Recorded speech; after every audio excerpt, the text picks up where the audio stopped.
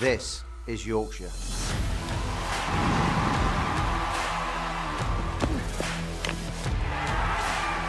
Built on pride. Forged through generations. Now, a new season begins. Driven by ambition. We play to compete. We play to win. Driven by those who stand with us. This is Yorkshire. We don't stand still. We move forward. Together.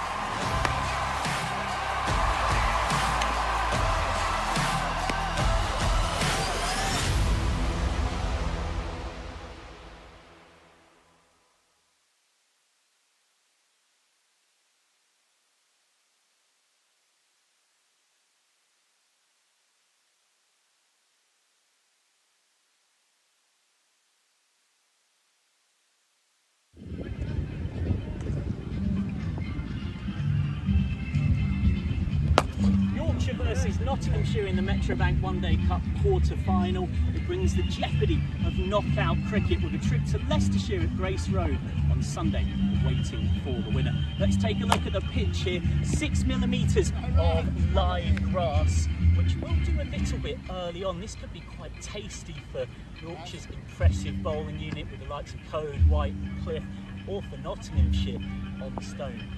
Gillen, Pennington, but in truth this track is going to bake in more than 30 degrees in heat, and so I wouldn't be surprised if both teams fancy a chase at the toss. Yorkshire have been enjoying bowling first in this competition anyway, so there's every chance this is really going to flatten out as the afternoon goes on. Both these sides going well. Yorkshire 6 wins from 8, Nottinghamshire 5 wins from 8. Yorkshire hunting that elusive first white ball trophy in 22 years. Notts last list day winners in 2017. 63-metre boundaries all the way round, apart from 58 metres from the bar away to my left through to the middle of the temporary stand on the right. So that's a bit of a short pocket for both sides to be aiming for. We're all set for a cracker here at York. You can watch it live and free on the stream.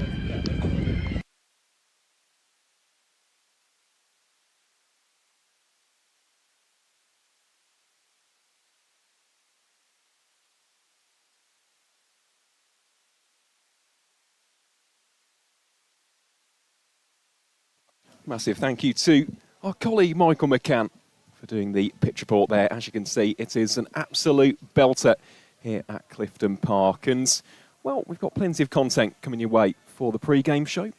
Mr. McCann spoke to Sam Whiteman at the end of the last game. Here's what the Yorkshire batter had to say. Sam, just talk us through the partnership dynamic with George Hill there, because you two flicked a switch and you scored 67 from 6 overs and that killed the game. How did that come about? Well, we sort of know at Scarborough that you take the innings deep and you get some set batters in. It's really hard to shut them down. I mean, you can pinch twos. It's quite a rock hard outfield. It's tough to field, and the ball just flies away. So we sort of knew if we could take the innings deep, we're a chance. And I think Hilly and I sort of complemented each other quite nicely. He sort of took some risks and then allowed me to keep batting. So I thought he batted really well, yeah.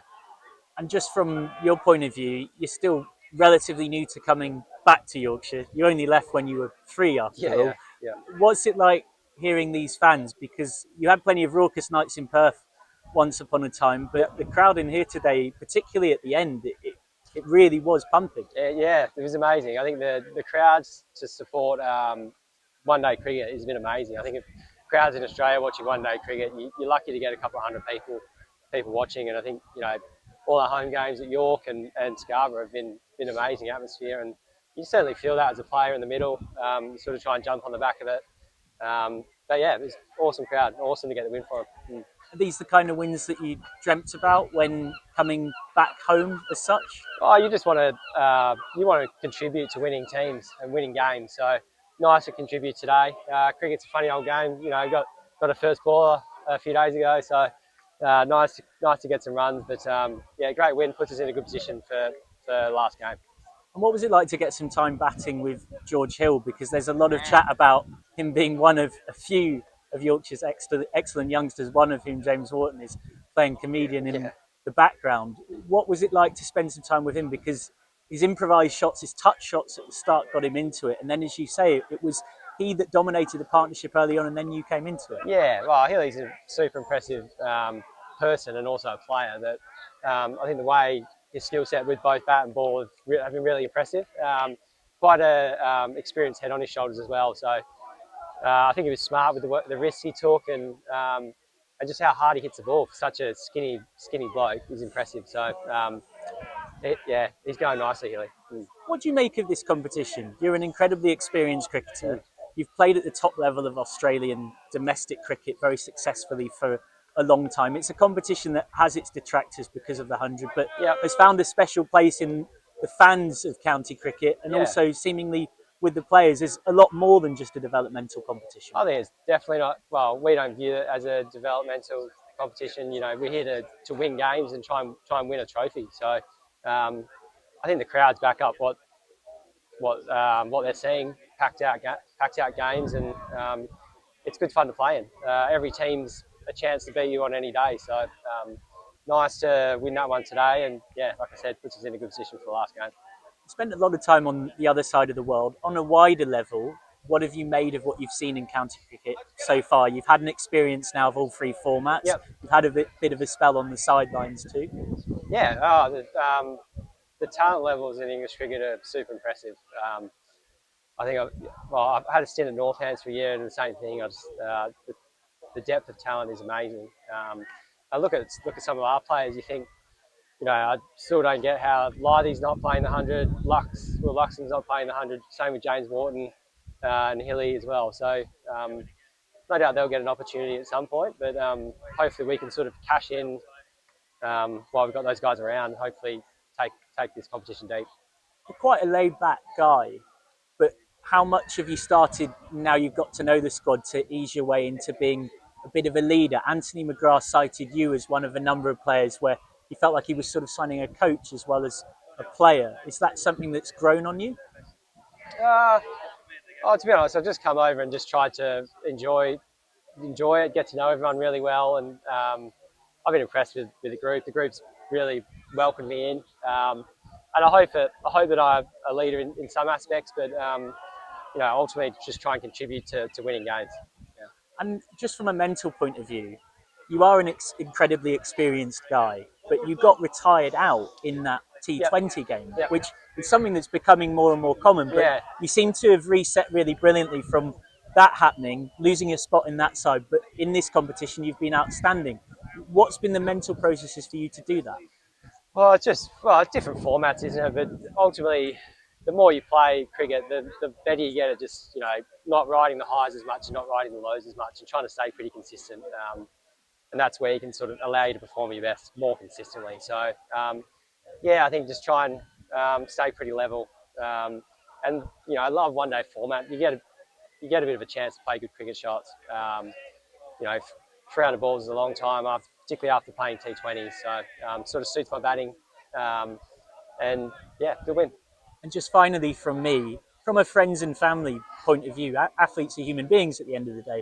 What's it been like in terms of course, you were here, you left at 3, you've come back.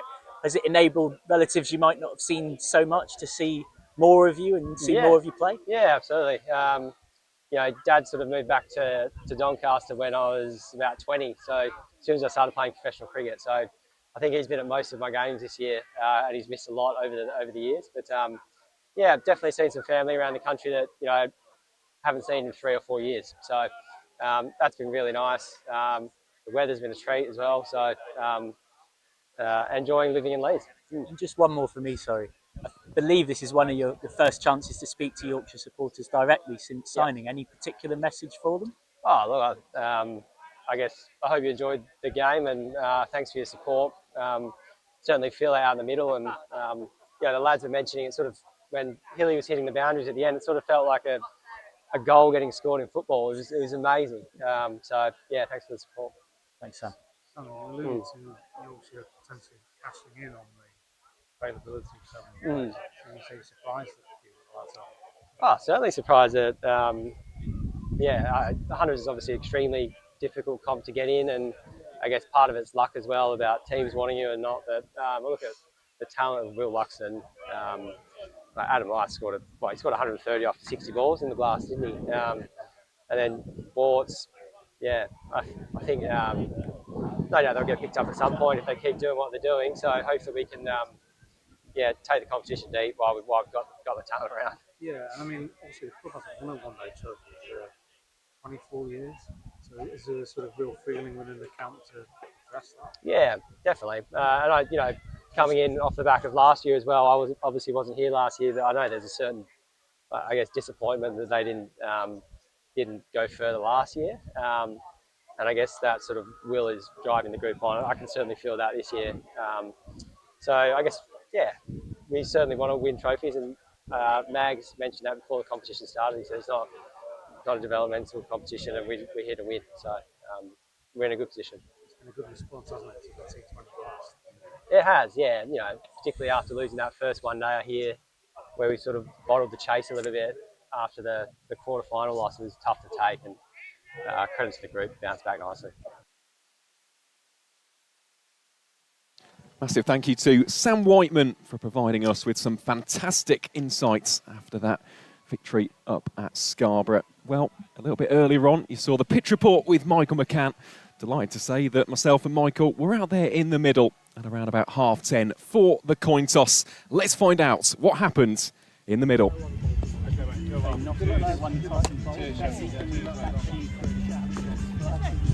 Dom, Notts have won the toss and decided to bowl. What would you prefer to do? Yeah, probably bowl.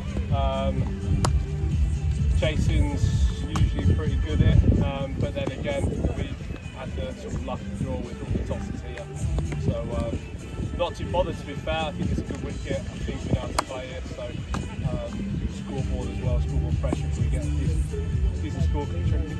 And a change for you, Jaffa Chauhan drops out for the next race with the competition's leading with take the benefit. Difficult tactical dilemma there, but maybe the fresh pitch coming into the thinking as well. Yeah, and I thought the boys bowled really well last week. And everyone deserved to sort their place again. And yeah, like you said, fresh pitch, a big Jaff. Unfortunately, just sort of time of year, it's been beautiful weather, and you probably expect the whole game to play to spin up to this point. So it's one of them. Hopefully we win this and get through to Sunday, see what Leicester's got as well. What's it like to be here at Sunny? Your Metro Bank fever has been sweeping the country. Yorkshire have actually had their biggest cumulative attendance in 12 years, with already more than 17,000 for the day. Just what difference did the home crowd make?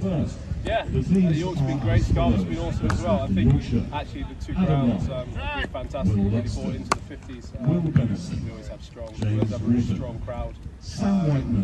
And yeah, nothing really changes with the Yorkshire lot, their loyalty, and they are very faithful with them. What would it mean for you?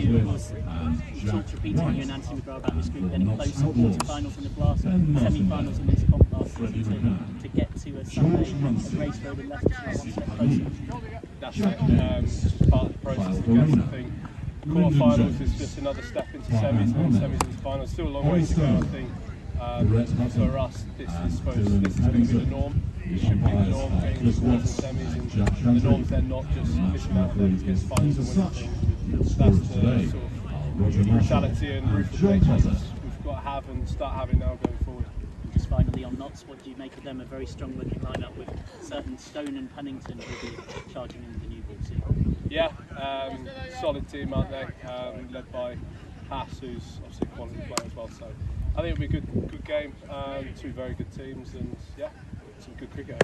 Thanks very much. Cheers, mate. Thank you. We can catch a quick chat with the Nottinghamshire skipper, Steve Hamid, as well. You won the toss and decided that you were going to have a chase. What was the thinking?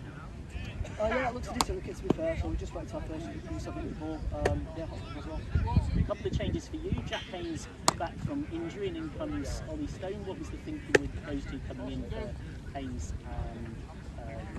the tactical reasons behind that? Yeah, Jack's obviously he picked up muscle straight at the start of the tournament, so he's been trying to get going again, and hopefully he's ready to play his game until he comes back in. And Stoney, he played for us a couple of games ago as well. So again, with how the 100 panned out, he's back. what do you make of how you've gone in this competition so far? 5 wins from 8 and an excellent win in what became effectively a knockout match away at Surrey, and of course you were at Cheltenham before that. But there is that home final on the horizon. How much of a motivator is that? Yeah, obviously we've got a lot of work to do to get to that home final. But yeah, the boys have played well. That game against Surrey was really good. So yeah, hopefully we can commit today and put it forward together. Thanks so much, Steve. Good luck. So the news here from the toss is that Nottinghamshire have won it, and they've decided they're going to have a bowl.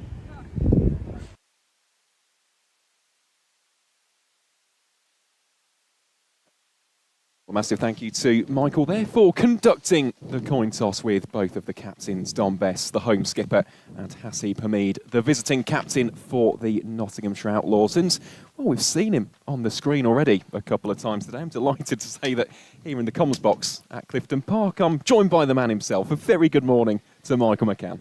Yeah, warm welcome, Aaron, and a warm welcome to all of you from across the world, maybe who are tuning in a little closer to the first ball, which we're not far away from. Early advantage Notts, I think you would say. The general consensus from the ground staff and players of both teams was that this was a good toss to win and bowl and chase. Let's take a look at the teams. Let's confirm them for you. Starting with Yorkshire, one change for the White Rose. Jaffa Trahan, as Yorkshire skipper Dom Bess alluded to, misses out there. With it being a fresh hybrid pitch, it's not expected to turn too much, and so that's how Yorkshire have solved the big team question for them, which was they've been rotating between Ben Code, Ben Cliff and Jack White throughout the competition. They were going to have to drop one of them. As it is, they don't have to drop any of them. All three of them can play for the first time together in this competition, which means Cliff, who has 18 wickets, top wicket taker in the comp, can come back in place of Trahan. Apart from that, a pretty settled lineup, back-to-back tons early on in the campaign for Will Luxton. Sam Whiteman's come into the runs in more recent weeks. And one of the things Dom Bess was saying he was pleased about is it felt like last year Imam Al-Haq was just scoring thousands of runs, but actually it's been more of a team contribution from Yorkshire this time. It most definitely has, and Will Luxton, he was the early story, wasn't he, with those brilliant centuries. But I completely echo that sentiment from both yourself and Dom Bess. There have been some really vital contributions throughout the batting lineup. We've seen some really good knocks from Will Benison against Middlesex. You look at James Wharton and Sam Whiteman here at York in those twin victories against Worcestershire and Durham. And it's almost the sign, it's the signal that the side has gelled well, and Yorkshire have certainly done that this season, and that's just with the bats. I think, obviously, that is a major strength for the White Rose, but that three-pronged seam attack as well of Code, Cliff and White. George Hill, who's another option potentially, either first change or indeed with the new ball. On paper, it looks very, very, very strong indeed. Let's take a look then at the Nottinghamshire side facing them for the right to go to Leicestershire on Sunday at Grace Road. Remember, today in the other quarter-final, it's Lancashire against Durham at Old Trafford. The winner gets a trip to Middlesex on Sunday. Nottinghamshire as follows: Ben Martindale, Freddie McCann, George Munsey, Hasib Hamid, Carl Verena, Lyndon James, Fahan Ahmed, Brett Hutton, Dylan Pennington, Jack Haynes and Ollie Stone. That, of course, isn't quite in batting order. Haynes will be quite a bit higher than number 10. Yep. He's back from injury, was dominant in this competition last season. Ollie Stone, he is back into the lineup, albeit has played in this campaign already.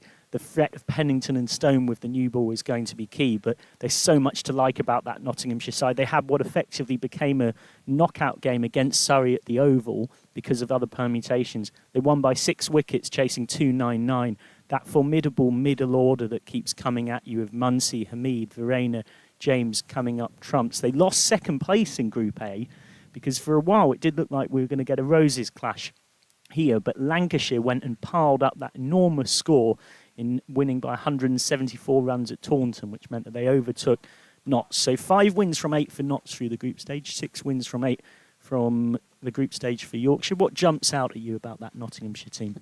A lot, to be honest. I spoke about the strength of Yorkshire on paper.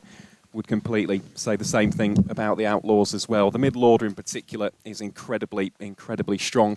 You've got a good mix of left-handers and right-handers. Carver Rayner has had an unbelievable season, not only with the gloves but with the bat. He scored 443 runs at an average of 80 plus for the East Midlands outfit this season. So I think they've got a really nice balance of those left-hand, right-hand combinations. They've got tried and tested run scorers, international options for Rayner, of course, who's played for South Africa, Hasib Hamid, a former England international, George Munsey, who still represents Scotland. So I just think the depth and balance of this Nottinghamshire team is absolutely top-notch, and having those real Premier strike bowlers back in Stone and Pennington on a surface which has just been a little bit more conducive to the seam bowlers this season, I think will set up Nottinghamshire very, very well indeed. Nottinghamshire last getting List A honours back in 2017 in the Royal London One Day Cup era. It's safe to say Metro Bank fever has been sweeping York. Crowd expected today in the region of, I understand, at least 3,000 in, which you might think compared to the almost 5,000 here for the Durham game. It was a record crowd for a professional game at York CC, and it was Yorkshire's highest Metro Bank attendance in 9 years, 4,859. You have to put a bit of context that, of course, this game only effectively existed as per Tuesday night. So it is still a work day for most people. We have the high fortune, powered by Vertu, live and exclusively free to be across the world, that for us this is work. But all jokes aside, it's one of those where the nature of scheduling, and you know, we're not going to do this to death because the first ball is in 4 minutes, so we could do 4 hours on it. But there's so many competitions to fit into so many ways that it would be lovely if this game were on a weekend, but there is so many games and so little time. Most definitely. I mean, the County Championship, that begins again next week on the 20th. So, yeah, it's been a very short turnaround, but really healthy crowd in here today at Clifton Park. As part of our Vertu free-to-watch feature, we always pick out 3 players to keep an eye out on. For Yorkshire, our 3 today, all players who are one of their own, as White Rose fans might say. Ben Cliff, the leading wicket taker in the competition. Will Bennison, who has steadily made a name for himself across the campaign. Bennison with a first senior 50 in the defeat at Middlesex, and then 60 off 59 in the victory at Essex. And the third of the 3 to keep an eye on, George Hill, of course, crucial to find an all-rounder that can give a side balance, and Hill has very much done that. He's had an excellent One Day Cup campaign for Yorkshire with both bat and ball. And speaking of consistent excellence, sliding into the seat away to my left after Aaron Vars joined me for the preview is someone who always delivers consistent excellence with pen in hand, albeit it feels a little bit antiquated to say that. These days it's more laptop keyboard. Very good sunny York morning to Graham Hardcastle. You're talking about me, are you? Sorry, I turned off at consistent excellence there. I thought you must have been talking about somebody else. Intriguing, yeah, good morning. Intriguing game this. We were just saying in the preview, 2 stacked lineups. Should be a high quality game of cricket. Yeah, it should. I would imagine that Yorkshire will probably be favourites, just on the basis that they've finished second in the group and to Nottinghamshire's third in the other. But, you know, it could go either way. First ball of the quarter-final, Hutton from the rugby ground. Not the rugby ground end, beg your pardon. That's the old school name for the end at Headingley. I think you're right. I think it is the rugby ground end, isn't it? I know there's a rugby ground. Yeah, so. But I'd understood it to. I think it's something like the rugby end rather than. Anyway, you're there and thereabouts. Thereabouts, close enough. Brett Hutton, of course, has plenty of ties to Yorkshire. 33-year-old seamer from Doncaster. Certainly closer than you would have been had it been a tennis court at that end.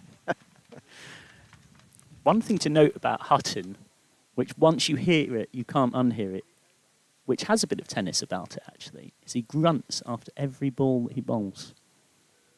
Right. It's a consistent grunt. There was a bit of a discussion on a couple of live streams I've heard this season about whether that could be deemed off-putting to the batter. Well, it might have been at Welbeck a few years ago because he took 6 for against Yorkshire. Hutton in all the right spots early on here, and he has had a very solid one-day cup. 9 wickets at an average of 25 and a very steady economy rate as well. He kind of falls into the kind of Ben Sanderson mould, doesn't he, of players who are experienced and have gone on to have very, very good careers who, you know, have Yorkshire links.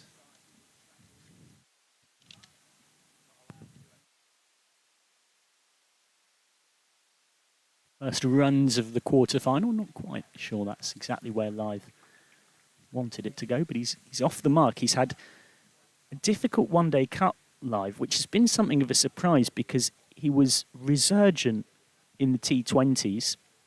He got 131 against Leicestershire, not out, and he got 97 against Gloucestershire, but in the one-day cup it just hasn't really happened. He's ended up with 98 runs across the comp so far in 8 group stage games. He's due. It's one way of putting it. Wouldn't be surprising at all if he found his form in the knockout.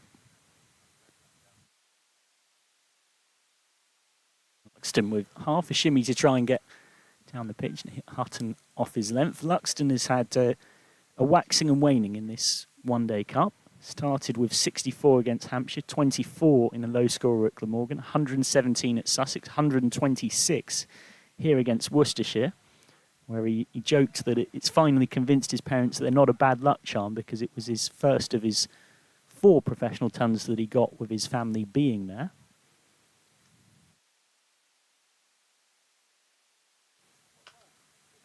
But the reason I say waxing and waning is that since those back-to-back tons, he's made just 16 in 4 innings. 4 against Durham, 9 against Middlesex, a duck against Derbyshire, and 3 against Essex. End of the first over, a quiet one without loss. Yeah, I mean, I guess it's the kind of inconsistency of young players, isn't it? You do have to kind of accept that it won't be all smooth sailing.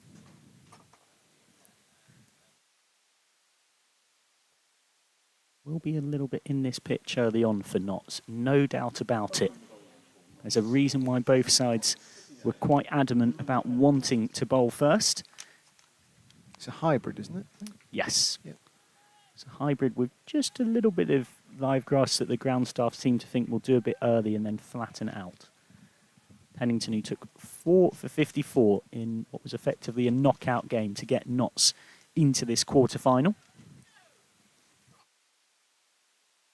That's a ball that's come from the City end today.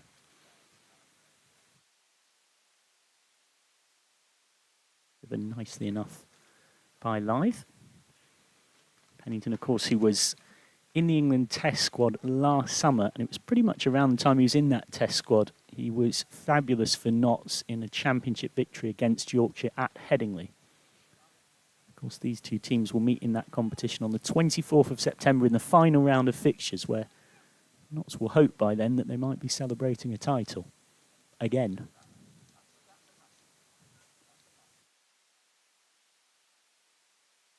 Just losing his radar. This will be the first extras of the day. A couple of wides. Not 100% Yorkshire are completely out of that race either. The way that the table is stacked up. Probably a little bit too much to expect, but not completely out of the question. It's a very, very open championship. The most open championship race in quite a while. The top 6 are split by 11 points. How many are Yorkshire behind? Yorkshire at 27 off the leaders, Notts. Just over at full bonus point win. Still off the mark. Yeah, 6 games to go, all in an extended run-in, so something that teams have been conscious of with workloads even through this competition. It's one of those things, isn't it, where you look at that table and you say, you're not completely out of it. 27 points behind. It's not much more than a 4 points win. 6 games to go. slight differences as Lythe kind of took that. It could go for 4, that. Yeah, it is the shorter part of the ground, but it doesn't quite get there. There's, from where Lythe is facing here, I mentioned it in the pitch report, right the way from the bar at deep backward square round to the middle of the temporary stand at what is sort of wide mid-on. It's 58 metres, and it's down the slope a little bit, so it will go faster down there today. That's a boundary both teams have got to be mindful of how they defend.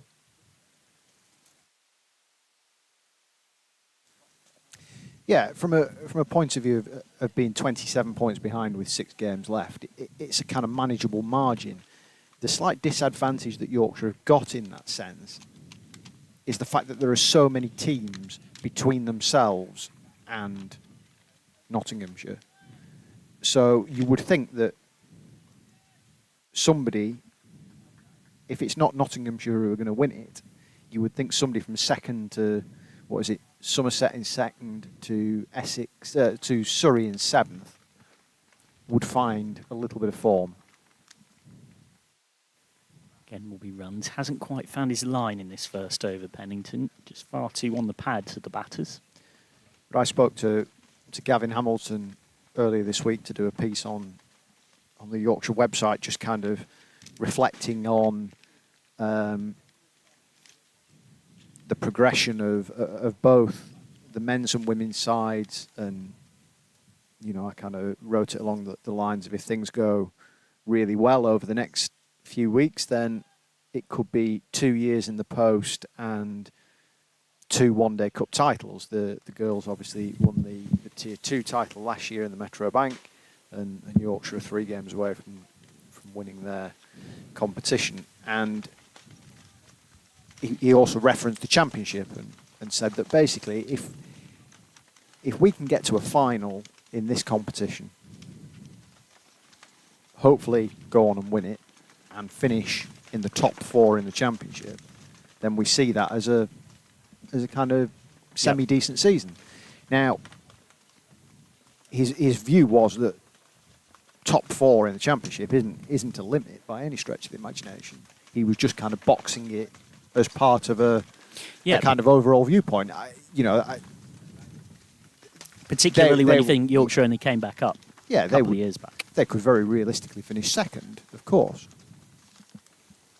Nice start to the new over from Hutton, who was more threatening in his over than Pennington.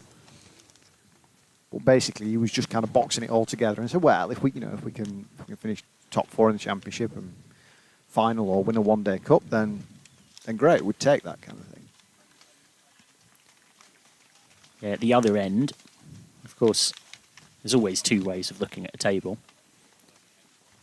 We'll be mindful of those below them too. Don't be negative, man. No, you're quite right.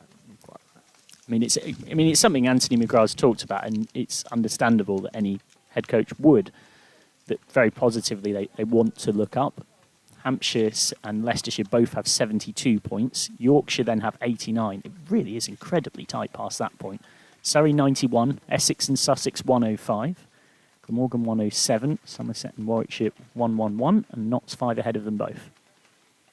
That's back of a length, and pretty much all dots and singles so far. A quiet start to the innings. Lythe and Luxton will have been aware that Yorkshire definitely wanted to bowl first, and that the pitch will offer some early threat.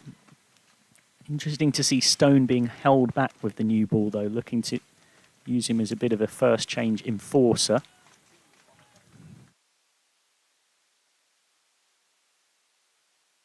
Yorkshire winning both the T20s between these two this season. Back of a length, straight at cover from Lythe. Although both sides are not quite unrecognisable from those 2 T20 games, but not a million miles away from being unrecognisable. You think of course, for Yorkshire, the likes of Johnny Bairstow, Moeen Ali, AJ Tai, Hassan Ali, all involved in that competition, but not here today. Bairstow finished with the 100, but not in the Yorkshire squad or team for this one, much like the semi-final against Hampshire at Scarborough last season. down the track. First real sense of aggression. It's right towards us here in the commentary box, where it's thudded into the chair a couple of yards away to my right. It's an enormous 6 from live. After a very passive start to this game, that is absolutely minced towards us. That's a way to hit Hutton off his length. That's the type of shot where you kind of half wonder whether you've written something about him over the last couple of days that you didn't like. And picked up by the gentleman away a couple of yards to my right. The best dressed person I've seen at York in a long time. And it's a good thing that he had such quick, nimble reflexes to get out of the way, because it would have hit him straight in the stomach had he not moved off his seat. I've just lets that one go, takes the wide from Hutton. I thought you were getting ready for catching that. Yeah, there's a lot of equipment around us worth thousands and thousands, which there's Miles, our camera person, away to our right, just making signs to the divine of being thankful that somehow all of our camera and streaming equipment has survived that 6.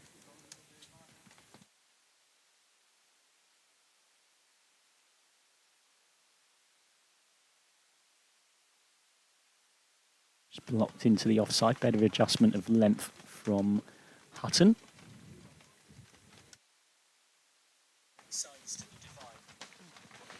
So end of the third over, and that 6 from live, pretty incongruous with what we've seen from the rest of the 18 balls so far. Yeah, I just put on the Yorkshire blog. Quiet start. Fairly quiet start, yeah. Next thing you know, you're taking cover. And you also chatted to Don Bess in the build-up to this one. It's always interesting to hear about the work of Graham Hardcastle, particularly early on in the game in terms of setting up what it all means. Pennington looking for a better second over than his first, but he's bowled a half volley, and Luxton just chips it away through mid-on for his first boundary. So both openers have started to get one out of the middle. But in truth, Pennington will be frustrated. That's a bit of a waste of a delivery with the new ball. Yeah, it was meat and drink, wasn't it, that to Will Luxton.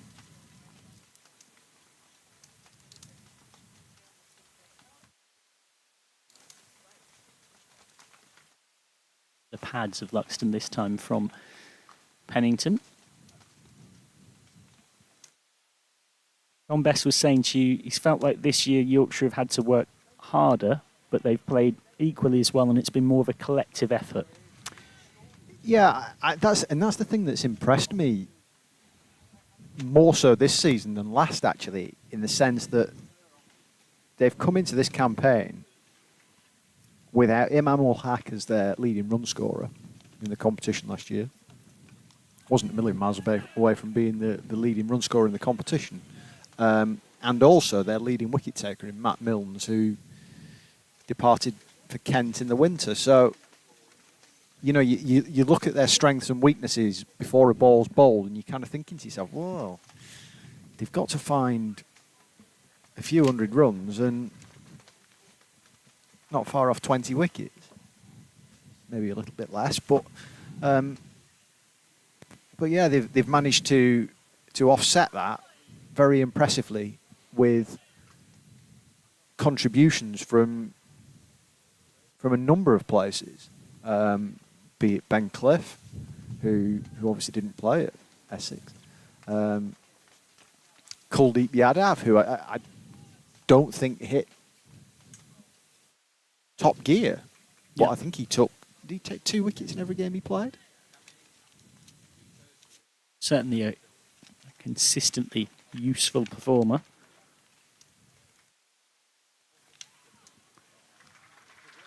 Finds the boundary for the second time in the over, Luxton. Pennington's still not settled into his spell here. That's the kind of shot that gives a batter real confidence. Just guided it down the slope to the shorter boundary.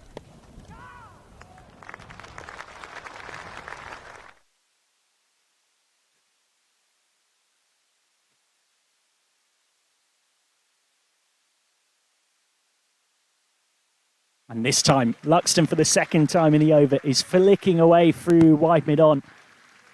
So that's not Pennington's best. Luxton unquestionably wins the battle, takes 12 off Pennington through the over. Maybe after 4 quiet innings, Yorkshire's young Milky Way kid is starting to re-find his best. Yeah, he's almost been fed a start there, hasn't he, really, by some poor bowling from Dylan Pennington.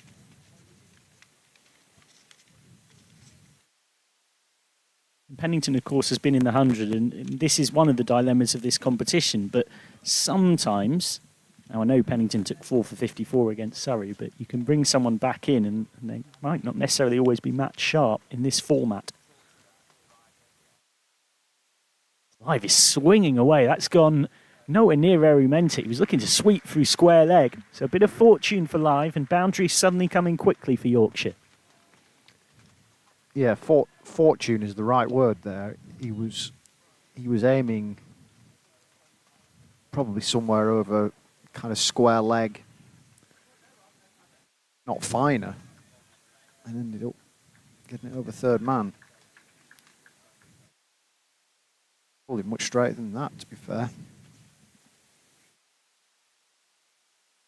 And pulled away, but straight at deep square leg and over the head for 6. Just about enough on that from Live, who taps his heart afterwards as if to say that his ticker was really going here. I think that was where he was aiming the first one. Different shot. You wonder whether the fielder there just came in. A couple of yards, had he hung back on the rope, he might have had a chance with that. Even just to flick it back in, it was absolutely travelling. It was, yeah.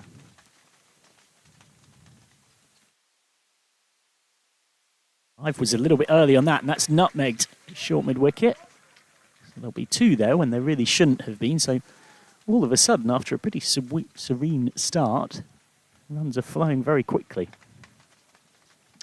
Yeah, I mean, you're going 8 and over, aren't they?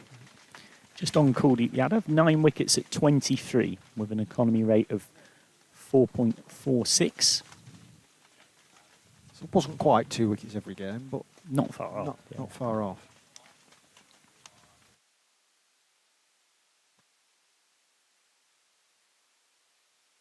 I've tried, I think, straight at extra. Yorkshire suddenly in a little bit of a groove and going at almost 8 and over early doors. They've not had a good opening partnership for quite a few games in this competition, with Luxton's run of 4 low scores in a row and Live struggling for form. Yeah, I don't know what you thought about the Derbyshire game last week. I actually thought that was their most impressive victory of the lot, really. And said quite a bit about their progression as a white ball side. Okay, people will say that, you know, the progression hasn't been there. Somebody said that to me this morning, actually, and I would perhaps argue that it has, in the sense that they've got 2 white ball quarterfinals, and they look a much more streetwise side now, and that Derbyshire win fell into that category, having been 57 for 3 chasing 279. That is a game that you are not necessarily favourites to win, but they managed to drag it out of the fire. Yeah, 2 century stands. Whiteman put on 107 with James Wharton and 101 with Hill. Ended the 5th over, 38 without loss. The last 2 overs have gone for 24 as Graham Hardcastle heads back to journalistic live blogging duties, and settling into the seat to my left is Yorkshire's honorary president. Recently, formally no longer has that title, but we'll always have it in our commentary box. It's a good sunny York morning to Dr. Jane Powell. Good morning. Nice to be with you all. Pennington's staying on, trying to find his best. That's a better line and length from Pennington, who, when he gets it right, is a a real threat. Came through at Worcestershire initially, before joining Notts at the start of 2024, and Notts fans were very relieved when he signed a 3-year extension at the start of this season. But this is part 2 of the battle. Luxton took Pennington for 3 boundaries in his last over. As he comes in again from the city end. Oh, Luxton not far off nicking that one. That's better from Pennington. That's his length. Well, with his height, he's always going to get that extra bounce, and he will get a bit of nibble off this pitch early on. That's why both teams wanted to bowl, with the sense that it will flatten out later on. I think it really is a question of getting the ball in the right areas, line and length, because if you do, then you're posing questions to the batter, and at the moment, Notts have not put it in the right areas consistently. Sounded good off the bat, but good shot for naught. Yeah, Notts right now will be frustrated. They won a toss, both teams. You know, this was not one of those tosses where one team might particularly want to do something and the other one might not. And, you know, you actually sat there out there thinking we've all wasted our time. Both teams really fancied a bowl. And actually, Notts just having won the toss, made the most of that opportunity. Yeah, and the first one was the last ball was just a little bit too full for Nottinghamshire's perspective. Oh, Luxton with a little nick, and Pennington has got it right. So Luxton wins the battle, but Pennington wins the war. Luxton took Pennington for 3 fours in his last over, but that is one of the best balls that Dylan Pennington has bowled all day. A key 4 for against Surrey to get Notts to this quarter-final.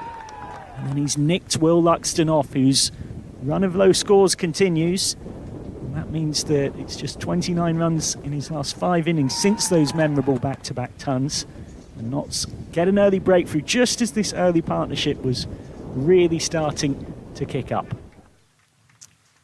Yeah, he'll be disappointed with that. We've just been talking about the ball being put in the right areas. That was put in the right area, and instead of letting it go, then he just held his bat out to it, and it just took the edge of the bat. And a good catch behind by Vertu, but Luxton will be very disappointed. So out comes Will Benison, highlighted as one of our Vertu 3 to watch earlier on. He's had a bit of a breakthrough campaign.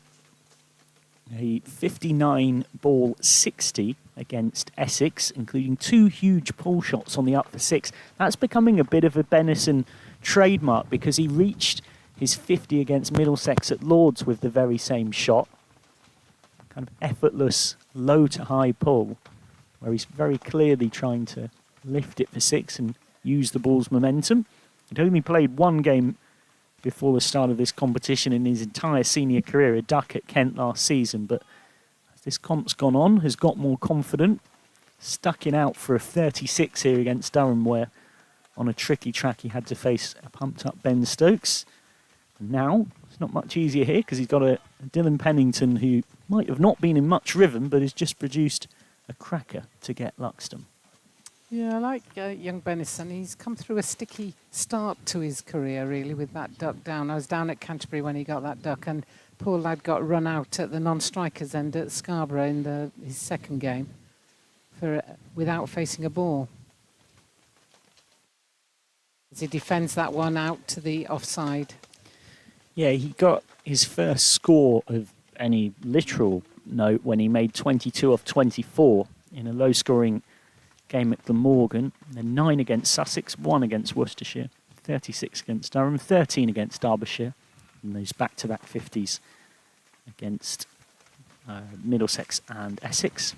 And quite a few of these pitches have been difficult. The pitch at Glamorgan wasn't an easy pitch to score on, so he did very well down there. Much better over this from Pennington, and it's brought him reward. It's a wicket maiden. 38 for 1 off 6. Yes, and Nottinghamshire will be pleased that they've picked up that wicket in the 6th over, because they would have been expecting to get a little bit more favourable seam movement from this pitch, being a new one, and they just haven't put the ball in the right area too many times. And both Lythe and Luxton were middling it quite well. Luxton fell to that in that last over, and now it's Lythe to face as Hutton continues from the rugby ground end. Back of a length, nice length from Hutton. We are at deep mid-wicket here, so forgive us if we're not always immediately picking up, adjudicating from the comms box on LBWs or caught behinds, but one thing we got a perfect view of is pace and length, and Hutton's length in this first spell has on the whole been very good.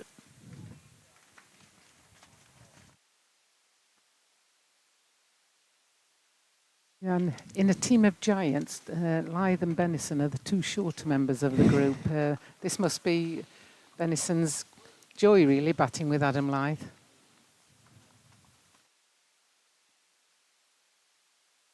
It's nurdled away by Benison. Hutton is reacting as if thought he might have slipped one through Benison's gate there. Sometimes there is a bit of kidology about that where actually the balls come straight out of the middle of the bat. The bowler's just trying to create a sense that something might have happened. Trying to play the mind game.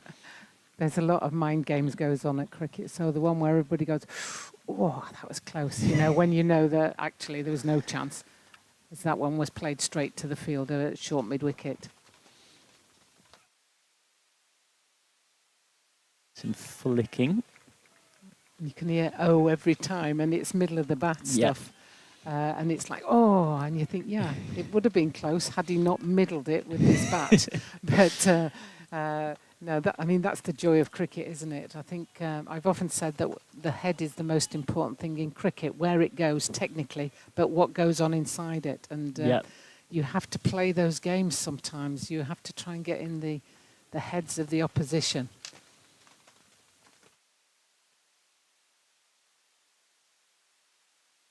So, decent ball from Hutton, who's building the dots well through the over.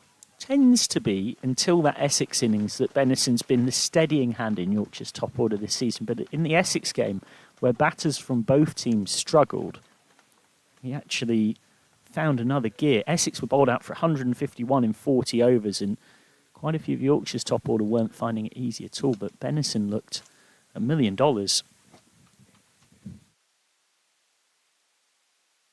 And coming in, and that's middled, and he's pushed out to the offside. They think about a single, but change their mind, and I think that was probably the right thing. I think there's always that danger of, yes, we need to keep the score moving, but at the same time, we don't want to give our wicket away by giving the opposition a chance of a run out at this stage of the game. And particularly if you're not, you're thinking, we've just got Luxton, one of Yorkshire's form players in the comp. We fancy going bang bang here and getting into that middle order early on.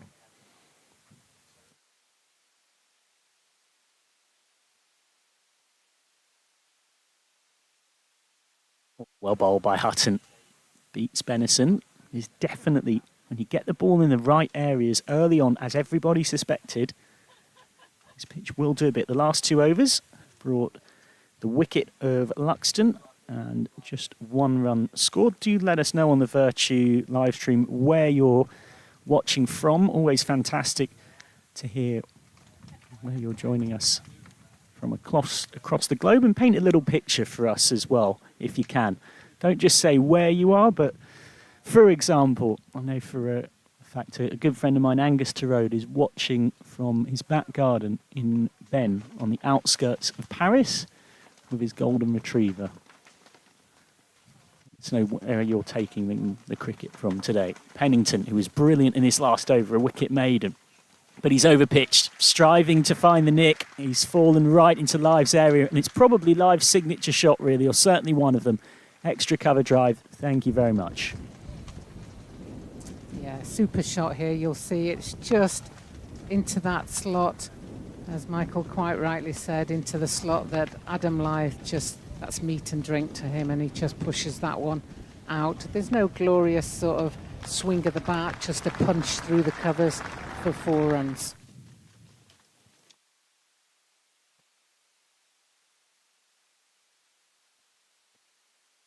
Oh, is there a nibble on that? There is! Pennington's got another.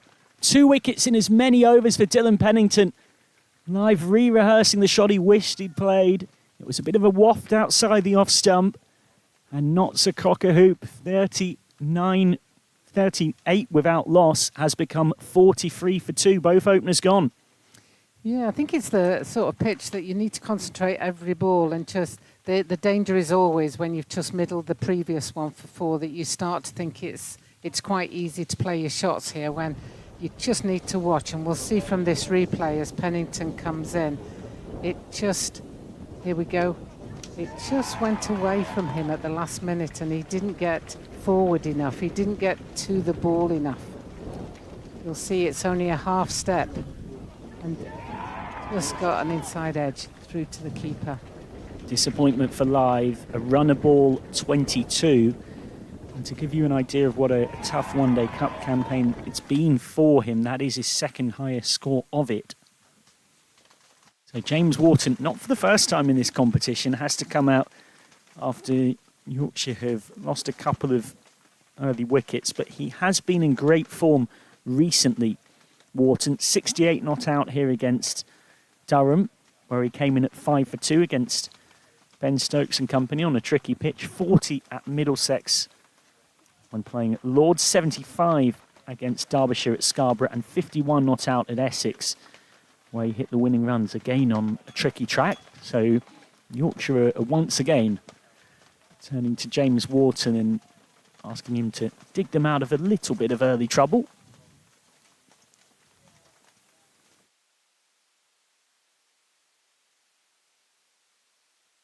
Good leave first up from Wharton.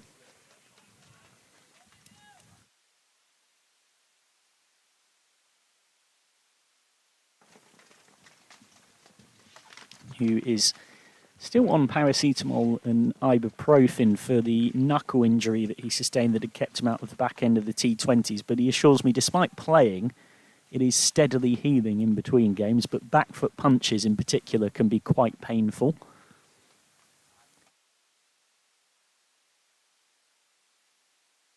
Yeah, it's an interesting one, injuries, because there are some players will play through it, when it's not serious. You can't play through a serious injury, and I'm not saying that the knuckle injury wasn't serious, but it's on the mend.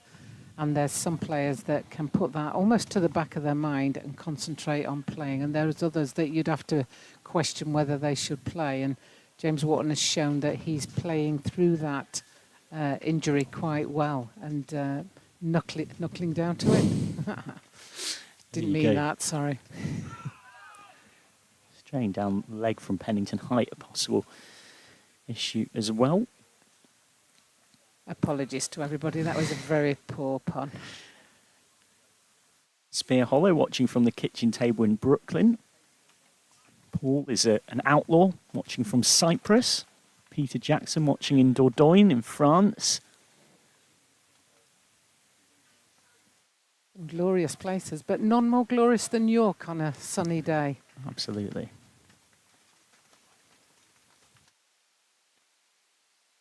Again, extra bounce for Pennington.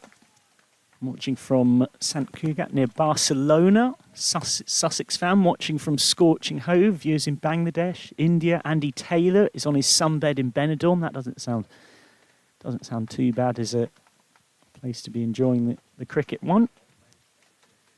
Jen is a Yorkie watching in Leicestershire, hoping that Yorkshire get through on Sunday, because for her it would be effectively a home game. Of course, if you win the group, you get yourself a home semi-final. So both these sides already know who is waiting for them. Leicestershire away and Lancashire versus Durham elsewhere. And Old Trafford for the right to travel to Middlesex on Sunday. The final at Trent Bridge in just over a month's time on the 20th of September. And fielding neatly off his own bowling. Russell Bess in sunny Sidmouth. Trickster is a Yorkshireman watching from the south of France. Bob is in sunny Hastings. Mix is in a very humid Thailand. David is on the top of a yak in Outer Mongolia. Oh my goodness. That's the kind of content we're looking for. Is that genuine?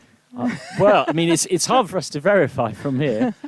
Richard is watching from sunny Rotherham. And Stuart is watching from his home desk in Taunton. Back of a length. Nice. Lovely looking shot. Shot of the day, arguably, in terms of the technical pureness of it. Desperate dive from Hasib Hamid, who's only flicked it onto the rope. Quite frankly, Hamid didn't really have a right to get anywhere near that, and it was great work from the Notts skipper to even get close to stopping it. But it does go away for Benison's first boundary. That was great cricket because it was a lovely shot, but what commitment there from Hamid, and you can just see desperation as he reached out for it and it just span back onto the rope. So leading by example from the Notts captain there. He'll be showing his teammates what he wants from them. Yeah, this outfield is actually pretty green compared to a lot of others, as Benison is flicking away towards that shorter boundary, but nowhere near enough on it to go 4-4, fielded by Lyndon James. Yeah, I've liked the way that Benison has approached this over. The first ball, he came out of his crease and tried to make the ball into a half volley, and then the next ball was one that he did get the half volley and was able to punch it down, and then the third ball is a slightly shorter that he can turn onto the leg side. He's a good thinking cricketer. Back of a length, just guided, didn't try and hit it too hard. Hutton just dropping a touch too short, and this over has got quite expensive for the visitors. And what young Benison, you see here, look, you see his balance, head position is absolutely rock solid, and he's able to just push that one out into that offside, and you'll see it from every direction thanks to our great camera crew out there who have just got this one nailed, just like Will Benison did.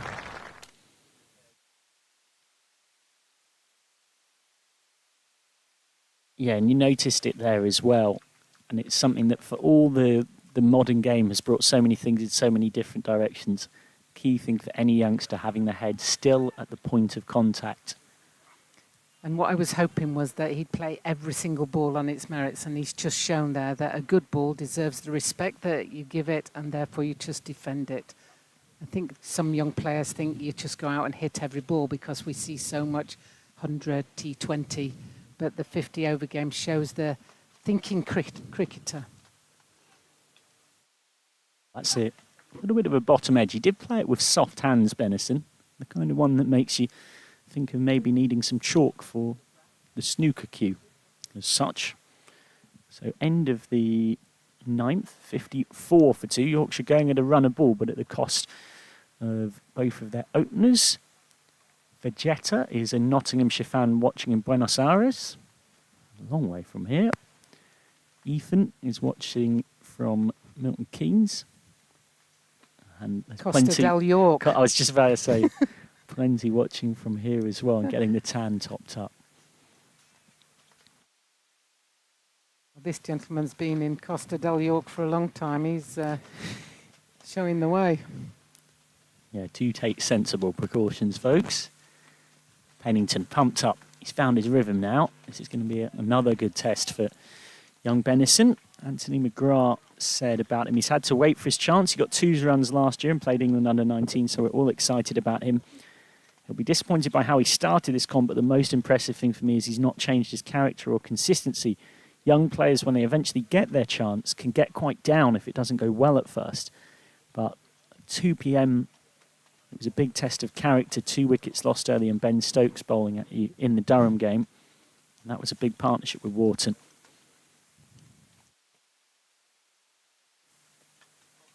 Since then, he's taken the confidence of that. He's a good player with a good head on his shoulders.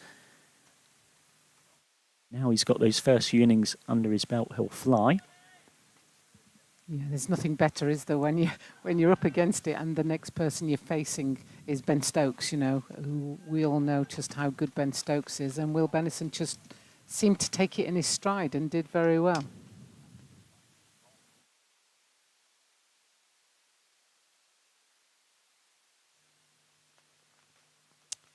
Pennington comes in once more, and that's defended out to the offside. He gets up to the full height that he can muster there and just kept that one down.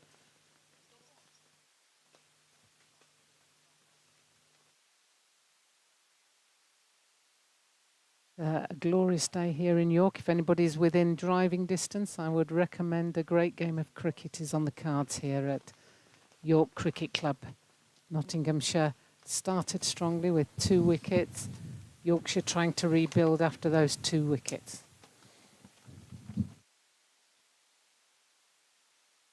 Innocent has to be a little bit wary of that rolling back towards him, and then rightly make sure he gets permission from Freddie McCann before picking the ball up.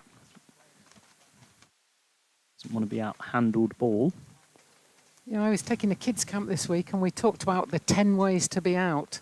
Yep. So one of those is handle ball. So some of the youngsters were a little bit surprised by some of the answers, but it was good fun.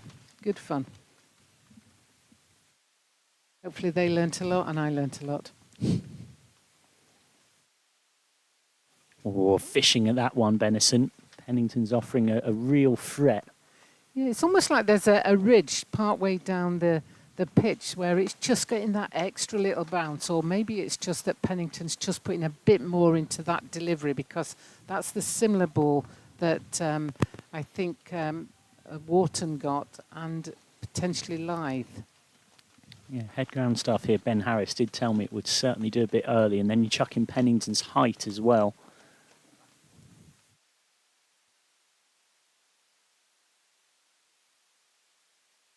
Fielded neatly off his own bowling. You hear teams talk a lot about being desperate in the field, and there certainly was a good hint of desperation to get there and try and stop that one. And the same can be said for Haseeb Hameed, even though he couldn't actually keep the ball in play. So a maiden from Pennington, 54 for 2 off 10. We're just getting towards that point where you wonder how many more overs we might get from this opening pair in their first burst. Just going back to that Pennington stop there, though, you know, that's not an easy thing to do as a fast bowler coming in at full speed and then getting down low to stop that ball as we have a change of bowling at the rugby ground end and James comes on. Yeah, I promised I hadn't seen Lyndon James taking his cap up and giving it to the umpire. I was genuinely just wondering, 5 each up top, was this about the time? And Haseeb Hameed decides indeed that it is. James with 8 wickets at 45, including a best of 3 for 41 against Warwickshire in this season's One Day Cup so far. All-rounder from Worksop. Nice little story as well. He used to wear the number 45, and Stuart Broad gave him the number 8 at the end of 2024. Wharton wants one. This is tight. Well, I think if Hameed had hit just from side on, he was just about okay, Wharton. He does love a quick single to mid-on or mid-off. Yeah, Wharton's one of those people who can take like 4 strides and he'll get in. And I think that's why he likes those quick singles, is because he trusts himself that if he goes straight away and his partner goes straight away, that he would he'd back himself to get in. I think you're absolutely right the way you called it. I think he was probably just in, but it was close.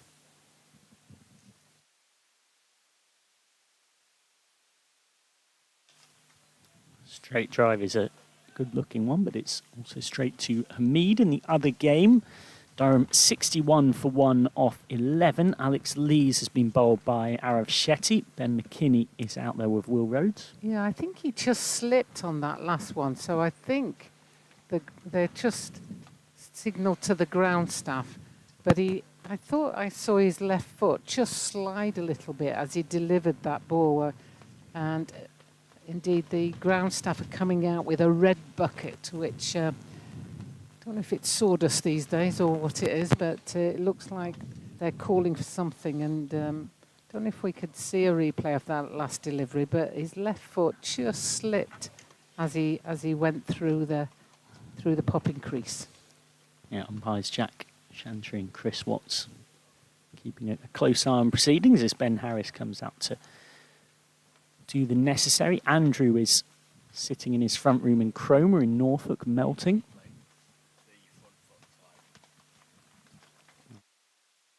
Alan says he's watching. And you'll from see Sussex. here, just watch his left foot as it lands. I'm sure it slips a little bit. Probably from the side-on angle, but there's definitely, it didn't land. You can see he looks back immediately. If you watch the bowler, he looks back at where he's just come from. It looks back there, and he's like something's not quite right here. Look, he's going back to just play around with it. Yeah, you see that slide there. That's a great bit of work from the camera team behind the scenes. Tidman, Rob Hall's on cameras today, and Nathan Robson directing things, or Nate the Great as I nickname him, to his great embarrassment. Nicked from Ted Lasso.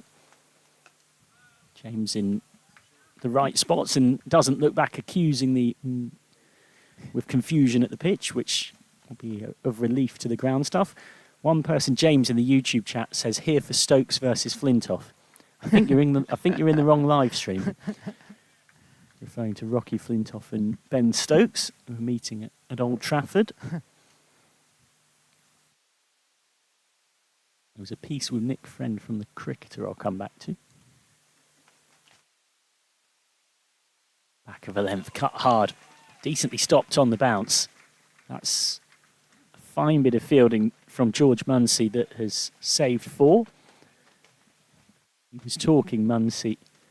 So that's the end of the 11th, 55 for 2. The pressure continues here. The last, I beg your pardon, not quite the end of the over. 1 ball left. About just how much he's enjoyed linking up with Notts this summer for the T20 Blast, and then called into the 50 over comp as well because of injuries.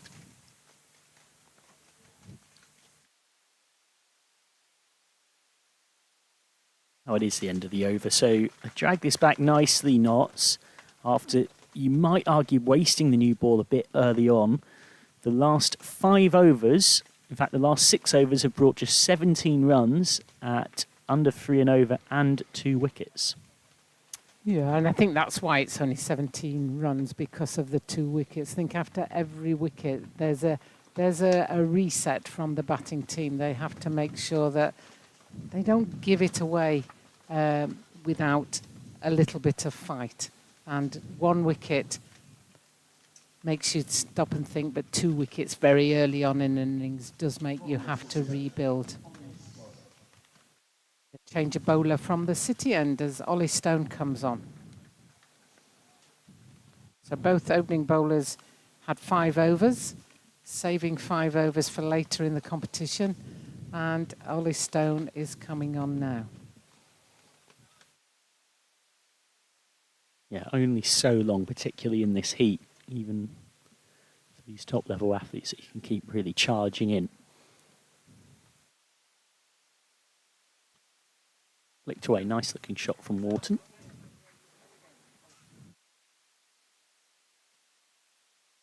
Yeah, I mean, it's not as scorching as it was yesterday, is it? I mean, yesterday was a real humdinger as far as heat is concerned. Today's a little bit more pleasant, but at the same time, you know, we've still got athletes running around in weather that is quite hot for them.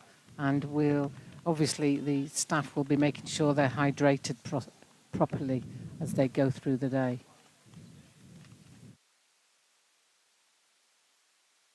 Encouraging early signs for Stone. Benison likes that guide down to 3rd. It's one of his most profitable shots. I think he was squared up a touch there, though. Yeah, I think you're right. He did square up, and I'm sure that a lot of the younger players at Yorkshire have learnt that shot from the great Joe Root, who we all know that's one of his favourite. Let's get off the mark by running it down here. So he'll learn from one of the best when Joe's around the club.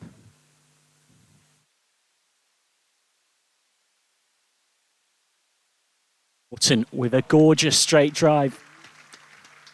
Well, that is technical perfection, really, particularly when you've only just got to the crease. Yeah, didn't overhit really, just made sure he got the middle of the bat behind it. You'll see his movement here, head still, and just work that ball straight down the ground, and that's the safest place to hit a ball, is straight, rather than trying to play too cross-battered early on in your innings.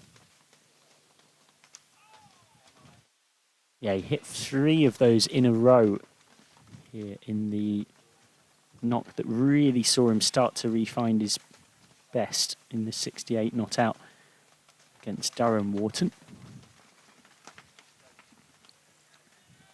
Came through at the Scholes Club, born in Huddersfield.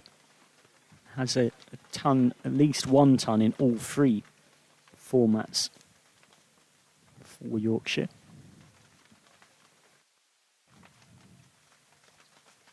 Advances down the pitch, just trying to mess with Stone's angles. Stone will watch it go for 2. There is a misfield from the backer upper. And it doesn't cost Notts anything because, as you should always do, there's a backer upper to the backer upper. And also, I don't know if you noticed, Wharton ran through without checking that had gone through there. So either way, you should never run on a misfield anyway, is the old adage. So you wouldn't want him suddenly changing his mind and coming back when he'd gone past the stumps. But all the youngsters watching, try and keep your eye on the ball at all stages, even when you're running between the wickets. Shorter one from Stone, neatly kept out by Wharton. So 8 off the over, and first boundary in a little while in the innings as well, after that becalmed period where Yorkshire had lost those 2 wickets. It was the first boundary in 18 balls. What do you want? A loaded flatbread is what that says there. Loaded flatbread over in the far corner. Yeah, next to Evie's kitchen, I believe. Yeah, there's a bit of all sorts. They've lost the big marquee here at Yorkshire away to our right-hand side. That's disappeared. So you can actually see the rugby ground from our position up here on the balcony. And York's filling up very nicely as James tries to get into his spell. Yeah, and the reason the big marquee is not there is because York didn't know till Wednesday, Tuesday night, Wednesday, that this game would be on 2 days is too soon, because that was hospitality, 800 people, 900 people for hospitality in the previous 2 games, but you haven't got the possibility or the chance to sell hospitality in that short space of time. So it's quite hard on the clubs, really. Nature of short notice knockout games.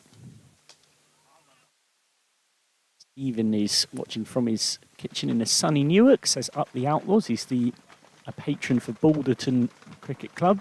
Of course, something we always emphasise upper in the Vertu commentary box. The club pathways that these players have come through to get to where they are. Benison came through at Ousbourne and then Sheriff Hutton Bridge, where he caught the attention of David Bumble Lloyd, who described him as the real deal.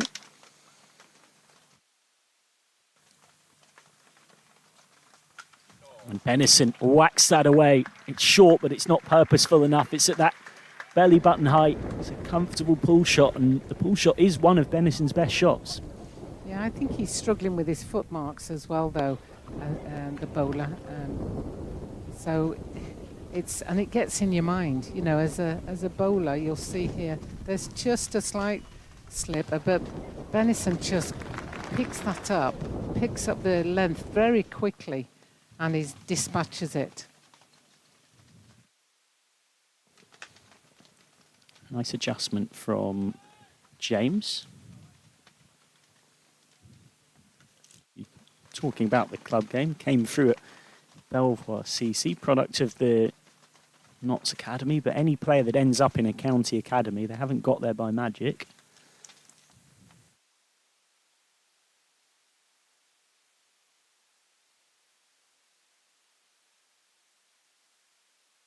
James turns once more, comes in to bowl.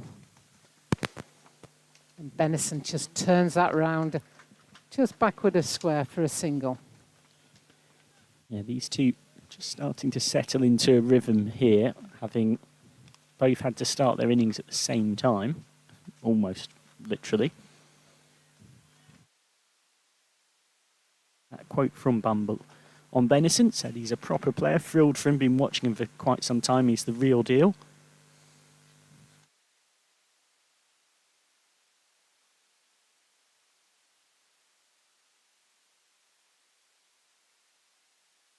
That's kept out from James, so 13 overs gone. Not seeking more wickets after a few more words from Dr. Jane Powell. She'll be joined by the current ECB Broadcaster of the Year, Aaron Vowles.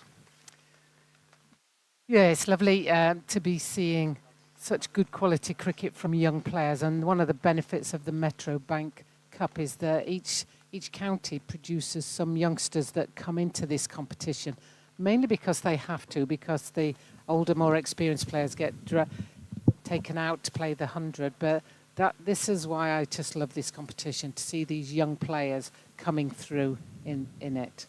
Welcome, Aaron. Thank you very much, Jane. Here is Ollie Stone bowling to Will Benison. Starts off with a dot ball. Yeah, completely echo that sentiment as well. I've been doing quite a few one-day cup games this season, up and down the country. It's fantastic to see the next wave of talent coming through. Yeah, and there's some good young players. The young lad down at Middlesex is something to Which one? There's quite a few. Yeah, the leg spinner, the under-19 player, his name's just escaped me at the moment. He got 75 against Yorkshire the other day. I know how many runs he got and the style of play he was. But, you know, there's some quality players. Lovely shot by Benison. Will race away for 4. Slashed through deep backward point. Lyndon James was down at deep third. Just couldn't make up the ground in time. And Benison so far, Jane, has looked very controlled indeed. He has, and he's caught the outside edge a couple of times, but that's not to say that he's not playing very well. He just he looks composed, I think is how I would say it.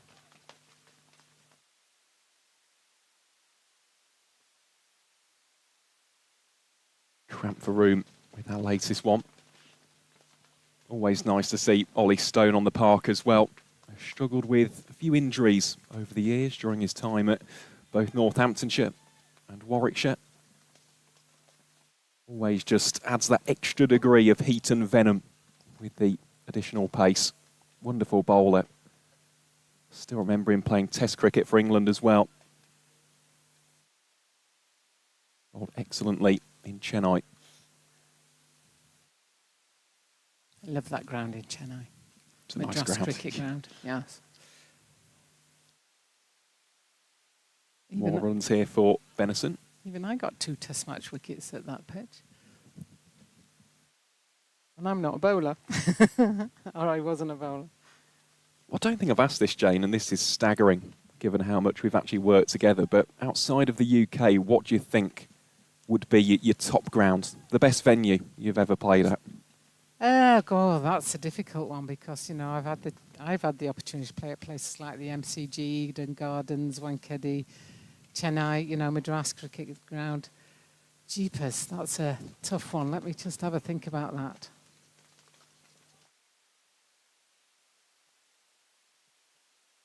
I think, you know, just looking back, I think I'd just go for the great grounds in this country from a women's cricket perspective, which were Worcester and Canterbury. You know, they just had something about them that just added to the game because of the way they were set up. Canterbury at that stage had the tree in the middle of the ground, and Worcester with the ladies' tea room. You know, there was just so many, and the cathedral. You know, I think sometimes you're looking at what's the view you see from the pitch.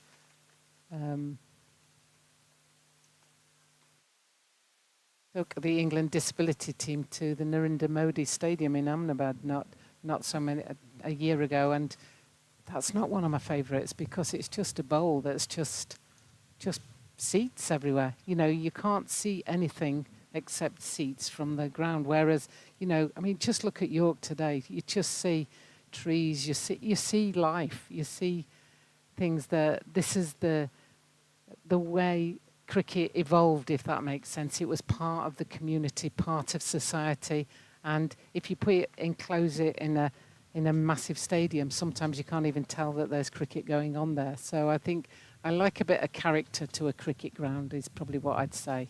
And I'll stop waffling as we go back to the cricket. We do indeed. And Lyndon James gets welcomed back with a boundary, expertly played by Will Benison. Picks his spot and threads the needle delightfully. Yeah, and I've remembered who the Nelson is, the young Jack lad. Jack Nelson yep. At Middlesex is one that I think we need to keep an eye on. I think he's a good player. They've got quite a few, though. Yeah, Not yeah. only in the batting Well, it's like the department. two but roos, isn't it? You know, we've probably forgotten about them, but they're still young, you know, and it's just like, well, we know they're coming through. James and Thomas isn't. Nice defence by Benison. Yeah, Middlesex at the moment. Well, they'll take on the victors of the other quarter-final on Sunday.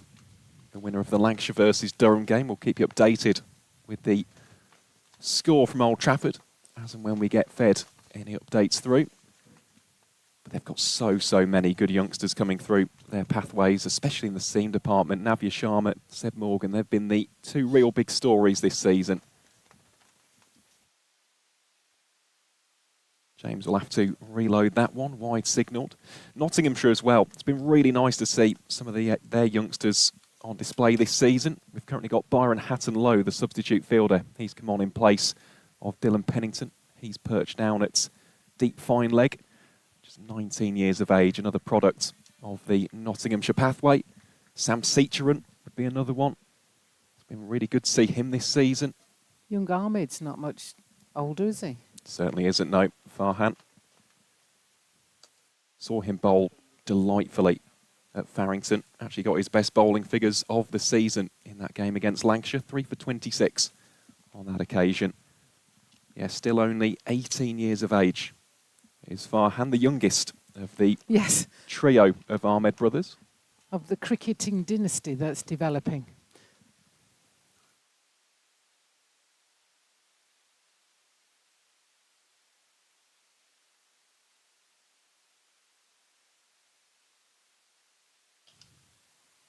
Well fielded off his own bowling there from James.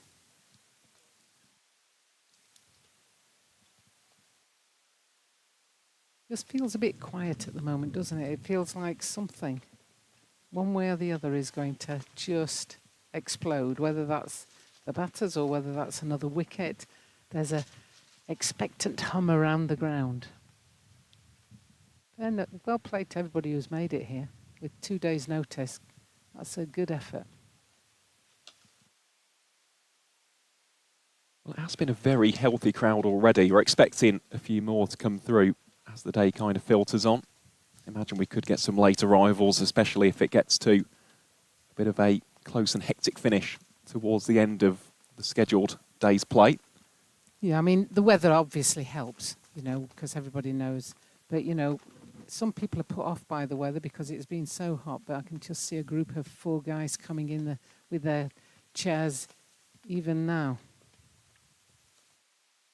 Outside edge, thick outside edge, run down to third man there from Benison.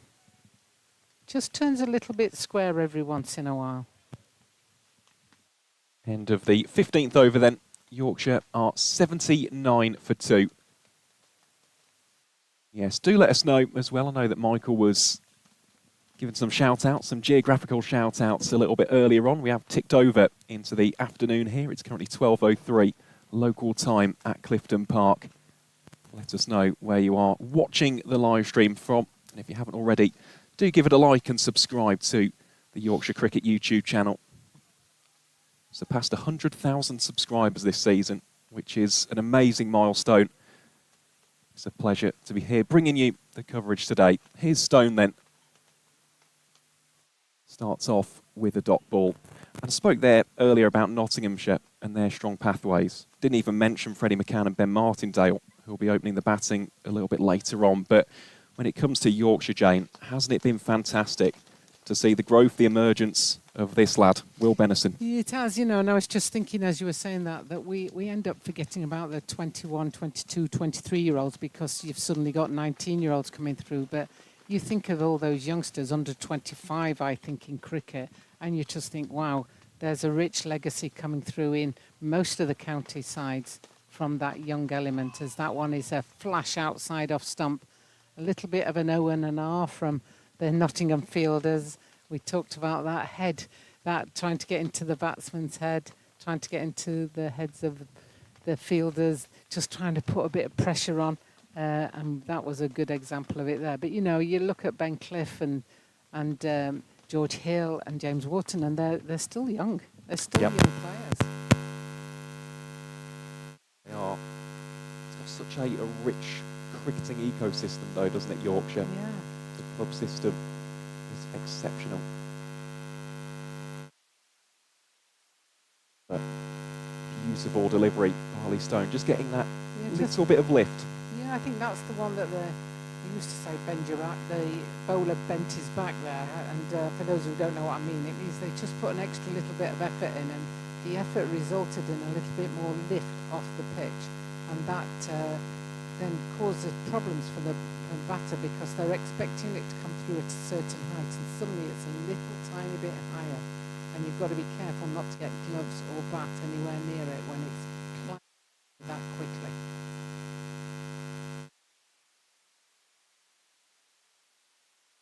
Short ball, shouts of catch, it's going to be caught in the crowd. That's 6. Will Benison taking on the short ball and taking it on sumptuously. He moves into the 30s, Yorkshire onto 85 for 2. Yeah, and that's the thing with young players, you know, they don't have any fear, and, you know, the ball's there to hit, so I'm just going to hit it. I'm not sure he middled it quite as much as he'd like, but the point being, because he went through his shot, it flew over the boundary. There was never any doubt that it was going to go close to the fielder who's down at fine leg, standing outside the ground at the moment. He's standing one step outside. He'll move into the field of play as the bowler comes in. George Munsey down in that position. Goes again short. Always a nice thing to see from a seam bowler, happy to back that delivery, and Ollie Stone with that extra pace. He'll certainly trust that today. Yeah, you'll get a lot of what I call hierarchy cricket going on in this competition, where some of the ones who've been around a bit longer than the newcomers just want to show them who's boss. And so I'm going to just try and angle this one in at your head, and I'll make you think about it, young man. You've just hit me for 6, so I'm going to make you think here.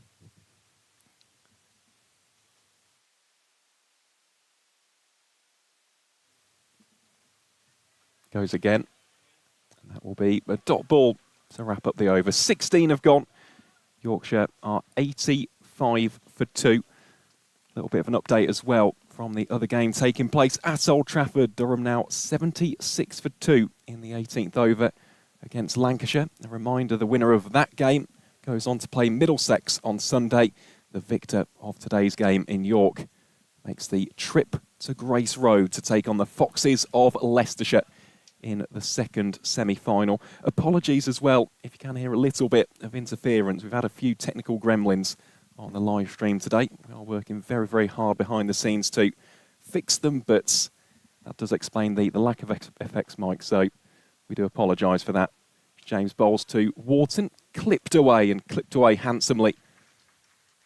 I didn't know if you were calling me a little gremlin. No, absolutely not. I was thinking, oh, that's different, Aaron.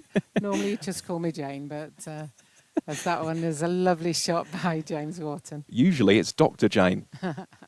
We're very formal. Yes. Just a girl from Sheffield, for those of you who aren't sure. Yeah, if there's any, I'll ask this question in a minute as James comes in once more. And that's an outside edge that's just taken the edge down to third man for a single. I was just going to say, if there's any ghostwriters out there who want to help me write a book, then I'd happily take them on board. I've got the title, Just a Girl from Sheffield. So if anybody fancies writing a bit of a life story, that would be great. I was about to say, you've got the story as well. I've got lots of stories, yeah. Goodness me. Honestly, the amount of times that we've chatted about your travels. Through cricket, yes.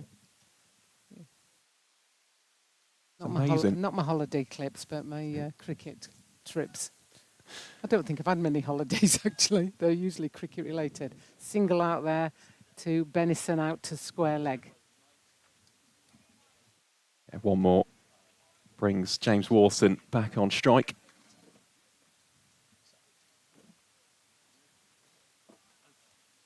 Yeah, just going back to that, apologies if it does sound like there's a little bit of interference. We are working to try and fix it. Definitely played. That was a deliberate shot down to third man. That was The last few by Benison and Wharton have taken outside edges, but that was a deliberate, I'll just run this one down to third man. So there was a big difference between that shot and the previous two. Well, he should open the bat face, didn't he? Yes. As opposed to playing it late Yeah. and with soft hands, but not opening it up to the same degree. And almost let the bowler's pace run it down there. He didn't do much with the bat, just literally let it hit. Half a peel for Lyndon James. Another dot ball to add to his collection. Yeah, we're batting, there's a few times when I say to youngsters when I'm working with them, you let the bat hit the ball, not the ball hit the bat. And that last one was ball hitting bat and deliberately running it down to third man. The other two were trying bat to hit the ball, and that's when it took the outside edge. I've probably confused everybody now, as well as myself, but Stone in once more. And that one's just definitely pushed out to the offside, but there's no run. And that's the end of the 17th over, and that's 90 for 2 as the ground staff come on with brooms and wheelbarrows, spades. God, they're carrying quite a lot of equipment, that ground staff. They are indeed. So we'll just have a little bit of a hydration break here at Clifton Park. 17 overs have gone. Yorkshire 90 for 2 then. And yeah, we've seen this across the country. Happened in quite a few of the games actually on Tuesday.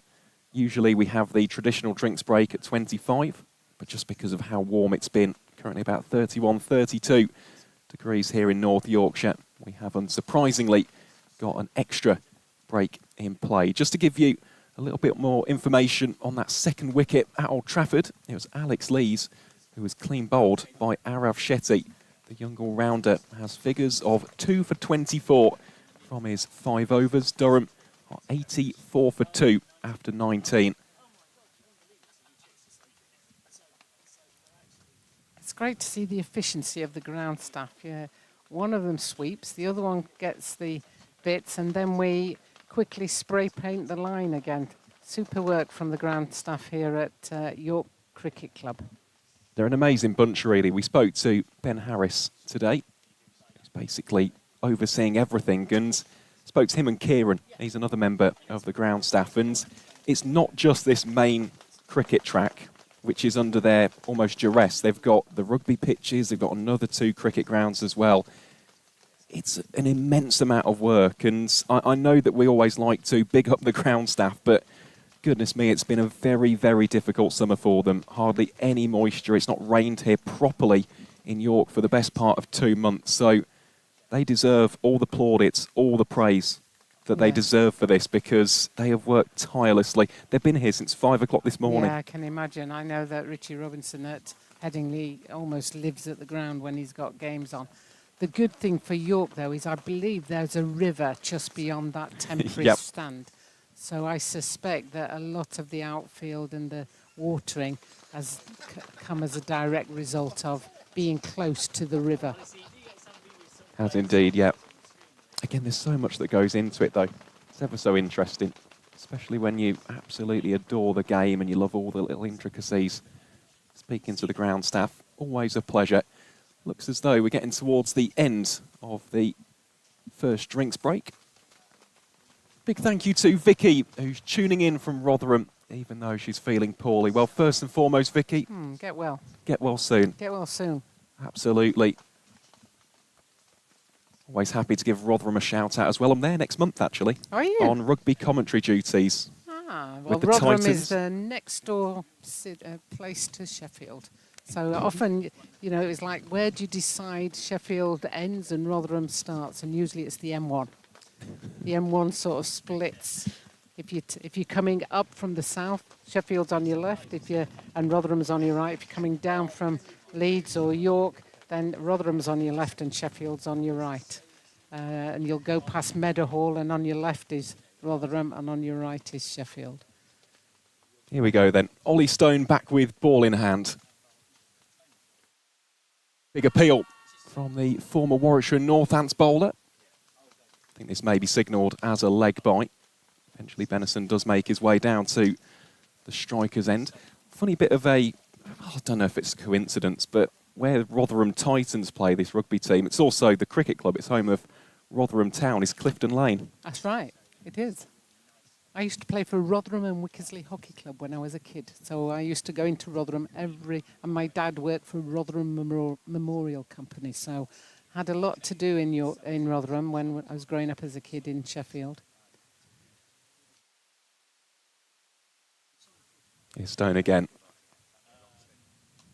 Although bizarrely, the football ground now in Rotherham is called the New York Yes, Stadium. it is. Yep. Home of the Millers, isn't it? Yes. Yeah, it's funny, before coming up to Yorkshire and taking this role, I'd never really been to South Yorkshire that much. Oh, you've when I went missed to, out. yeah, I know. Well, actually, this summer I've done it quite a lot. I was in Sheffield yesterday, seen quite a few of the sporting venues in the Steel City. Obviously, you've got your Bramall Lanes, which hosted English Test cricket once upon a time. Hillsborough, the arena as well in Sheffield is top tier. Another big shouts, mostly from Farhan Ahmed actually, who's there at short mid-wicket. Actually runs past the standing umpire.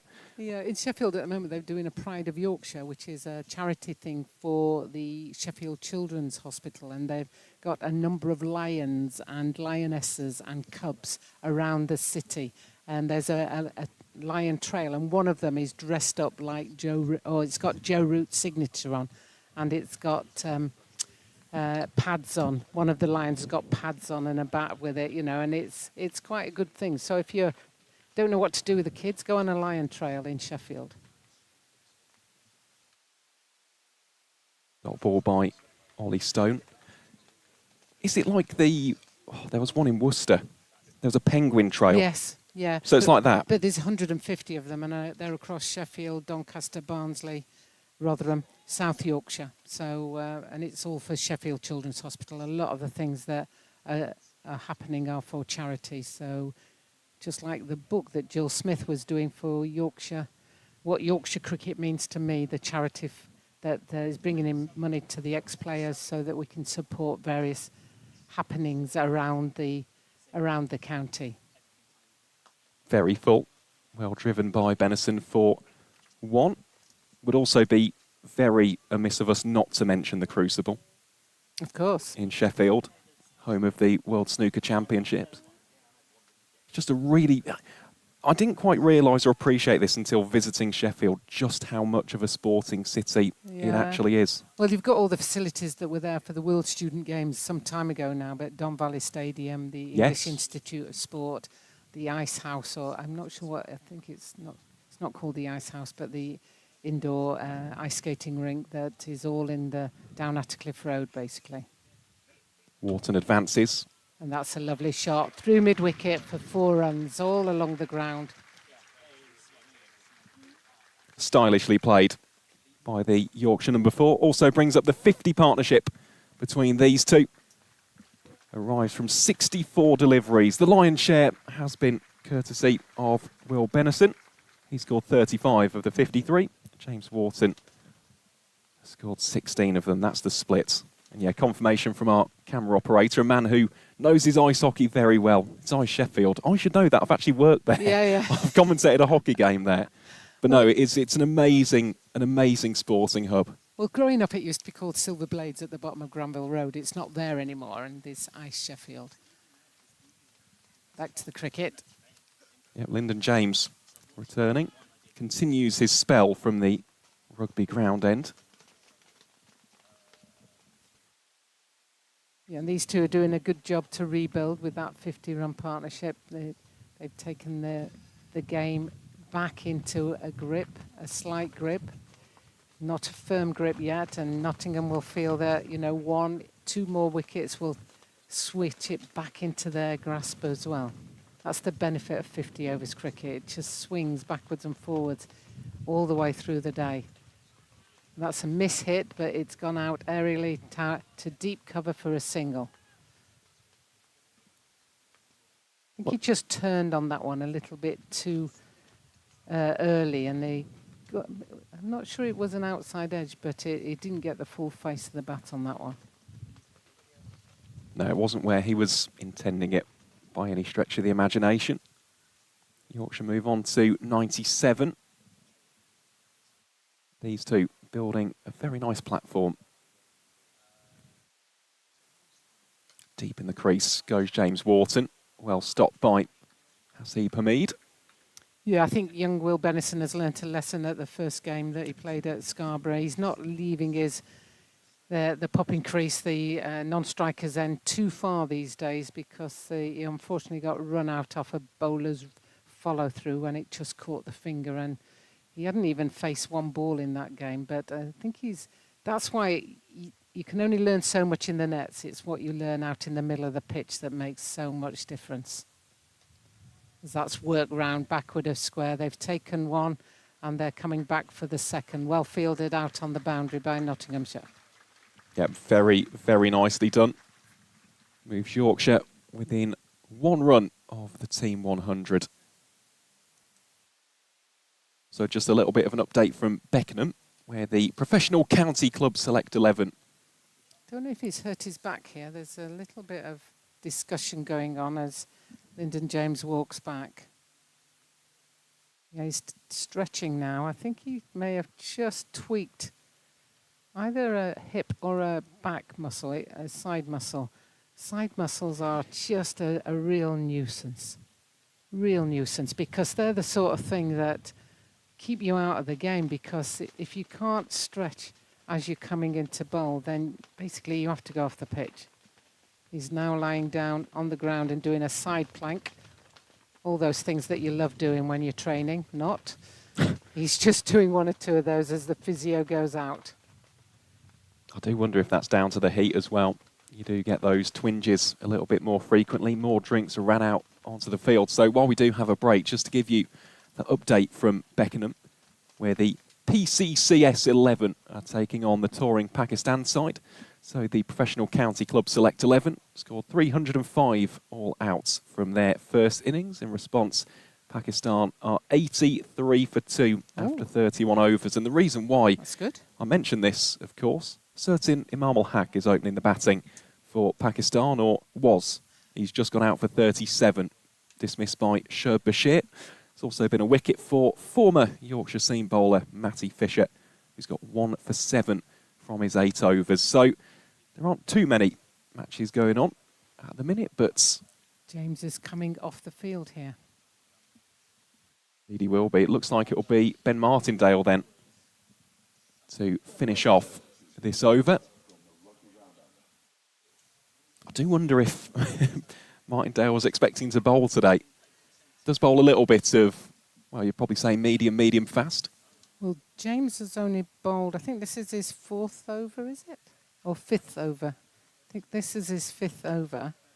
So there'll be 5 overs as that's driven firmly through the covers. I think that's going to beat the fielder, and indeed it has. Well stopped, sir. There's a gentleman right in front of me that just put up his hands at the last minute to stop. It hit the rope and popped up, and he stopped it well. Good shot from James Wharton there after that break. It's always difficult when there's been a break in play to keep concentrating. Yes, but he did that very well and just struck it firmly through the covers. Brings up the Team 100 for Yorkshire as well. Tries to go again. So that will be the end of the over. Yorkshire 103 for 2. And we'll just have a quick change here in the comms box. I shall make way for the returning Michael McCann. Yeah, that's a shame for Nottinghamshire that Lyndon James has had to go off the field. It really does. As a captain, it can really mess you up because you've got your idea of who's bowling when and what strengths they are. And if you're watching our stream. White in again, and this time he's got underneath it. Wharton is underneath it too. Is he going to manage to get his hands on it? Oh, what a catch! That is unbelievable from James Wharton. He's gone 35 yards or something like that to get his hands. If you're watching our stream. White in again, and this time he's got underneath it. Wharton is underneath it too. Is he going to manage to get his hands on it? Oh, what a catch! That is unbelievable from James Wharton. He's gone 35 yards or something like that to get his hands underneath. Some people are saying that's the best catch there's ever been, and he turned around and he went, yeah, I can't disagree with that. And it was tongue-in-cheek before anybody says he's arrogant. He's not at all. He's one of the nicest young men that you'll ever see playing the game. Spin into the action. The consensus from the ground staff was this pitch won't be great for the twirlers. That's part of the reason why Yorkshire left Shaffer Chauhan out in space of Bencliffe, but Farhan Ahmed can make magic happen. Farhan with 7 wickets at 56 in this comp, a best of 3 for 26 against Lancs. Brother of Rehan, of course, played club cricket alongside Rehan and Rahim at the Cavaliers in Carrington, CC in Notts. Starts with finding his line and length nicely earlier on enough. Hat-trick against Lancs in the T20 Plus last season and made his list day debut as the second youngest player to play senior cricket for Nottinghamshire, just 32 years older than the youngest, Paul Johnson.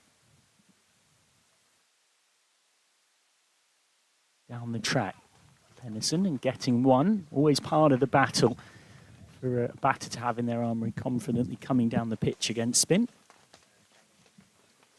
Yeah, and I quite like the idea that Will Bennison is using his feet there, and it might have not looked like the most fluent shot, but he realised he wasn't quite there, so he just turned it into the onside for an easy single.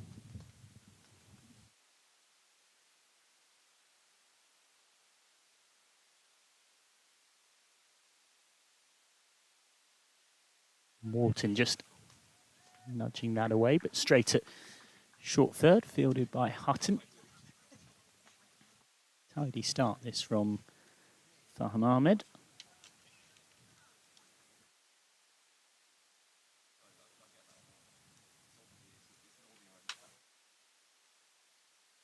He's got one of those run-ups that a lot of young spinners will be mimicking or copying. Because he's got a very unique one. If you see him, he has almost jumps up and down on the spot, stands very square, then sort of takes that little step on the spot before he moves forward. And that's worked into the onside. They've come through for an easy single. So end of the 20th over.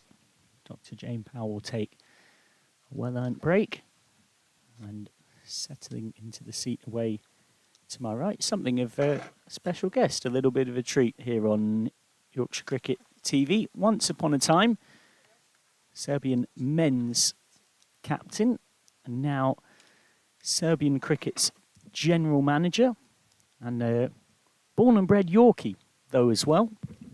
He's alongside me to start the process of explaining that, and also has played with or against or captained quite a few of the players, particularly in this Notts team. It's a very good afternoon to Robin Vetus. Michael, nice to see you. Been a long time. Always a pleasure. And now I'm adopted Yorkshireman. I'm adopted. 8 years I've been here. So not quite born and bred. Yeah, I was trying to pick it apart a little bit. I'm sure there'll be plenty curious from that introduction. There was always going to be a bowling change at the rugby ground end because it looked in some discomfort, Lyndon James. That was always likely to happen. What do you make of the 20 overs we've seen so far? A couple of wickets bang bang, but Bennison and Wharton have consolidated nicely. It's hard to know par here, isn't it? Like there's been some low scoring games here, but generally knowing cricket in this area, it's a hell of a deck. So yeah, it's hard to know par. Ben Martindale continuing. Martindale, who is better known for opening the batting, but offers a handy bit with the ball as well. Has got to fill in for James here. And in terms of you, talk us through that introduction. With Serbia. Serbia and York. An unlikely combination. I think it's unique. It is quite unique.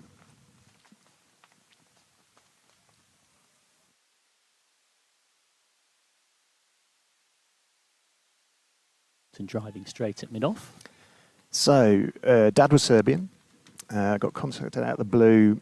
God, second, third lockdown, so a while ago now. Would I like to come and play cricket with Serbia? Obviously thought it was a wind-up at first. And then... From Richard Black? Yeah, it was. At the time, coach at the time. And then 2 years later, I'm making my debut as captain for Serbia, away in Bulgaria of all places.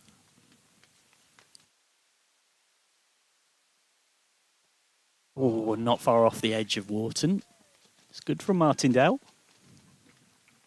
Wharton's in form would be a prized wicket for Notts to get. And that has evolved. Now you're no longer playing into more of a managerial role. That's right, 45 years old now. I know I don't look it, but 45, so yeah, been manager for the last 2 years. And just come back from Copenhagen from World Cup qualifiers with the boys there.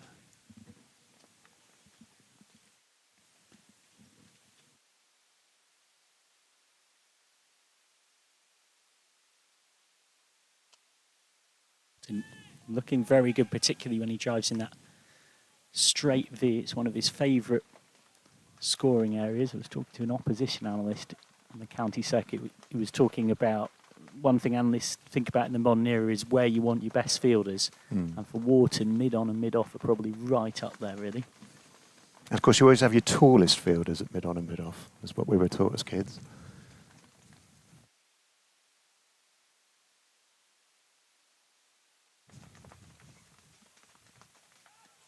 Flick straight at short mid wicket. Did have quite a few people in the YouTube live chat saying, what a catch, what the heck is going on here, why are they playing in white? That, of course, was us showing you 5 minutes or so ago the catch that, in case you haven't already worked out, was from the Sussex County Championship game last season when James Wharton managed one heck of a take. And If you're now, watching on a stream. White in again, and this time he's got underneath it. Wharton is underneath it too. Is he going to manage to get his hands on it? Oh, what a catch! That is unbelievable from James Wharton. He's gone 35 yards. If you're watching on a stream. White in again, and this time he's got underneath it. Wharton is underneath it too. Is he going to manage to get his hands on it? Oh! That'll be one in front of Munsey. They want two. There was about 1.5 there. Yeah, we're pretty unique in European circles. We produce our own players, or we have, disparate bloodline players, which make up almost all of our squad. So it's our USP, I suppose.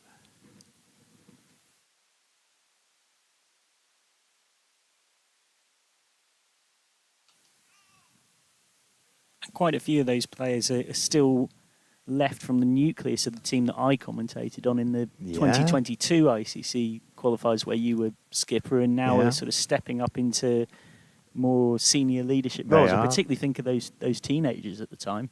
Yeah, they're still young though, they're still 21, 22.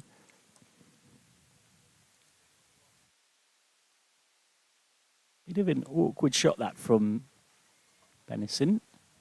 Jabs it down into the onside. He was trying to muller it through deep backward square. For those unfamiliar, the way World Cup qualifying works is that a side like Serbia come in at the first level of European qualifying. You win that, you get through to, if you want, almost the upper tier of European qualifying, regional qualifier, and from that you can qualify into a T20 World Cup.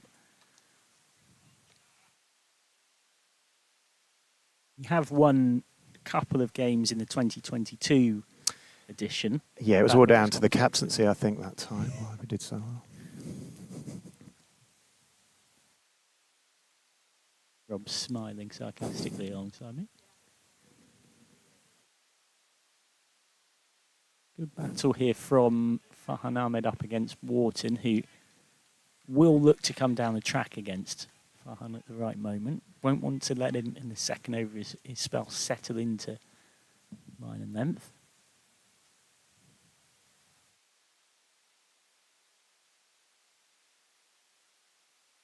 Confidently driven by Wharton. Farhan's defending that short boundary on the offside, and he's got a ring of 4. So it's a good start from Farhan Ahmed, being nice and disciplined. He can't offer too much width, and he knows that. 22 overs gone, 109 for 2. But more realistically, I mean, we were joking about it being a bit of Cool Runnings 4 years ago. Jamaican bobsleigh team, Serbian cricket team. But there's a real emphasis on, it's not a case of searching for players through... Not what it used to be, no. It was. We were all sort of... We had the core group of lads from Belgrade, and then a lot of us, fathers, grandfathers, we were sort of thrown together all at once, really. We had to get to know each other very quickly, and it was very successful. But now We have a bigger squad. We've got a lot of young players coming through. It's becoming very exciting, actually. Driven by Wharton, it has managed to get over extra cover, and on this lightning-fast York outfield, it will beat the sweeper as well of Hatton Low to go for 4. It's a quality shot from James Wharton. You can tell from the outfield that Yorkshire's the only place in England that doesn't have a hosepipe ban currently. Is that so?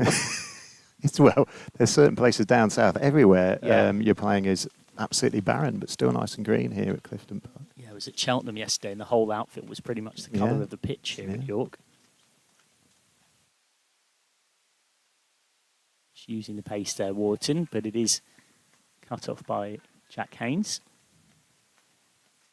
How many cricket clubs are you up to in Serbia? Because I know it was only around 3 back in 2022, but it's been growing. It has. We're now 4. So it's Nice. really...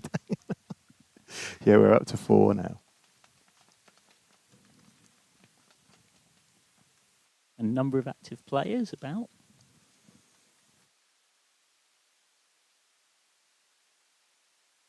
And straight driving with a flourish, but Supermead alert and even eyeing running Wharton out. In terms of Serbia qualified, we're pushing 30. Obviously, there's a few players that aren't yet qualified for one reason or another. You know, they might not have their passports. A few just overseas players living and working in Belgrade.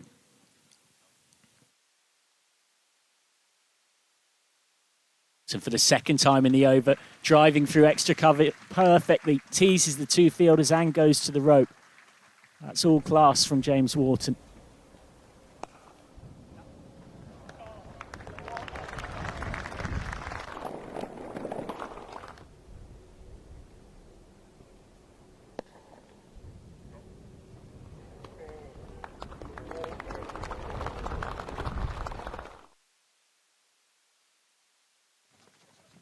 So Martindale's just got to adjust his length here a little bit.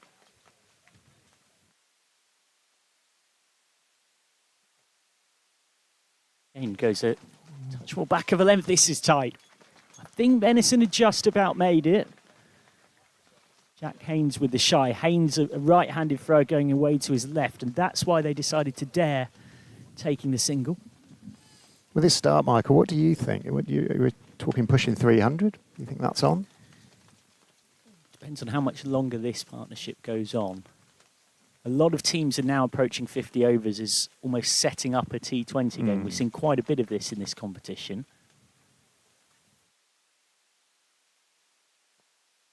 And Yorkshire would be thinking you get to 30 overs on about 150. If you're watching on a stream.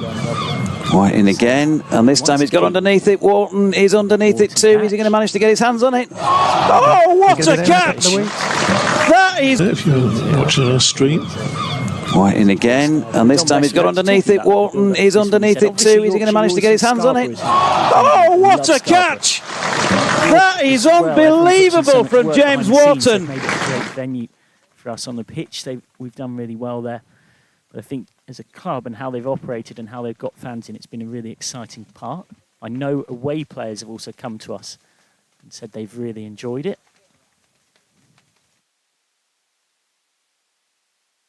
Wharton is going back and nudging for 1. Rhiannon Blake has popped up in the YouTube chat in reference to something Dr. Jane Powell said just before she came off air and said, hey, Jane can't be calling us out our spinners like that. Although, yes, as a leggy, I do like a little hop. Go well, Rhiannon, referring to just what Farhan Ahmed's done there. Benison was slightly deceived in the flight there, but still managed to get it down to long on for 1. To see Rhiannon Blake popping up in the YouTube chat as well, a cricket journalist whose work I've admired and enjoyed a lot over the years.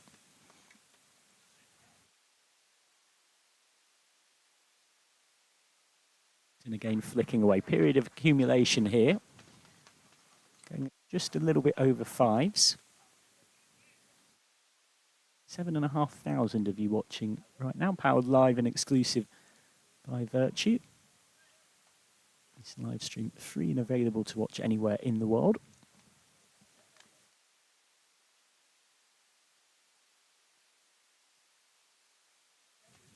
Straight to extra cover on the bounce. He's a bit of a captain's dream, is fine. You know, he never misses length.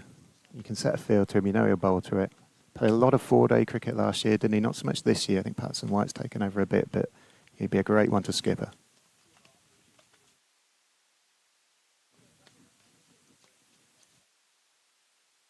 Oh, a little paddle. He does like to do this, Benison, and particularly with only deep backward square leg, there's lots of space open for it. So clever bit of improvisation. That puts pressure on Farhan. Commentator's curse, of course, there, wasn't it? Just praising him. Great shot. Well, it's kind of the same stock ball, really. It's just a different response to it from Benison. I mentioned how many of these different players you've dealt with, particularly from this Notts lineup.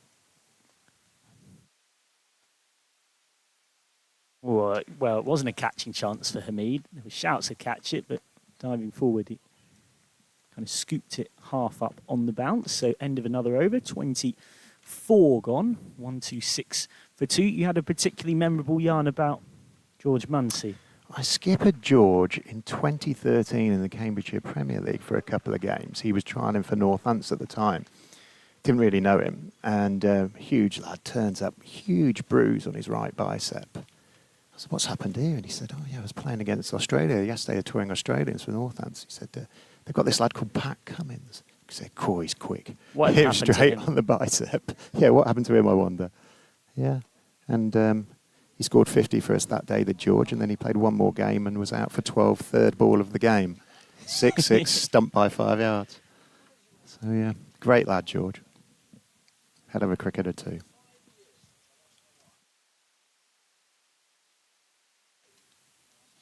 Nice looking shot from Benison. It's one of his favourite scoring areas, backward point, just using the pace.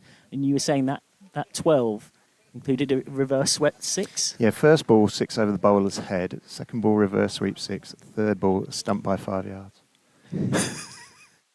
All right, they're making impact in power. Yeah, cheers. Then he asked a bowler, I went, no.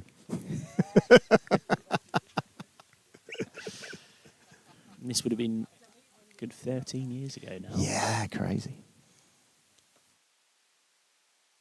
Just guiding. It was a little bit close to Verena, who, had he picked it up cleanly, might have fancied a go at the coconut shy. I have to give a quick shout to New Ears Cricket Club, if that's all right, Michael, in York, just up the road from here. My team, we've got a big clash tomorrow. Skipper's away in LA, so I've got the reins. The reign of terror continues. So we're top of the league, so we're looking to go to the Yorkshire Championship. So big game against Heslington tomorrow.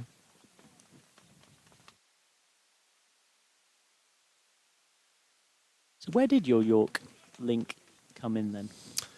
I came here in 2018. Long story short, in 1 week down home, the dog died. I sold my business and broke up with my girlfriend. So I thought, well, what shall I do? So I went to college in York to do a PT course for 2 years, and I never left. So that's the long and the short of it. God's country, isn't it? Why would you leave? Why would you leave?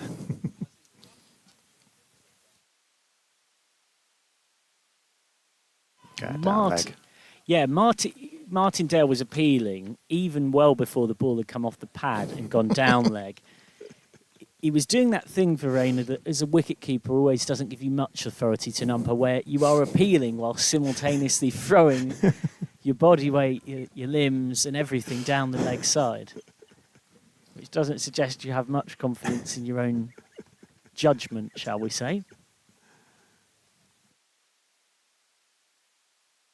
Not straining for a break for this partnership. Not building at a rapid pace, but it's going decently enough for Yorkshire. That's going to help it build a little bit quicker. Wharton off the back foot, just slightly slaps that almost through cover. Have picked it up in the last couple of overs. The last 2 before this one have gone for 9 and 8. And these two have been together for just over 100 balls, and in that time have added 85. 85 off 103, the partnership.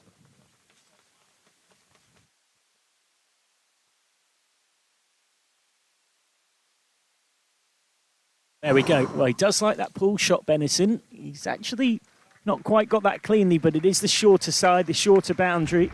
And that means it does beat mid on to run away for 4, and that's 50 as well for Will Benison, a runner ball 50. His 3rd consecutive half century for Yorkshire. All the first 50-plus scores of his early professional career.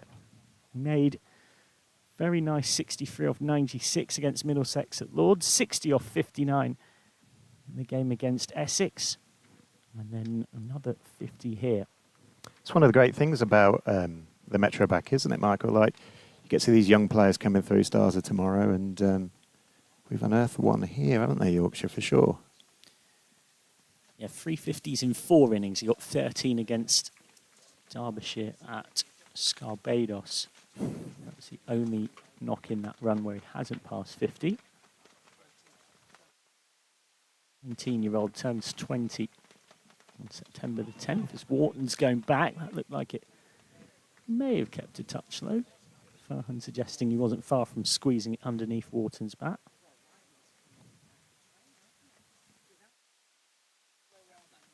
Key passage in the game here. This partnership set and a very informed Sam Whiteman in next.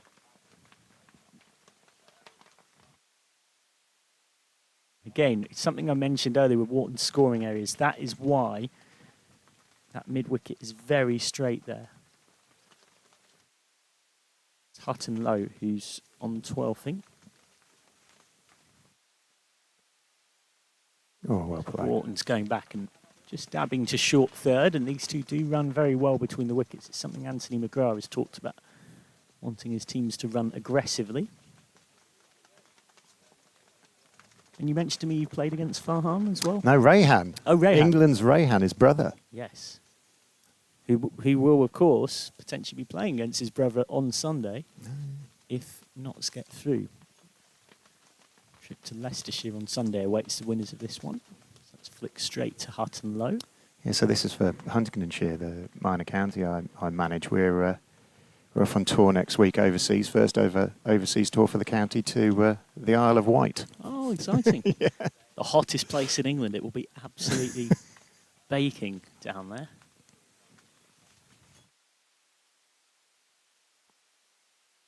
Benison reaching forward and defending nicely enough. Yeah, they've got a botanical garden on the Isle of Wight that is so warm that even in winter, because of the little rift that it's in, you go there in deep middle of English winter and there's flowers in bloom. In the summer, they grow olives and lemons there. Brilliant. Which is brilliant, but is also quite scary when you think of what that means for global warming. The fact that there is somewhere, even though it is an island, that is ultimately in the UK where we're growing olives and lemons. And that is the end of the 26th. 136 for 2, so some solid middle overs accumulation by Yorkshire here, and they've just stepped on the gas a little bit in the last 3 as well, adding 27 from the last 3 overs. Plenty of batting to come as well. Done a fine job here, these two. Like you said, knock it about for 4 more overs and then go ballistic. That's Benison's wagon wheel. That flicked 6 through his favourite area to hit 6s. He's making quite a habit of it in his professional career, using the pace from low to high through deep backward square, and then 3 other kind of more baseball style, almost slap modern pull shots through mid wicket.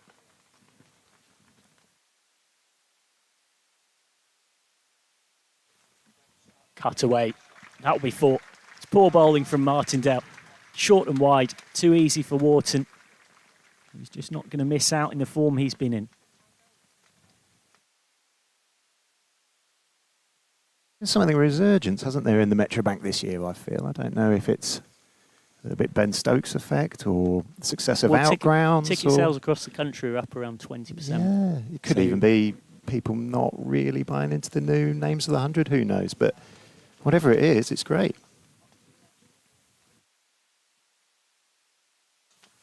Well, you look at this comp, there's so much to enjoy about it, the time of the year with the kids' holidays. So a lot of outgrounds or parts of the country where, depending on where you might live, suddenly a game might be much closer to you than it might otherwise be. There's a chance to get up close to the players. That is unique, isn't it, in this day and age, actually? It's a good point there, Micah. You're right up next to them. It's like, you know, a Saturday Prem game or something, but obviously at fantastic standard.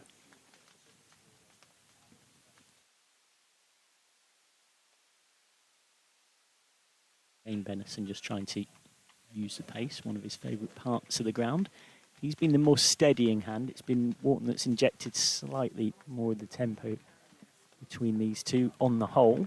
Wharton striking slightly higher, but both have looked pretty comfortable. And that's an ominous sign for Notts, because it's exactly what I mentioned in trying to get to maybe up in around 300. Yorkshire would have wanted to be in around 150 or 30, and they're heading in that direction. Nice looking shot this. It's beaten Hamid, and it will run away to the shorter boundary, teasing the fielders, but runs downhill to the rope for 4 more. So Notts are struggling to get control recently, and that's the 100 partnership up between these two as well, off 115 balls. Wonder with this success that Beniston's having if maybe we'll even see him in a couple of weeks at Scarborough. I wonder if he'll get some red ball action. Very compact player, doesn't he? He's definitely giving some serious dilemmas for Yorkshire in terms of selection going forward. Think of in that format, of course, Johnny Bairstow will be back around. This competition, Duke has lost his place from early in the comp, and Bean has settled into that slot at 7, batting and keeping, but you'd imagine Bairstow, naturally, as Red Bull captain, will be back inside and captaining and keeping, but certainly Dean has caused no sense of harm here, Will Bennison. Home game for Finley Bean, of course, York Cricket Club boy. Yep. Yeah.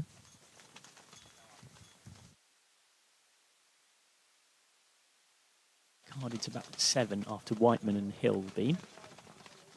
It's Wharton trying to use the pace, and wasn't far off trying to play such a fine guided it into the gloves of Arena, but just about avoids doing so. 27 gone, 145 for 2.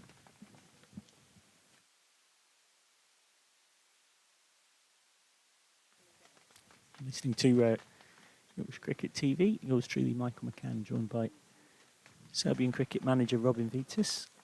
Just coming back to your current role in the game, what do you think is the most misunderstood thing about Serbian cricket? One thing that really struck me getting to know some of the guys 4 years ago as part of that commentary on those qualifiers is the lack of resources. The fact that even getting a bowling machine out there was seen as revolutionary, and how a lot of club cricketers in the UK probably take what they've got for granted. Oh, 100%. Things are getting better, to be honest, like overall.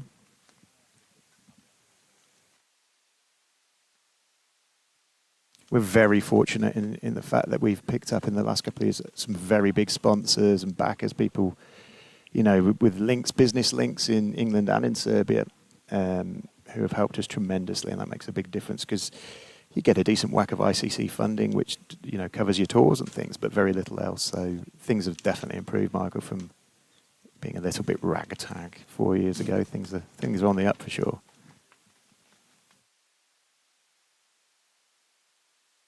On a wider level, this is often the battle, right? It's infrastructure, it's putting in place basics.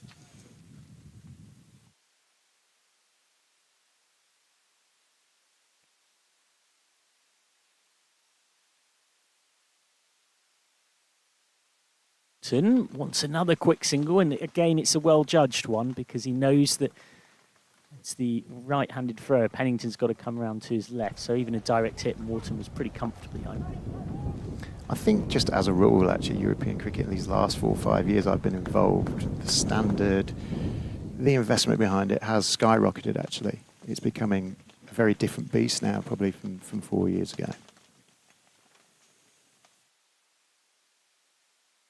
And a market that's awakening itself steadily to the value of the sport.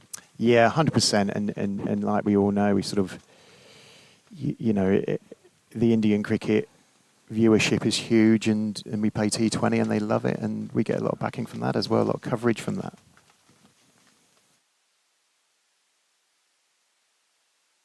What would you say are the things that are the most misunderstood about it? I think, and you'll know this, going back to the early sort of ECN days, how it was a bit of a joke, wasn't it? You know, it was like funny clips on YouTube. And so going from that to now to a very good standard of cricket now, when you're playing these qualifiers, you get very good players playing.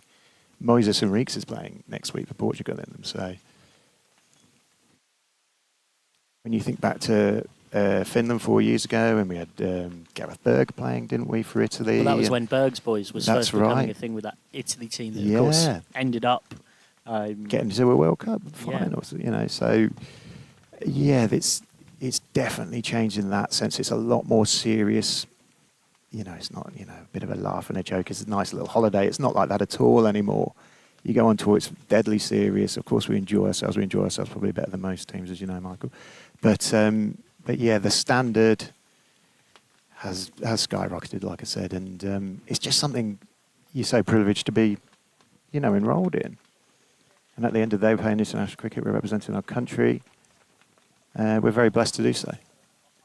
28 overs gone. This partnership just starting to find a bit more momentum, which is concerning for Notts, and that brings about a change in the bowling. Hutton back from the rugby ground end. None for 32 from his opening 5. They've got plenty of flexibility, Notts, because they have used 6, albeit I don't think we're going to see Lyndon James again. The positive for Notts is that James has bowled 4.4.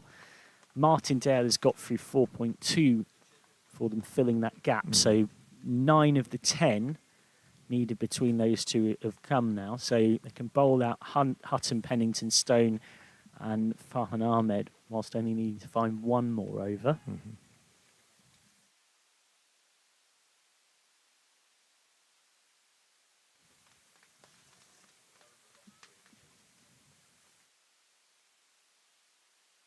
Just losing his radar there. Hutton, who he's a Yorkie from Doncaster initially, started his club cricket journey with Farnsfield in Newark, played at Morecambe and Kimberley Institute, and then came through the Notts pathway. Looks like a Yorkie, doesn't he? Looks like he's from Donny. Heavy set, son of a miner maybe. Trundles in, heavy ball. His dad is very much a Yorkie. We're wondering if he'll be here today.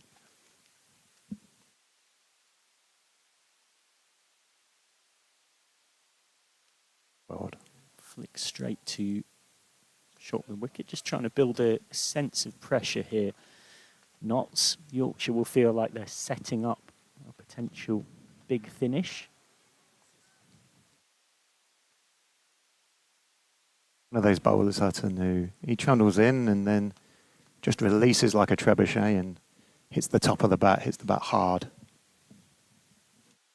Yeah, it's a good way of describing his release, actually, where he loads up. Smashed down the ground. Great shot by Benison. First time he's really cracked one in that straight V today.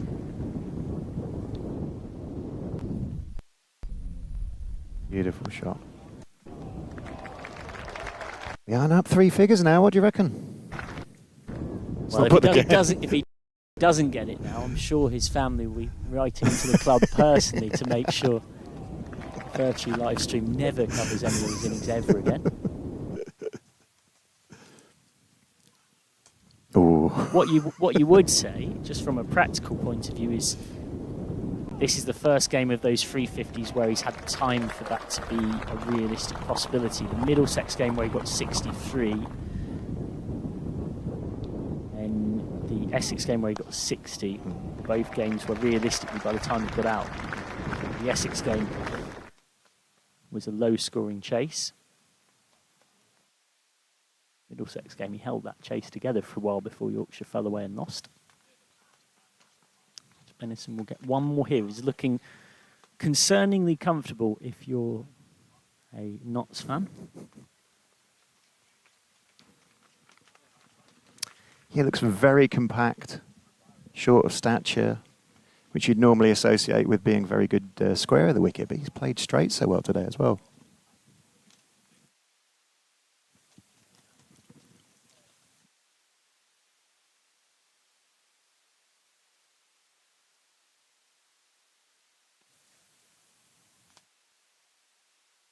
Back of a length from Wharton flicking away. It's Benison who's been dominating the scoring and the strike in the last 15 minutes. They wanted 2 there. There's enthusiastic running, and then there's giving your wicket away. And it definitely would have been the second rather than the first. End of the 29th, then 155 for 2. Thanks again to you for your time, Robin Vetus. Great to have you up Thanks here. for having me, and I'll probably see you in Scarborough if you're going to be there. We'll have an ice cream. Take care. Robin Vetus, General Manager of Serbian Cricket, former Serbian captain and based in York. We'll head back to captaining in club cricket tomorrow, and for now we'll head over to the temporary stand to enjoy watching the rest of this one. Always great to have special guests up here in the Vertu commentary box, and it's also always great to have Dr. Jane Powell, who's settling back in for another stint. Great start, isn't it? You know, great partnership, should I say. You know, the way that Wharton and Benison are just rebuilt. It's one of those moments where Nottinghamshire need a wicket. Yeah, Farhan Ahmed has bowled well. He's kept it tight at least. None for 19 from his 5.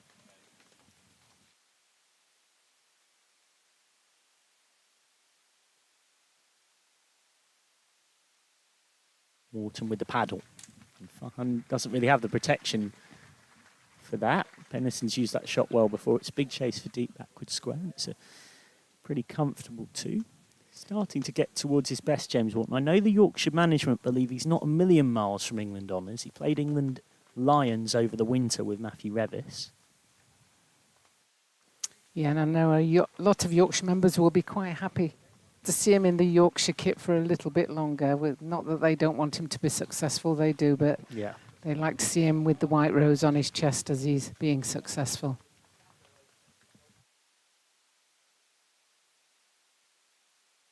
It reminds me of a quote from Johnny Bairstow about Yorkshire's Red Bull team. Talked about the likes of Luxton, Revis, Wharton pushing to do what the likes of And Brooke, Hill. Root. Yeah. Yeah, exactly. That young group Yeah. to do what the likes of Live, Bairstow, Root and Brooke have done, play in a home test at Headingley. Of course, England-Pakistan at Headingley coming up soon. Yeah, and there's an easy single every single time if it's not in a great hitting area, you can just work the ball onto that short square leg, just turn it around the corner, as they say, and there's a single there. Speaking of Yorkshire fans wanting to see Wharton in a Yorkshire shirt, of course, 100 the reason why Yorkshire haven't seen any of Revis in this one-day cup this season. They saw a bit of Revis last season until he was mid-tournament called up as a replacement player. Yeah, he's done all right for the Sunrisers Leeds as well. Wharton wanted to scoop again. Has that got something on it? He's gone. The partnership is finally broken. Wharton's out for 44. Farhan Ahmed manages it. Wharton trying to improvise. 159 for 3. And the stand worth 116 is finally split.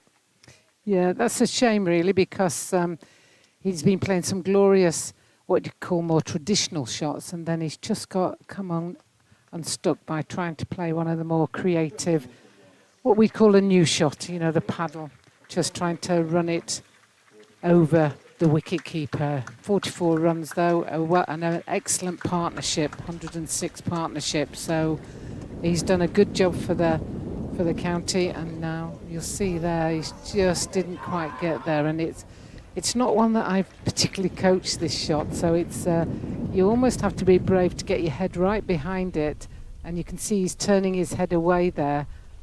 He's hit it into his own shoulder. Yeah, it's come off his shoulder. He's nudged it onto his left shoulder because it did slightly confuse us, the trajectory of the ball, the way it ballooned up. So he just hasn't quite managed to get his body out of the way. Trying to meet it with the bat and then sort of shove your body towards the offside to get it out of the way. Yeah, must have run off the bat onto the shoulder. Yes. You can't be caught out of his shoulder, but, you know, it must have run off his bat onto... It definitely went off his shoulder and looped. Well, it was what confused me at first because I saw it hit his shoulder and I wasn't totally sure it had come off the bat. Yeah. But the way Nottinghamshire were appealing with that much conviction, you can't always tell a lot about the body language, but sometimes an appeal has a certain level of, well, we just know that's out, and we're almost Stuart Broad celeb appeal. Yeah, and I think looking at Wharton, he was disappointed for getting out. I don't think he was Yes. disappointed with the No. decision. And there's a difference between those disappointments when you're out there playing. In comes a man who is in red-hot form in Sam Whiteman. He's having a fantastic Metrobank One-Day Cup. He's been in really good nick, having been retired out in his last T20 game, the first Yorkshire player to ever do so. That was in the Durham game, and then he missed the last couple of T20s, wasn't picked, but he's seeing and showing his very best in this format. Just losing his run. Farhan, Sam Whiteman in this Metrobank One-Day Cup with 44 against Hampshire, 17 against Glamorgan, 74 against Sussex, 35 not out against Worcestershire, 52 not out against Durham, and duck against Middlesex, 94 against Derbyshire, and 26 not out against Essex. He said to me afterwards in an interview that if you want something to have a watch of mid-innings, you can scroll back to the start of the live stream and see. He was talking about how much he enjoys the 50-over format and the Yorkshire crowds as well.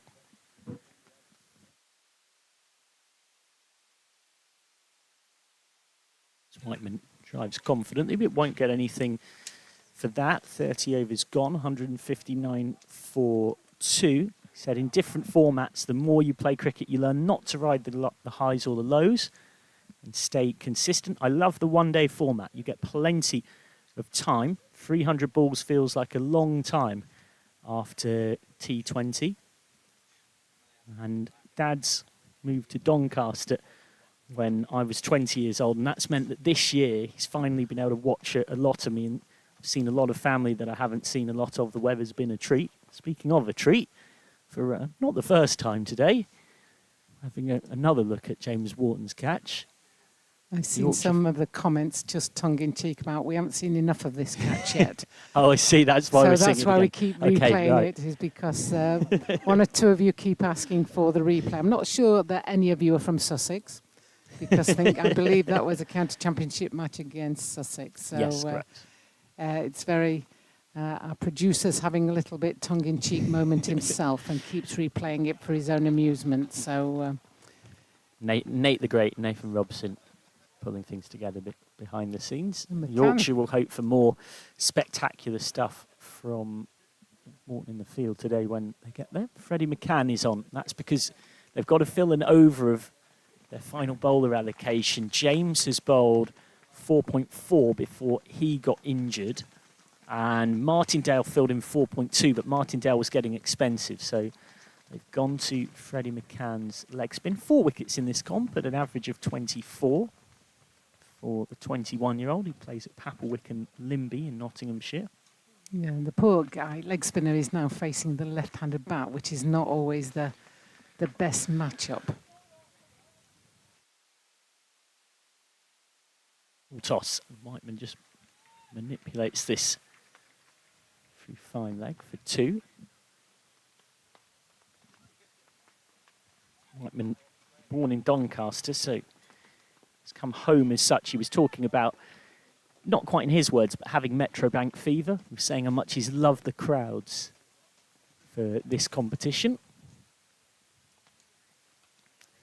Said in his interview with me that you can wind back and watch, that was just in the build-up to today on the early part of the live stream, if you scroll back, that you only tend to get a couple of hundred for a one-day game in Australia, so it's been awesome to have these crowds. Said when George Hill was hitting boundaries in the run chase against Derbyshire at Scarborough, it was every boundary was celebrated like a goal was scored in football. Yes.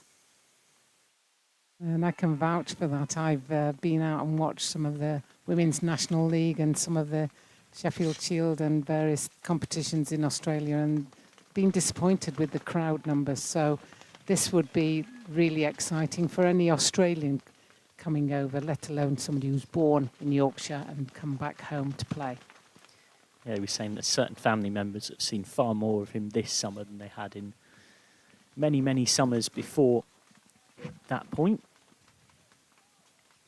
Been a quietly useful acquisition for Yorkshire.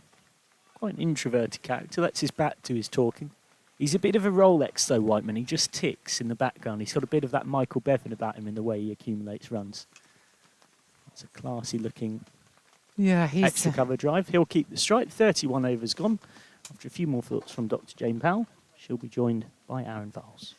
Yeah, Whiteman was unlucky in some ways in that he started off well in the championship and he scored a fantastic 100, but then got a nasty knock in the nether regions, and then was out of action really for some time because of the fact that it was so painful and so being monitored. So coming back into the Vitality Blast, it took him a while to get back into it and get the runs going, but he's certainly come back since then.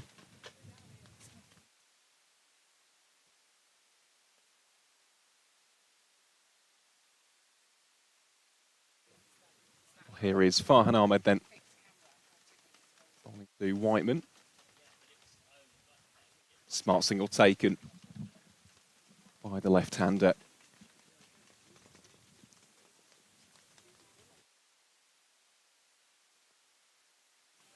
Start of the 7th over this for Farhan Ahmed. Had 1 for 23 prior to this one. Just a little bit of a field alteration. Substitute fielder Byron Hatton low. Just moving to deep fine leg. George Munsey goes to deep square.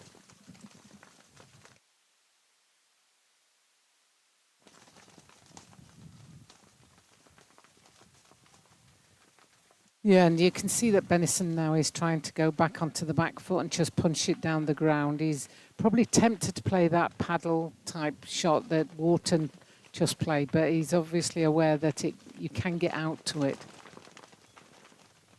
Benison advances and advances superbly. Goes all the way for 6, just over the top of the effort of the spectator. And Will Benison continues to showcase the very best of his batting capabilities. Yorkshire now 172 for 3. And you'll see on this replay the footwork. Look, 1, 2, hit, head over the ball and hit straight through it. The footwork on that made that shot look effortless because his footwork was so quick. So great shot by Will Benison. A little bit of a stalk at the end, but that's okay. The ball's already dispatched then. How does Ahmed respond? Responds with a dot ball. Well, he has batted incredibly well, has the youngster. Already a career best.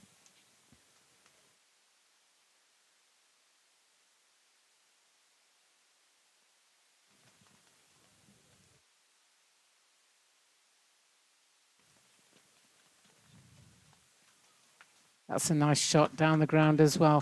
You can see he's reaching for it a little bit, but what he's doing so well is he's making sure that the ball is under his eyes when he's hitting it. You can reach for it, but don't rush the shot almost. Wait till the ball comes into your hitting zone and then just strike it down the ground. Well, he was in full control, wasn't he, from start to finish of that shot. Went early and then fully committed. And that was the other aspect. Whiteman, the man back on strike now, though. Tries to whip it away for a single. Can't quite do so, and that'll be a dot ball to wrap up the over. So 8 runs come from it. Yorkshire 173 for 3. Yeah, and Whiteman will be aware that in the game at Middlesex, he was out first ball to the spinner there as well, and so he'll be extra vigilant watching the ball from Ahmed, just waiting for it to either get forward to it or just rock back onto his back foot and give himself a bit more time. But still there, and Ahmed is still bowling. But we're now with Freddie McCann from the rugby ground end. Indeed we are. Starts off well with a dot ball, does Freddie McCann. A little bit taller, obviously bowling leg spin, but you know, he puts a bit more pace on it by the looks of it. It's actually just finger spin. Is it? Yeah, it's off break bowling that Freddie does, but it's a very quick release. Yeah. It's not a massive turner of the cricket ball. Yes. Compared to Farhan Ahmed, who does like get little pronounced dip. induckers almost. It's a helicopter goes overhead here at Clifton Park. Whiteman back on strike after that single. It's one of the first few days of summer, the recent times, where I've seen clouds, so it's quite novel to see clouds around. Still very warm. Yeah, it is very, very hot today. Well turned around the corner by Whiteman for one more. It's a gorgeous day, though. It's a cracking venue, is York Cricket Club. Yeah, I've just seen the general manager, Nick, moving tables, and I said, oh, I didn't realise you moved tables as well. I've seen him doing car parking, I've seen him doing all sorts of things today, and he said, you just do what needs to be done. That's driven down the ground to long on for a single, an easy single for Will Bennison, who moves on to 79. 17.1 overs left. So last ball of this over. Yeah, they've got a good bedrock here, haven't they? The White Rose. Still plenty of batting to come in that middle to lower order. Slight appeal behind the stumps by Carver Rayner. Will be a dot ball. Very tidy over that by Freddie McCann. Just 3 runs from it, and the home side, Yorkshire, 176 for 3. So, yeah, the host still have the likes of George Hill, Finlay Bean, Dom Bess. Ben Code can certainly give it a handy whack towards the latter stages of an innings as well. So it's all about building from this foundation. I think they can. I also know that there are teams that can just crumble when a couple of wickets fall. So they'll be wanting these two to take this on to a fair few more in the next 7 overs. Taken with 10 overs left, then it's let's go time. Certainly is. Return then for Farhan Ahmed. Beat Jack Haynes, just to give a little bit of extra clarity as well as to why Byron Hatton-Lowe, the youngster, is on the field. Sadly, Lyndon James, we think it might be a side injury, either a side or a back injury, pulled up in his 5th over from the rugby ground end and hasn't returned to the field of play since. Stride again by Bennison. One more for the first time in his professional career. The youngster moves into the 80s. Yeah, they've got good field placings here. Ahmed has set some good. I like the short fine leg, Haynes in at short fine leg, because the temptation is to just work it around the corner. We've obviously now got the left-hander on, so fine leg has now been put out to the boundary, and we've got a gully and short third, really. Wyman does look to paddle round the corner. A little bit of protection down there as a result of Muncie being at deep backward square.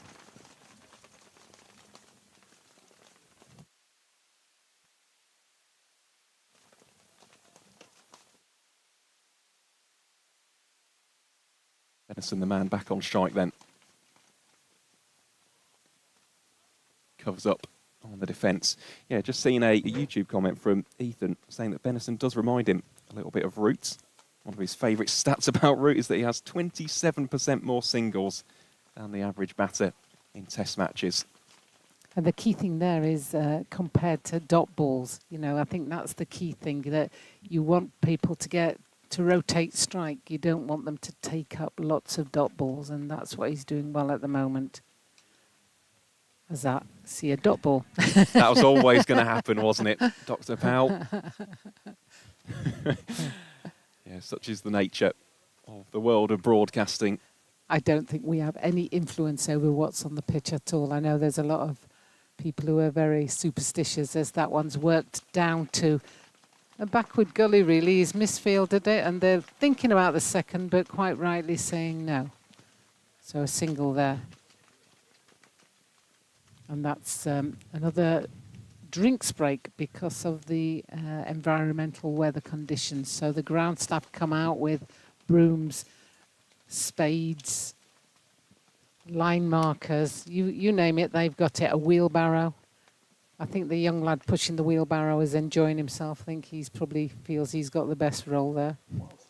Well, while we do have the drinks break, let's keep you up to date with the other score taking place on this fantastic Friday in the Metro Bank One Day Cup, where Durham have travelled to Old Trafford in the second knockout game. So the visitors 193 for 3. David Bedingham unbeaten on 55. Alongside him is Ollie Robinson on 35 and out. So Ben Stokes is yet to bat in that game, but Durham looking very, very well placed after a little bit of a shaky start. Arif Shetty got both openers, Alex Lees and Ben McKinney, out within the opening 14 overs. There's a little bit of a riposte from Will Rhodes, formerly of this parish. He scored 25 before being dismissed by Jack Blatherwick, but Bedingham and Robinson going very nicely indeed. And a reminder, the victor of that game goes through to the semi-final against Middlesex, whereas the victor of this game between Yorkshire and Nottinghamshire,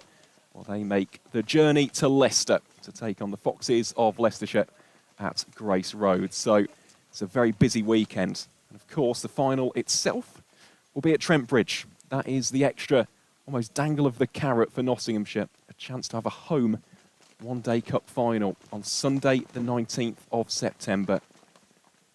That seems a long way away, doesn't it, for the final? You know, we've had a concentrated period of one-day cricket, and obviously we'll go back to county championship cricket after this weekend.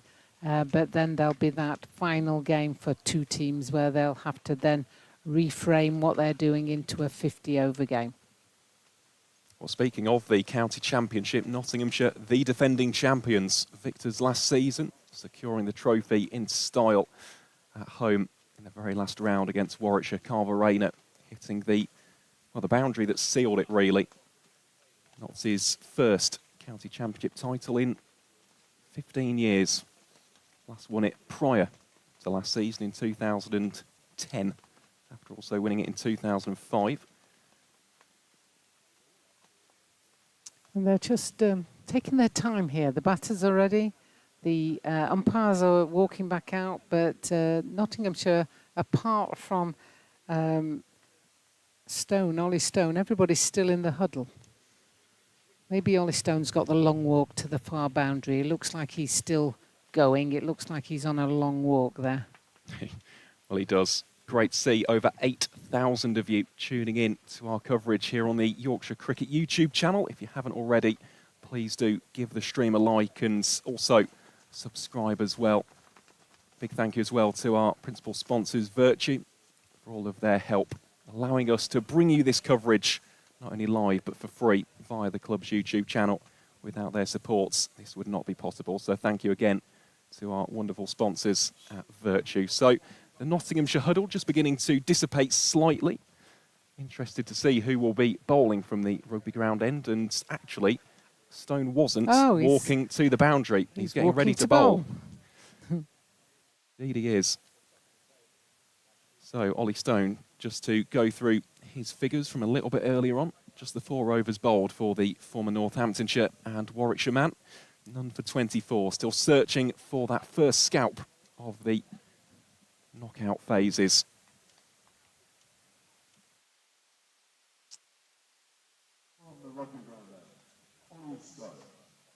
Here he is then.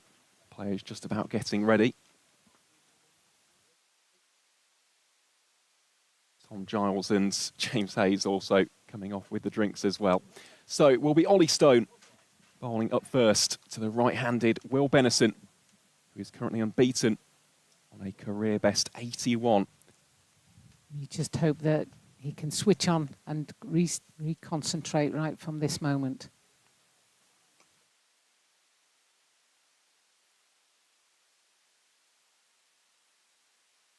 Scored there.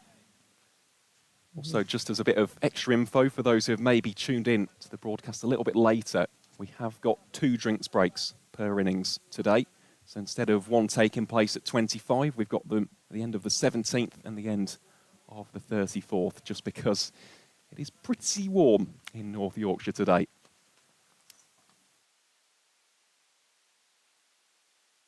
That's helped down to the boundary for 4 runs by Will Benison. Just deliberately placed that fine, a very fine third man area through the slips, really, if there'd been any slips there. But obviously at this stage in the game there are no slips. You'll see again his head position over the ball, and he's just caressing that really down to the boundary. Takes himself up to 85.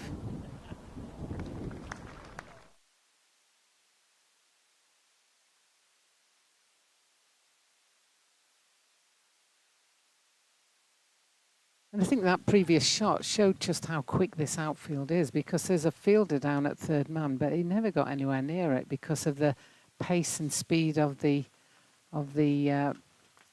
shot as this gentleman pushes the pram around. He's probably on house duties and decided to bring the little one to the cricket with a fan on the pram. Good on you, sir.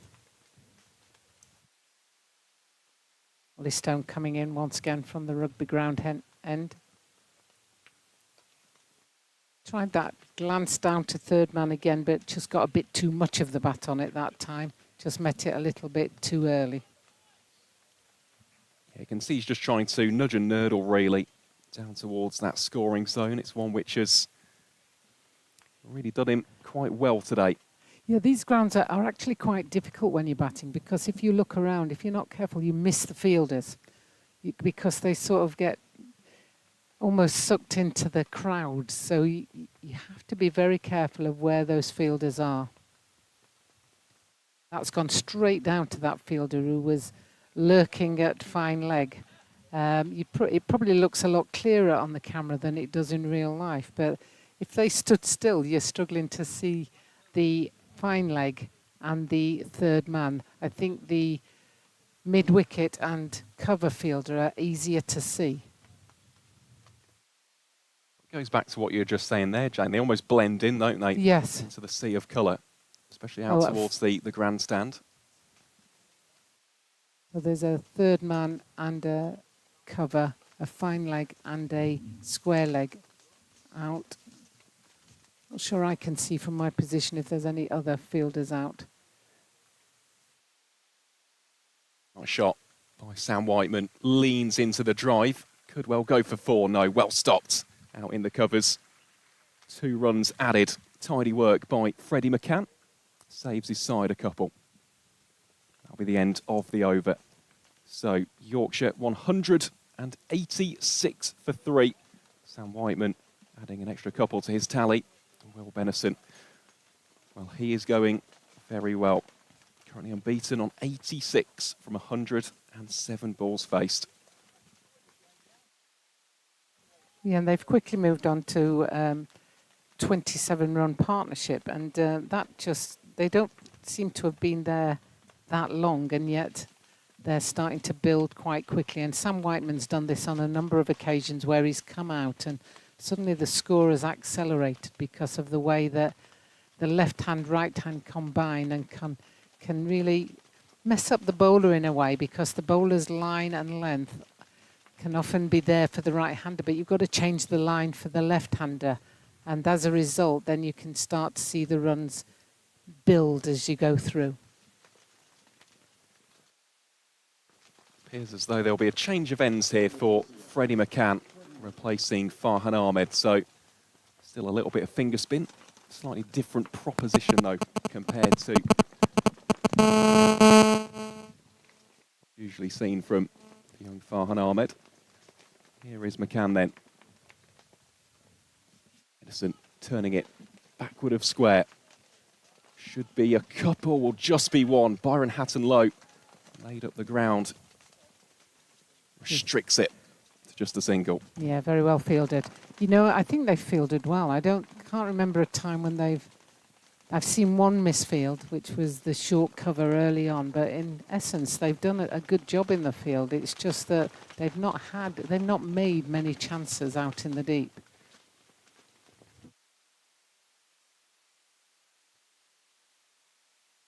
Very full. That's actually hit Will Benison. Goodness me, that would have been a very, very unlucky way to get out. We've seen him be unlucky before, and I thought that was potentially going to be yet another unlucky way for Will Benison to find a way to get out. Well, it's more the fact that Freddie McCann had the shy after. Yes. That was more which dismissal I was looking at there. And of course, he's been hit in the first place, which isn't tremendously comfortable. Carved away on the offside this time by Sam Whiteman.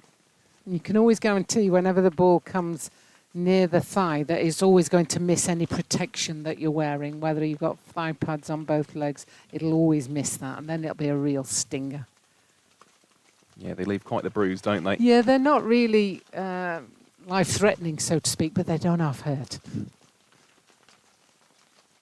Benison tries to launch that one aerially. He's just fallen short of Brett Hutton. One more added to the tally. Slight heart-in-mouth moment, though, for the youngster. Yeah, I'm not sure it didn't look like it just carried. I think it dipped on him right at the last minute. So, and if it did carry, it would have been a very difficult chance because it was very close to the ground.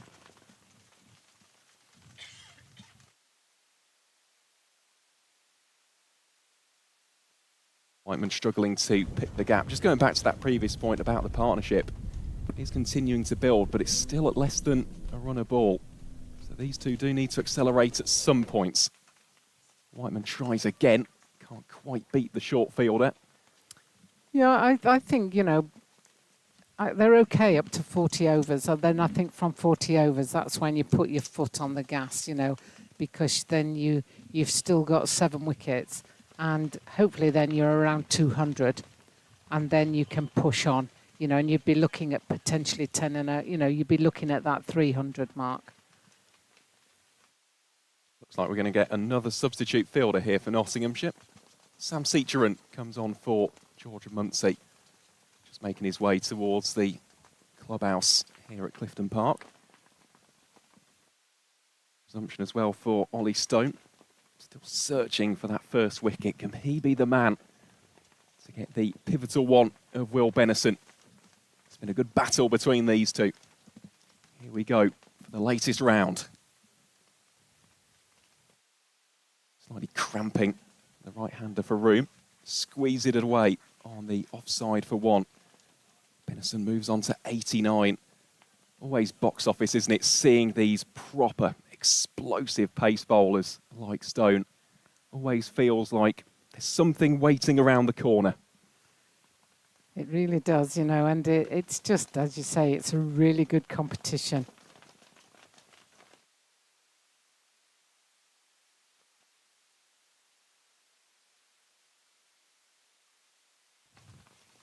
Another single this time for Sam Whiteman. Wind just beginning to pick up slightly in York. Apologies if it is coming through on our microphone a little bit more than the overs prior. Whiteman is the kind of cricketer that just ticks along just below a runner ball and has that ability to really kick on and shift through the gears towards the latter stages. Did it very well here.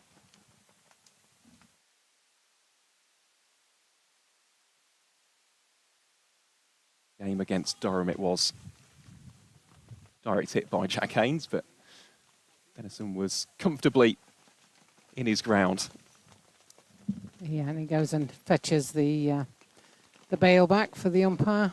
Umpire comes in from square leg, makes sure that the stumps are upright with the bails on top, checking with the other umpire, and we're ready for the next ball once the umpire has regained his position. Probably enjoying the little jog there.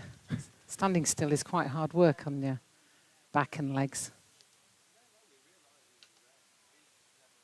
Bit fuller. Another single for Benison. I was just about to say, I do wonder if we might see Stone test him with the short ball.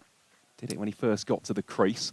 Yeah, he hit 1 for 6, didn't he? And then the next 2 he ducked under. So I think he thought, oh, I'm not sure I middled that first one. Even though I hit it for 6, I didn't really hit it as well as I can. I'll just duck out the way of this. You know, you don't need to. The only time you can score runs is when you're out in the middle. There's no point giving your wicket away, as many batters have known before.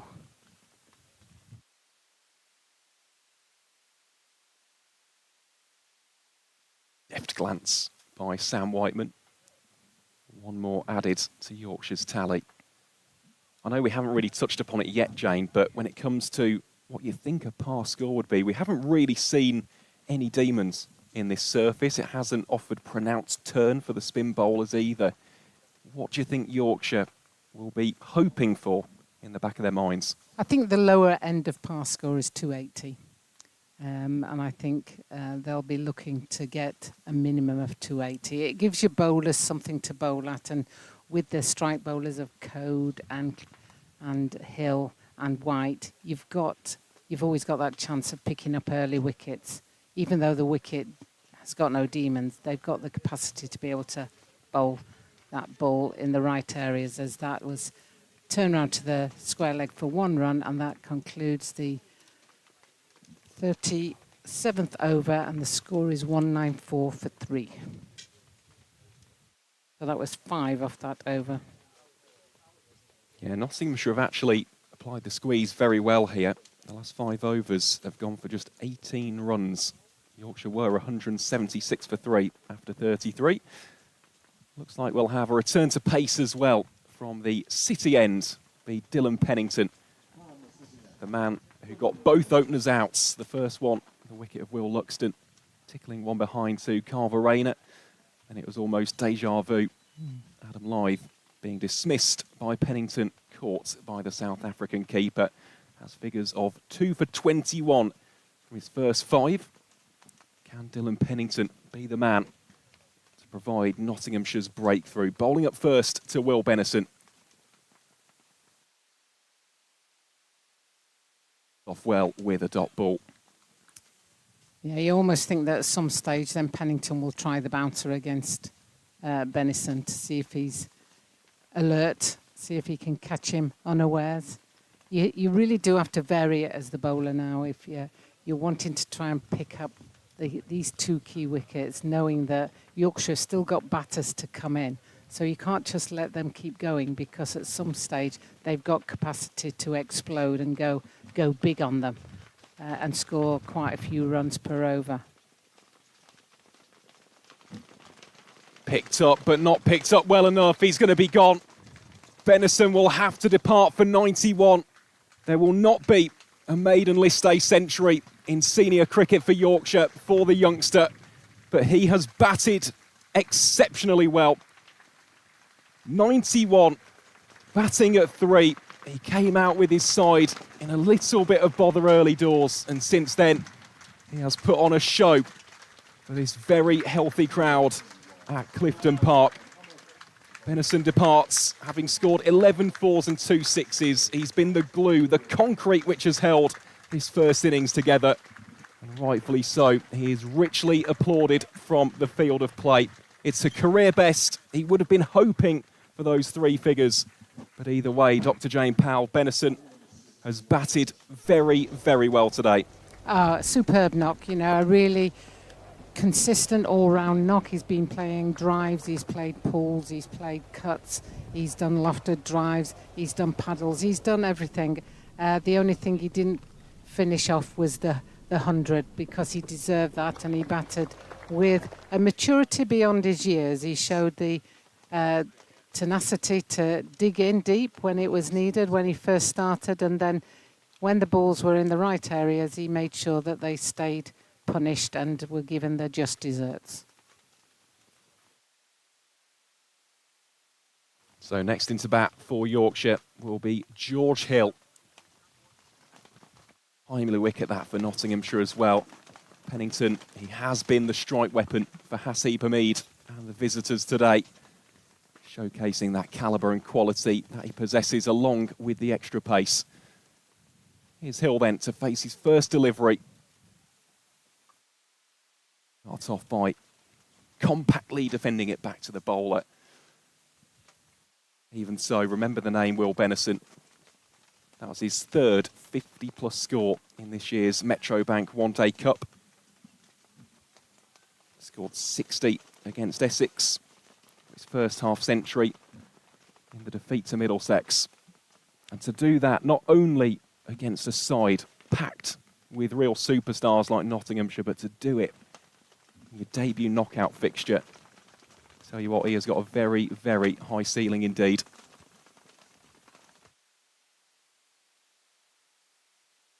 George Hill, and not much older, coming out to bat now. And so you've still got a youngster, one of Yorkshire's many younger players coming out to try and carry the score beyond 200 and deep into the 200s as well.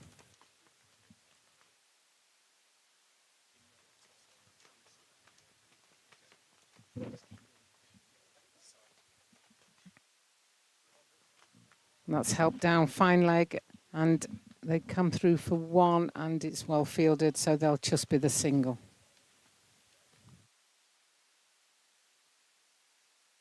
Yeah, at this stage, though, Yorkshire really do need to start just motoring a little bit more. Even this over, the big wicket of Benison, just 1 run conceded. Aside from that as well. It's done a really, really good job. As Pennington. Final ball of the 38th. Keeps Whiteman on his toes. There'll be a sharp single shy at the striker's end. Hasib Hamid, the Outlaws skipper, with the latest attempt. Just couldn't get the right angle. Yeah, I think he could have been a goner here, George Hill, if he'd hit the stumps. But Yorkshire lived to fight another day. As they come through for the single, and that's 196 for 4 at the end of the 38th over. Just out of interest, Jane, of course, Finley Bean still to come here for Yorkshire. Do you think the reason why we've seen George Hill is to maintain that left-hand, right-hand? Yeah, I think that's the key thing. Although George Hill has batted well in this competition of late, and he's starting to show why he's an all-rounder coming through, because he produces with the ball and with the bat. Here's Stone then, bowling to Whiteman. Well played by Whiteman. Picks the spot. I think that will picks the gap. Goes for 4. 2 Nottinghamshire fielders converging out towards wideish long on. Neither Hutton or Hatton Lowe could get there. 200 comes up for Yorkshire. Yeah, lovely shot from Sam Whiteman, and that's a teasing shot for the fielders. It just evaded the short mid-wicket, and then it accelerated away from the wide mid-on and the chasing mid-wicket. And it was one of those you had to keep chasing because it was within grasp, but it wasn't that much in grasp, but they could stop it.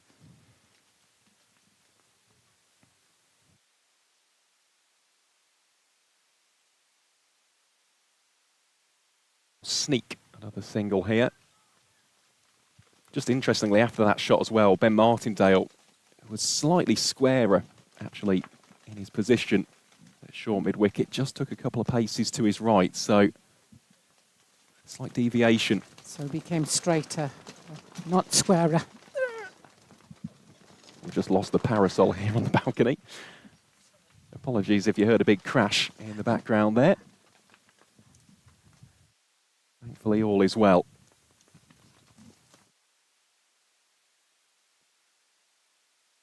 I feel like I'm doing muscle training at the moment. I'm hanging onto a parasol that is desperate to get away from me. But trying to watch the game and hang on to the parasol. Apologies, everybody, for my little screech.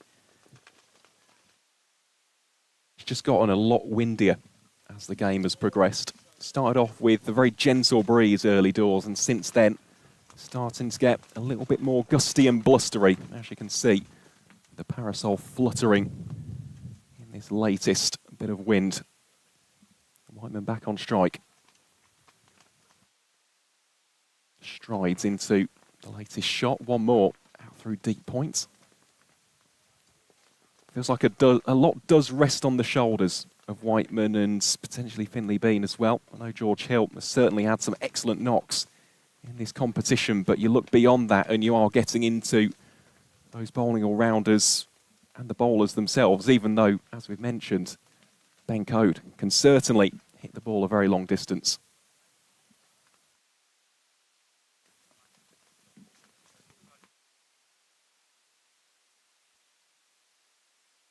Slightly too short. Helped on its way for 4 through deep forward square leg.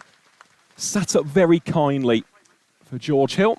And he obliges by getting his first boundary on the board. Yorkshire move on to 207 for 4 with one delivery remaining in this, the 39th over. Yeah, and it's surprising because it doesn't look like they've done anything bizarre this over, but all of a sudden they've gone 11 runs off this over so far, and that's just by finding the boundary.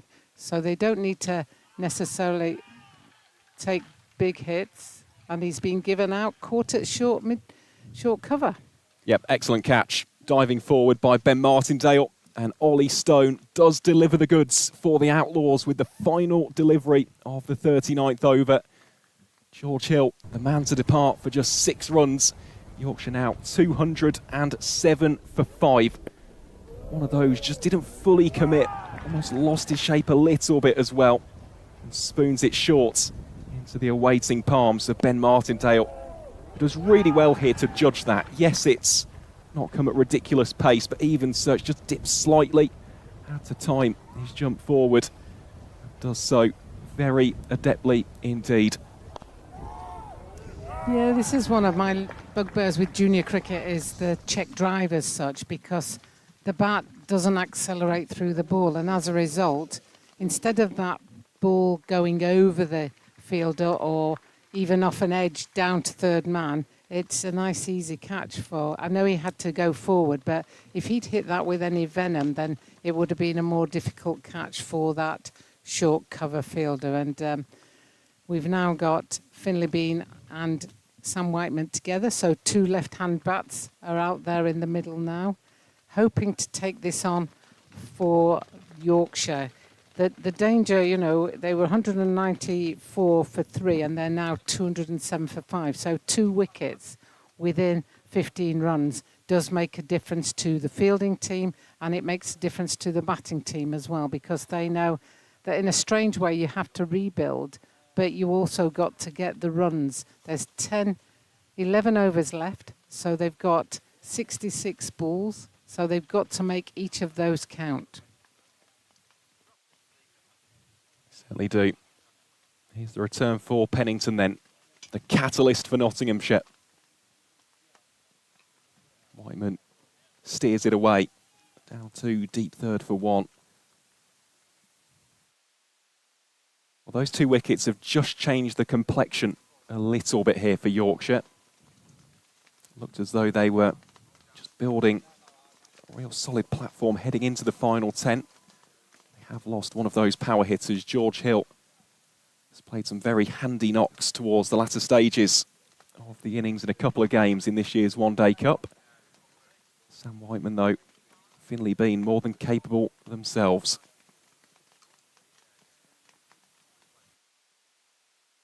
And Finlay Bean just taking his time just to get a measure of the pace of the ball, pace of the pitch.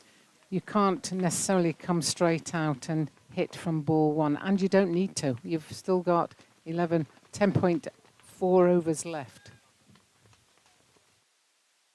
Yeah, there's still time. I do think, though, given the position, they're in at 194 for 3 after 37. Yorkshire would be expecting 300 plus.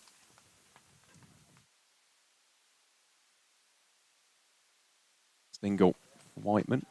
Oh, sorry, that's Finlay Bean, actually. Gets off the, marked as the left-hander. As for Nottinghamshire, I think if they can restrict Yorkshire to anything below 280, they will be absolutely over the moon. Yeah, definitely. I think you're absolutely right. But now 280 is looking a bit of a climb for Yorkshire from this position. They just need to make sure that they keep rotating and hitting bad balls for 4, as that's worked round to fine leg. They've taken 1, looking for 2, but choosing to call it quits at 1. Yeah, there was never a second there.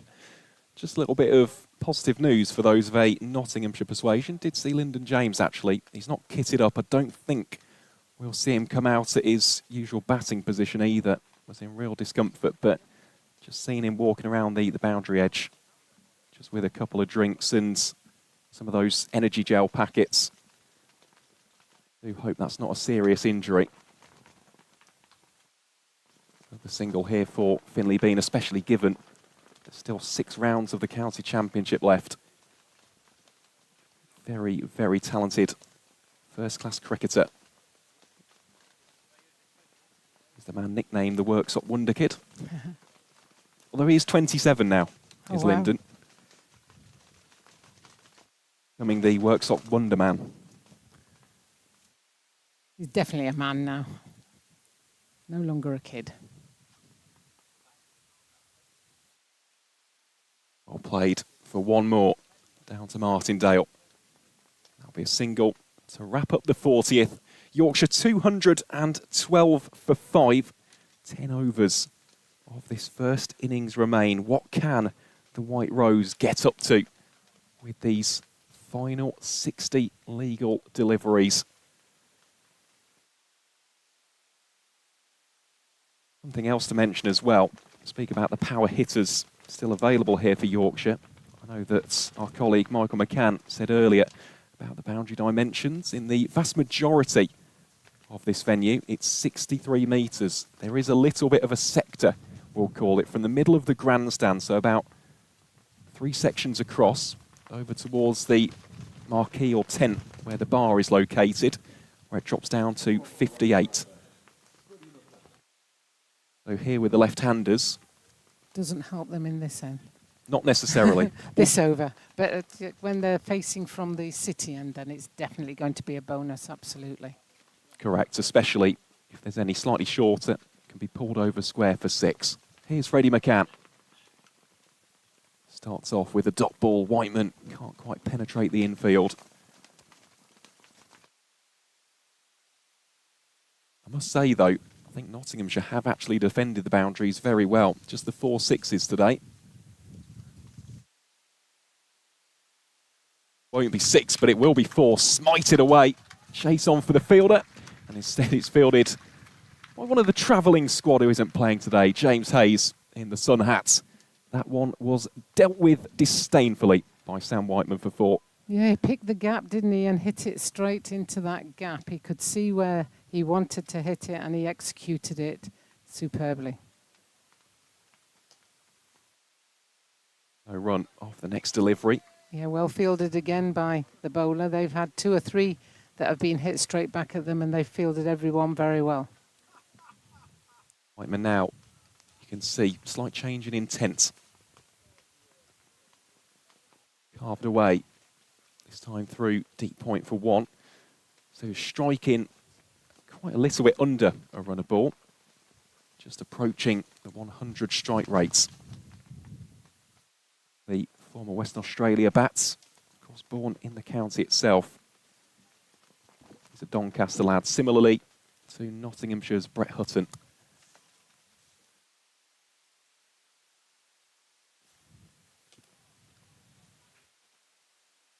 Yeah, and I think what we've seen today, you know, I've always been a big fan of Peter Moores, actually. I know he's not coaching this Metro Bank side because he's away with the 100, but the fielding has been very good, and I know that he's very keen to make sure that all his players are very good fielders, and we've seen that today. So all credit to the team at Notts for preparing a team like this that can field as well as they have done.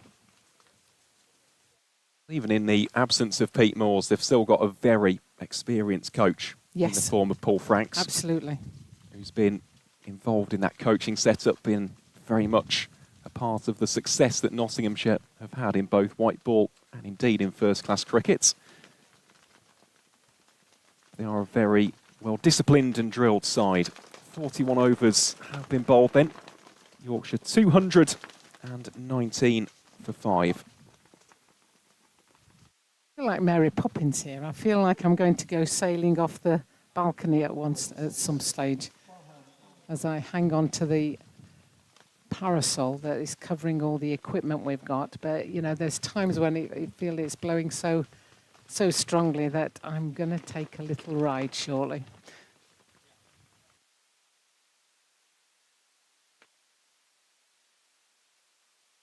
Here is Farhan Ahmed for his penultimate over. Currently has figures of 1 for 34 from his 8 overs. Just surveying his field, he's happy. He's the 18-year-old.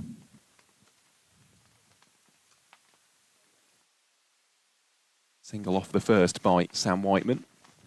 Yeah, an effortless sort of drive down the ground for that single. And if Ahmed keeps it in that area, then he'll keep the run rate down, and that'll be just what Nottinghamshire would want from him.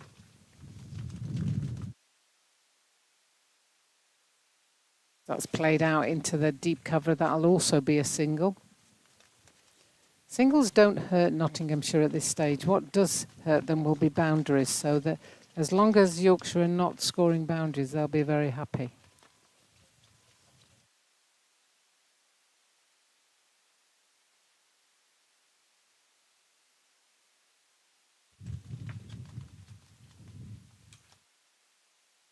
There's another single.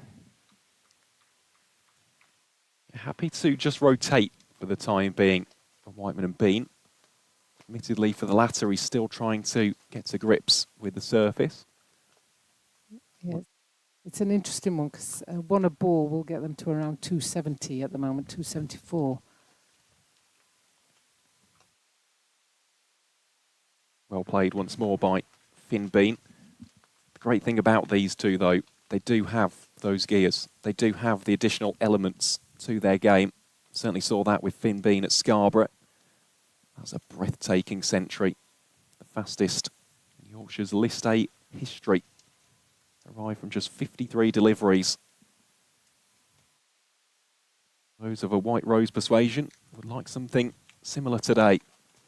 Whiteman paddles down to deep fine leg. He was looking for the two, but realised, and that's hit the stump, and it's gone for a ricochet, but picked up. There's no extra on the... Varane is standing there with a stump in his hand. He sort of collected the stump as it came through.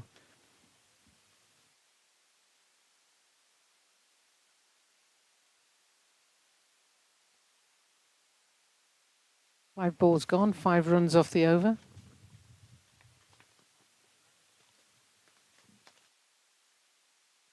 That's where it stays. Indeed it does. 42 overs have been bowled. Yorkshire 224 for 5. Just interestingly, Jane, I know you're mentioning there about boundaries. So in the last 10 overs, just 4 fours and 1 6 for Yorkshire. Notts bowlers have bounced back very, very well indeed. And it's not only the fact that they're applying a little bit of additional pressure, reducing the boundary scoring, but it's also the time of the innings itself. Traditionally, this is where, as a batting unit, you need to be finishing strong, and the acceleration just hasn't quite been there for Yorkshire. In fact, in those past 10 overs, 51 runs scored. Yeah, and I think it's like Nottinghamshire have done a great job. Let's not take that away from them. But in a funny kind of way, you're okay with it at the moment because you've still got 8 overs to go. And if you can really take off at some stage in that 8 overs, you'll be happy that you haven't lost wickets up till then. But you do need to push it on beyond 280, I think. Here's McCann. Just one more for Sam Whiteman. Interesting, because he looked to hit the first ball and he hit it straight to the fielder. And the very next ball, then he just took the pace off. It went to the same fielder, but because he took the pace off, he knew there was an easy single. So you're caught between situations there, and that's helped round to fine leg. But once again, the field is it's been very well placed by Nottinghamshire, and they've known that, and the bowlers are bowling to their field. So it's very difficult for Yorkshire to pick up easy boundaries at this stage. As that's driven down the ground, and that was a little bit uppish, but straight to long on. There's another single.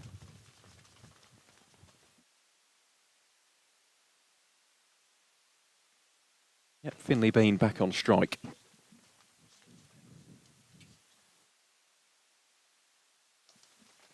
Confident stride. Will just be one more, though, down to the awaiting George Munsey. Yeah, just going back to that point, Jane, I think the field placements have been excellent, and especially when it comes to Sam Whiteman, the fact that they've got third inside the circle Tends to be a common release shot for him. They've restricted that easy single where he just runs it off the face of the bat. Earlier on, we saw the backward point in play as well. I think that's the strength of county cricket in general, is that because the players play together in so many different formats, they know the strengths of each bowler and they can then field into the areas that they know are more likely to be hit in, and it really causes a tight game. The only time it doesn't is if the bowler bowls a bad line and length or has a bad day at the office and doesn't find their line and length, and then that's when teams can take advantage. But we are talking about a quarter-final here, so you've got two teams who are playing not at the top of the game necessarily, but very near the top of the game because they've got through 8 tough matches to get to this point. They certainly have. Here is Ahmed then to kickstart his final over. Starts off by conceding a single. Of course, the winner of this, it's a stern challenge going to Leicester. It really is. Leicestershire have been practically unchanged. They haven't really had too many unavailable players, so the core nucleus has very much remained almost the same throughout the competition. Yeah, I see they bringing back Rayhan Ahmed for Sunday's game. Indeed they are. This could be 4. Byron Hatton-Lowe just about gets there, does outstandingly. Great work from the substitute fielder. That is exactly what you want. Save 2. It was very close, wasn't it? You know, it'd be one of those that they'd be replaying over and over again if there was a replay that affected decisions. That's a little bit uppish, but avoided the fielder.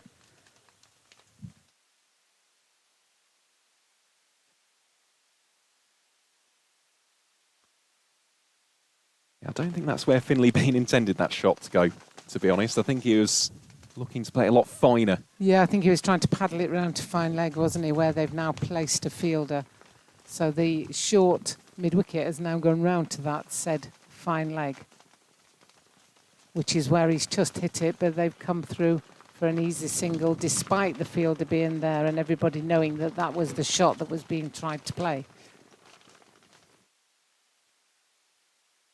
Just thinking here, do you think these two are going to play within their means until the 45th over? Do you think that will be the marker? I don't know if they're waiting. This is the last over or last 2 balls of Rayan, but there we go. And I think he's underclubbed that and he's being caught out. Yep, is indeed caught out at long on, and Farhan Ahmed will get his 2nd wicket of the game. Finlay Bean will trudge off very disappointed. Has really struggled in a way to shift through the gears. There hasn't been that rate of acceleration that we've been used to seeing from the Southpaw hitter. His race is run in this Yorkshire innings. He departs for just 10. White Rose 234 for 6 as the captain Dom Bess strides out to join Sam Whiteman in the middle. Full credit though to Nottinghamshire. As much as we're saying it's been a slightly underwhelming finish here for Yorkshire. He reached for it and he's just trying to... Yeah, he played across the line of that and he just underclubbed it really. You know, anybody who plays golf knows that, you know, he just wanted 1 club more and he'd have cleared the boundary, but didn't quite make that and hit it straight down the throat of the fielder. Dismissal very much made in Nottinghamshire's club circuit, that. Farhan Ahmed, product of Cavaliers and Carrington. Freddie McCann, product of Pepperwick and Limby. Both of those notable clubs in the East Midlands county. Yeah, and I think you're right about... I think Yorkshire will feel they're falling away a little bit here and they'll be a bit disappointed with the current situation. Taking into account they were 194 for 3.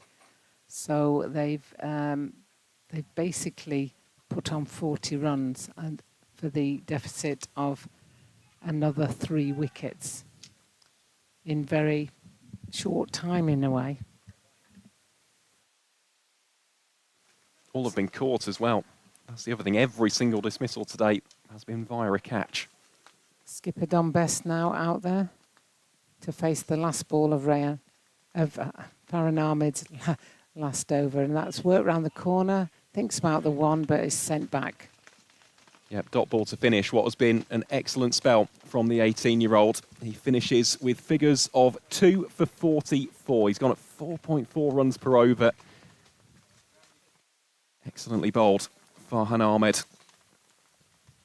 Someone who, again, you could just sense, even back to his debut, he made his debut as a 16-year-old against Leicestershire in 2024.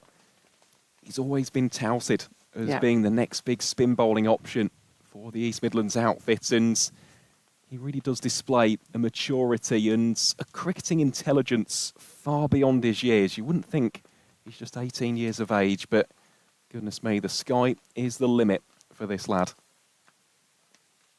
Yeah, he bowled very well and very tidily, and I guess now is the time for Yorkshire to really step on the gas a little bit. They've got 234 for 6. They've got 6 overs left. One and ball will take them to 270.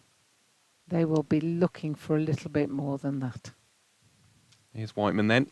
Opens up the arms and carves it, slashes it really through deep backward point. Very well stopped by guess who? Farhan Ahmed. Very good fielding by the youngster. We'll also provide you with a score update from Emirates Old Trafford at the end of this over, with the other knockout game taking place in Manchester between Lancashire and Durham.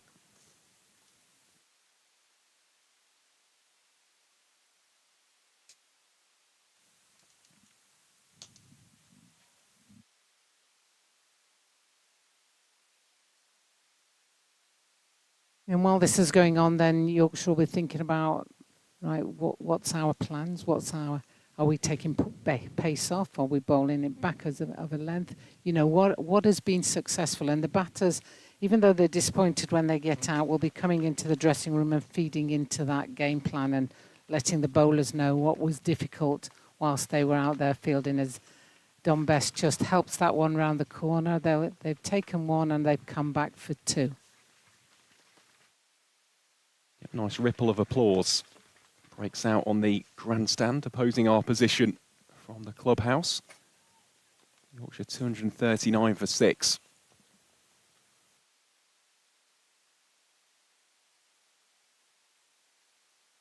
It's the second time he's done that. I'm not sure why he keeps stopping that. I'm hoping it's not with anything sinister in mind.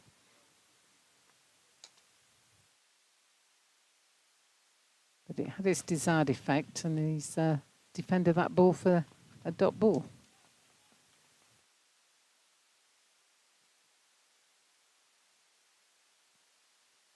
I've only seen one mancad, so to speak, in real life, and it was not widely received or warmly received.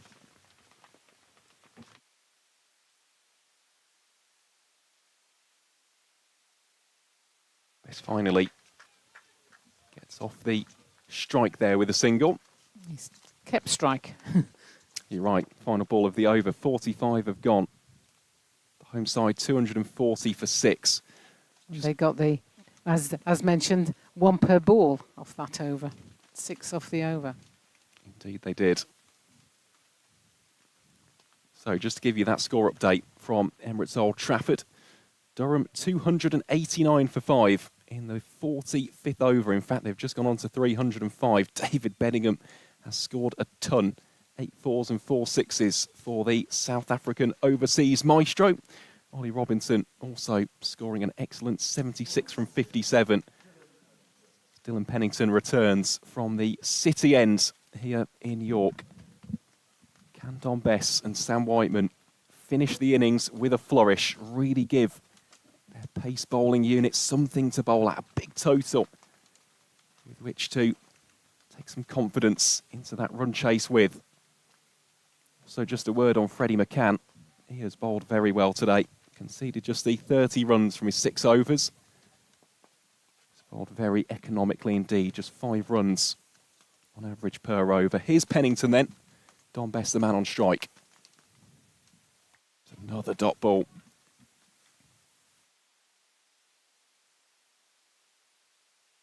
Doesn't get any easier, does it, heading into these final 5 overs as well? You're probably going to have 3 from Dylan Pennington, who has been the standout bowler for the Outlaws, 3 for 28, including 2 maidens from his previous 7. And of course, there's the small task of Ollie Stone, former England international. It's going to be trial by pace. Slightly shorter. Best looking, I think, for the wide to be called, but standing umpire just calls it 1 for the over. Yeah, he looked straight round at the umpire as if to say that went over my head, but the umpire replied by touching his shoulder at square leg.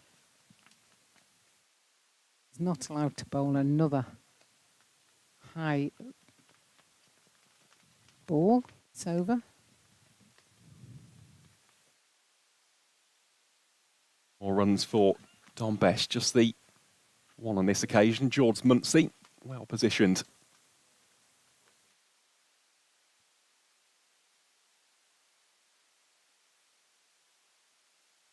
You've got to be thinking bare minimum 280 here.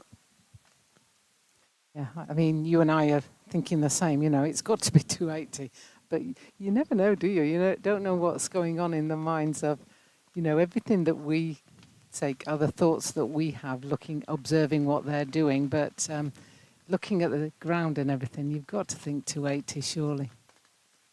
And Whiteman's gone. He is gone emphatically. Brilliantly bowled by Dylan Pennington, who has a 4th wicket, and that is a crucial one towards the latter stages of this first 50. Sam Whiteman departs for a well-made 39, but that is OUT, all in caps, with about 10 exclamation marks after it. Middle stump has been splattered back. Yeah, just the length of the ball beat him here. He went to reach it, but it went past him. So he basically yorked himself, and it took out middle stump. That was a very good ball from Pennington.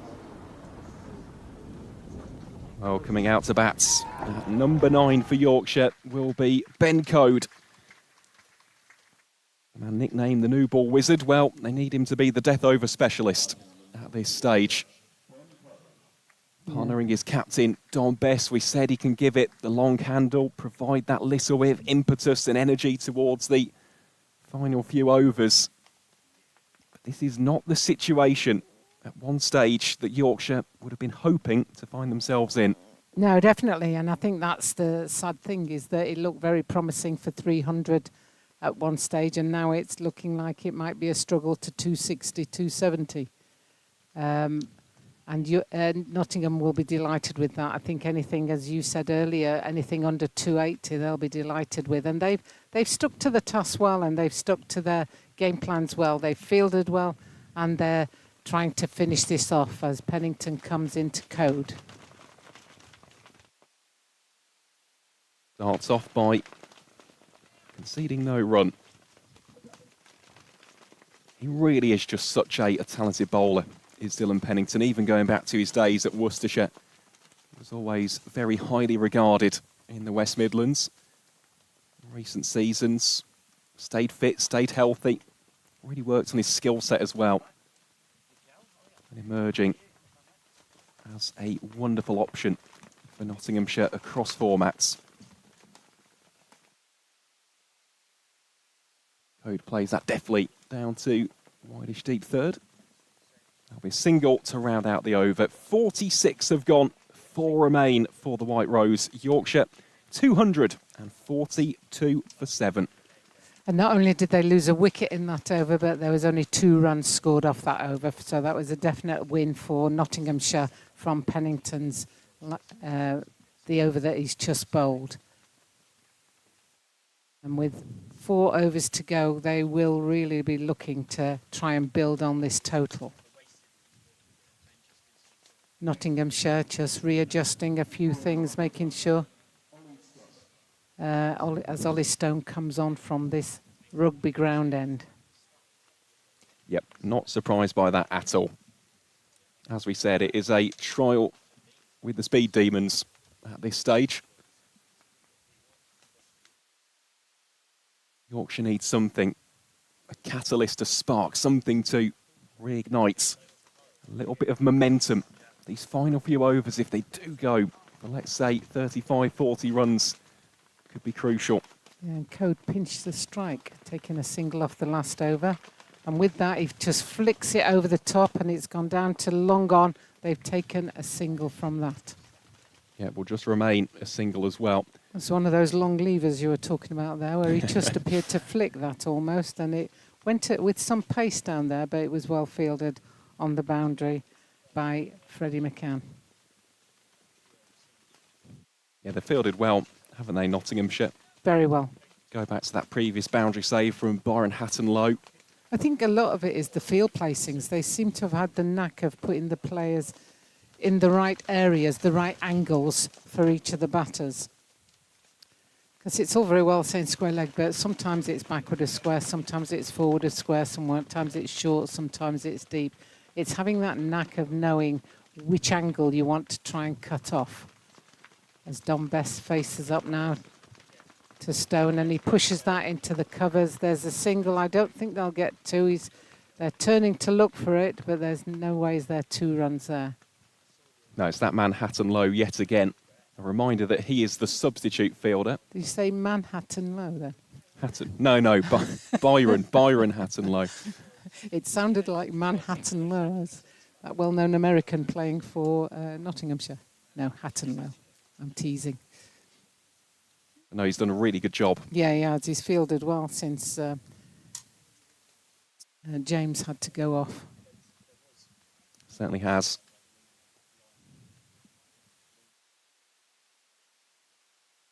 Just checks the drive slightly. And guess who? It's Byron Hatton-Low yet again, doing the fielding out in the covers.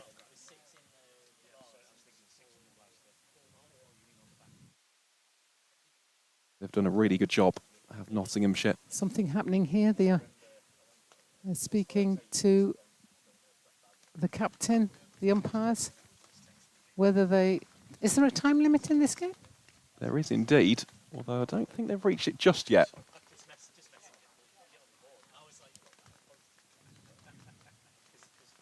And he just goes out to deep mid-wicket. So they've still got 5 fielders out.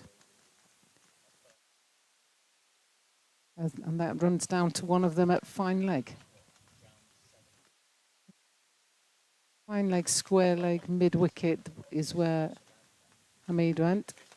Long gone and cover. So they've got 5 fielders out, although he's come in now for Ben Code. Knowing Ben Code, he'll just chip it over the top, won't he? He'll just think, oh, there's nobody on that boundary now, I'll just hit it over there. And third man's gone back. So the change in field is that third man has gone back for Ben Code. And mid-wicket has come inside the circle. And that's driven down the ground to the long on. Yeah, it's just singles, though, at this stage. Notts will not mind that one iota. As for Yorkshire, really struggling to find the fence. In fact, the last boundary came in the 41st over. Yeah. 6 overs ago now. Just need something, even if it is one that just races off the outside edge. Just need one to find the fence. Even there, it's a well-controlled shot by Don Best, but a well-placed fielder restricts it to just one.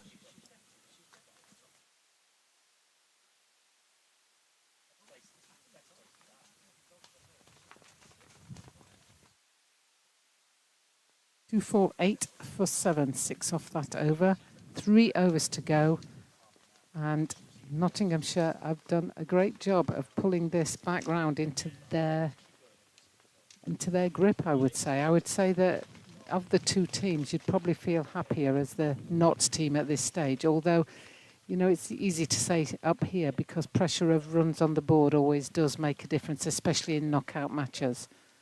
So Yorkshire probably be hoping that they can pick up a few more runs in these last 3 overs as Don Best faces up. Starts off brilliantly. That'll be 4.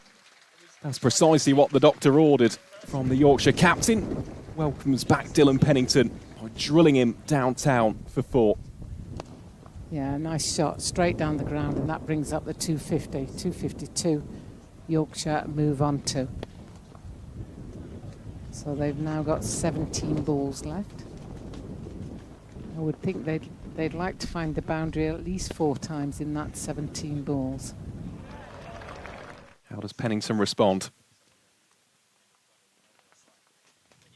Responds pretty well. Should just be a single. Pennington will field this off his own bowling. Good idea by Don Best there. There was a big gap on that onside, but he didn't. He almost took the pace off too much because it allowed the bowler to field off his own bowling and restrict that to a single. If he'd just put a fraction more on it, there was the possibility of 2 off that one. So it was good cricket from Don Best.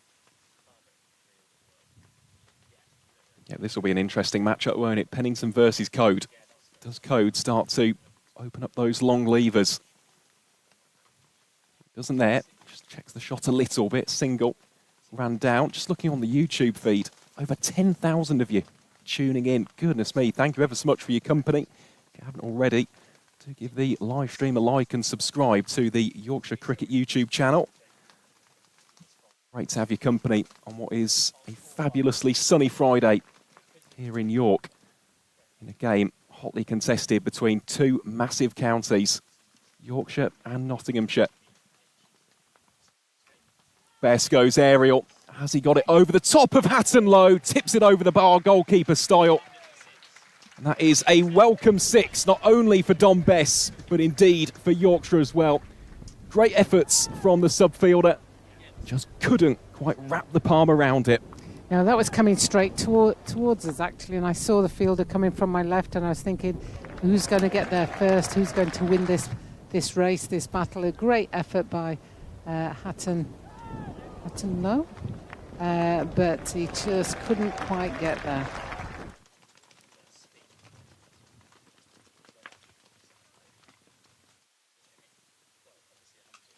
Best goes the same area again. Hatton Low this time does well. Shovels it away from the boundary rope. Saves 2. And a really nice reception as well. This home crowd, of course, they are hoping for a Yorkshire victory today. As they've showcased. Certainly earning his money as 12th man, isn't he? He's had to run drinks out earlier, and now he's having to throw himself around on the boundary, and he's doing a great job. Well, he's someone to watch out for in the future, is Byron Hatton Low. Already seen him a couple of times playing in the first 11 this season in the Metro Bank One Day Cup. He's also been playing for the England under-19s as well. A little bit of a discussion between the captain and the bowler. In for his last ball of the over. And that's driven down the ground, and they'll amble through for a single. And Don Bess will keep strike. 263-4-7. That was a good over for Yorkshire. Indeed it was. 15 coming off it. Yep. For anybody who's concerned about me flying off the balcony with the parasol, I've remedied it. I've put my foot on it. So my foot's on it now. So I don't go flying off as it catches the wind. I was going to say, we'd hope not. Just looking on those live stream figures. Over 11,000 now, Jane, tuning in. Apologies as well for those who can't actually hear anything coming through the effects mic. Sadly, it's not working today. Otherwise, we'd be able to bring you the atmosphere a little bit better. But let me tell you, it's been a really good crowd in today, making plenty of noise whenever there's been 4s and 6s.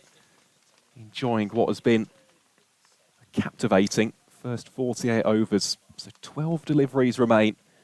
Yorkshire, you'd say, Jane, that first milestone, try and get to 280. Yeah, I've said all day long that 280 is the minimum pass score for me on this ground. I think it gives your bowlers something to bowl at. It gives you something to play around with, but it also keeps scoreboard pressure on. A stone comes in once more. Oh, he's got him. He has got him. Absolutely nailed Don Bess. I think that's middle stump out the ground. Well, it's not the first time we have seen the furniture rearranged by one of the searingly quick Nottinghamshire seam bowlers. This time it's Ollie Stone. who delivers the goods for the Outlaws. Yet another one, zero doubt about that whatsoever. A couple of the Nottinghamshire fielders just walking past the downfallen stump. And Yorkshire now 8 wickets down as Ben Cliff, the tournament's leading wicket taker, strides out into the middle. Don Best not looking happy with himself, throwing his bat down, throwing his helmet down. He'll be disappointed with that. He just found the middle of his bat quite nicely on the previous over and was hoping to take that on into this penultimate over. We've got 11 balls left. Yeah, here's the replay. Just a heat-seeking missile, well directed back into the pads. Ollie Stone giving it a bit of a celebration as well. Yeah, it's a nice ball, nicely angled in. See the frustration of Don Best there, but you'll see this ball just almost doesn't give him any room to swing his bat, which is exactly what Nottinghamshire wanted at this stage. The minute you give 8, 9, 10, 11 room to swing, they can often swing if they've got some space to do that in. But if you cramp them for space, then they very often, well, what we've just seen is what generally happens. Anything wide outside off stump, they like that because they can just swing through on it. Anything short as well. Yeah, as Ben Cliff faces up now for his first ball. Yep, Stone with his tail up. Won't make it 2 wickets in 2 balls. Ben Cliff, though, does enjoy bowling at this venue. Admittedly, he's got the bat in hand for the time being. That is one of the great sights, isn't it, for any fast bowler? Seeing the stumps dislodged. First it was Pennington. He got the wicket of Whiteman. Ollie Stone getting the latest one of the Yorkshire captain, Don Bess. Cliff will get off the mark rather handily through deep points. Turns it into 2. Yeah, I think whenever you see the middle stump out, I'm laughing at the wicketkeeper diving there to stop that ball. It's a little bit like a goalkeeper in football where they're trying to time waste, but I'm sure that's not his intention at all. But whenever you see the middle stump knocked out the ground, not only does it lift the bowler, but it lifts the whole team, because the whole team know that your fast bowler is the one that is the combative one, and you just want to see that against the opposition. Goes deep in the crease, does Ben Cliff. Works it away for 1.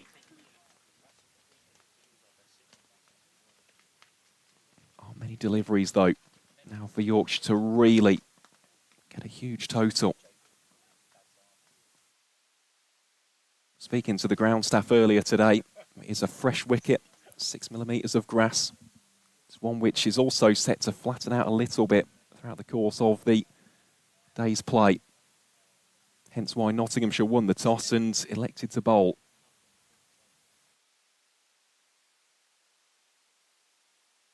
Well stopped by Jack Haynes, has a little bit of a shy. Cliff scampers through. Yeah, I think they have to scamper through for ones now. They've got to take that risk. They can't afford to just say no. You know, put the pressure on the fielders. You never know what will happen. If you're running, then you're putting pressure. They might misfield it, picking it up. And then if they have a shot at the stumps and miss, if people aren't alert, backing up, then you may pick up overthrows. So it's one of those where you have got to go for it at this stage. So in this situation, Ben Cliff will be looking to get down the other end as Ben Code faces up to this. Oh, sorry, it's the other way around, isn't it? It's Ben Cliff. Indeed it is. Facing. Cliff again goes deep in his crease. Will just get 1. Well stopped by George Munsey. That'll be a single to wrap up the 49th over. Yorkshire 268 for 8. Just 6 deliveries remain. Yeah, I mean, they've got to try where possible to possibly get to a ball almost, you know, or find the boundary. Yeah, find the boundary 2 or 3 times. That'll make a difference. Well, we have just seen the conclusion of the first innings in Manchester. Durham have reached 349 for 8. Wow. So Lancs will That's be set a target. 350 to advance to Sunday's semi-final against Middlesex. As for these two, Leicestershire, the Foxes await at Grace Road. Here is Dylan Pennington then. searching for what could be a career best if he gets this 5th wicket.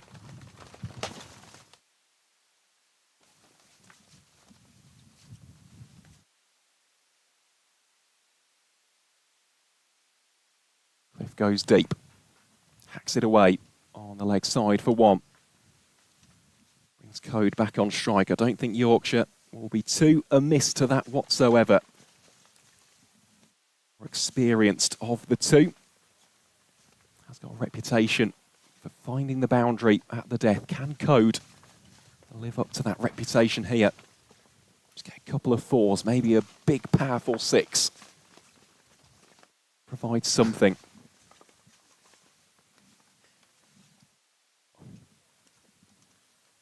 Big discussions with the bowler and the captain. 5 balls left.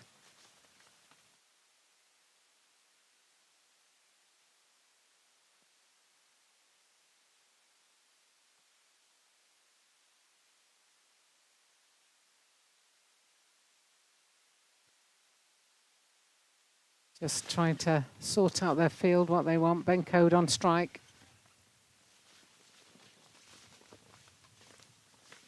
Pulls it round to square leg. They come through for 1. Look for 2, but there's only 1 run there. Yeah, there was never 2, especially not against the arm of Ben Martindale. He was on that in a flash. Was the 23-year-old. 270 for 8. That's what Yorkshire find themselves on.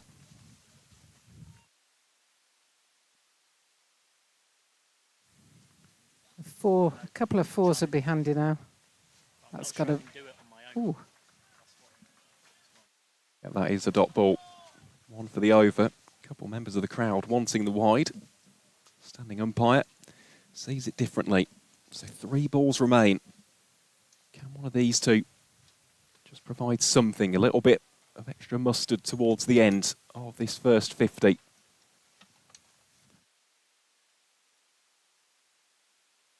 Pennington it is. Bowling to Ben Cliff. Cliff sets himself, has a big swing. Gets nothing on it. Another dot ball bowled. It's interesting because he's pointing to his shoulder. I thought he did on the previous ball. Are you allowed 2 balls per over? I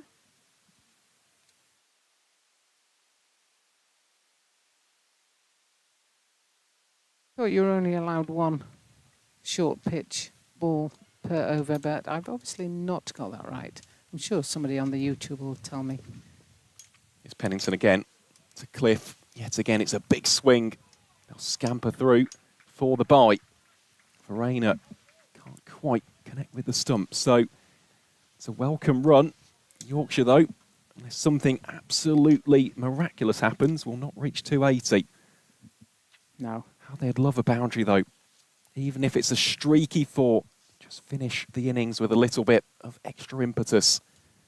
Code just surveys his surroundings. Pennington gets ready. Here we go. Final delivery of the innings. Code does go aerial. Does he chip it just over the top of Brett Hutton? Indeed he does. They've already ran a couple. Got to come back for a 3rd, surely. And he's gone.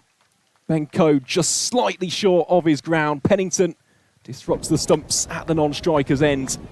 Yorkshire will finish on a total of 273 for 9. Well, Jane, talk me through that first innings. We saw a career best from Will Benison, an outstanding 91 from the youngster.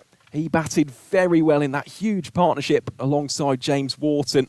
But after that, Nottinghamshire, that bowling attack, the fielders came back very strongly indeed. Yeah, I think you've just summed it up in some respects. Yorkshire didn't... They seemed to start well with Luxton and Lythe, but then fell away very quickly as they both fell in consecutive Pennington overs, and then built it well, Benison and Wharton, and really looked like they were taking the game away from Nottingham. But Nottingham never let them, never put their heads down, never gave it away, stuck at it, and they've come back very strongly after that partnership. And 274 looks like it's a very achievable. It's not they're never easy, those scores, but it's a very achievable score for the batting lineup that Nottinghamshire have got, and Yorkshire will need to bowl very sharply and very accurately in the first few overs in the power play. Indeed they will. So the White Rose finished 273 for 9. The target for the Notts Outlaws will be 274 runs for a place in Sunday's semi-final against the Foxes of Leicestershire. Myself and Jane will take a short break here on the Yorkshire Cricket Commentary. We'll return in around about 25 to 28 minutes' time for the resumption of the game and, of course, the Nottinghamshire run chase.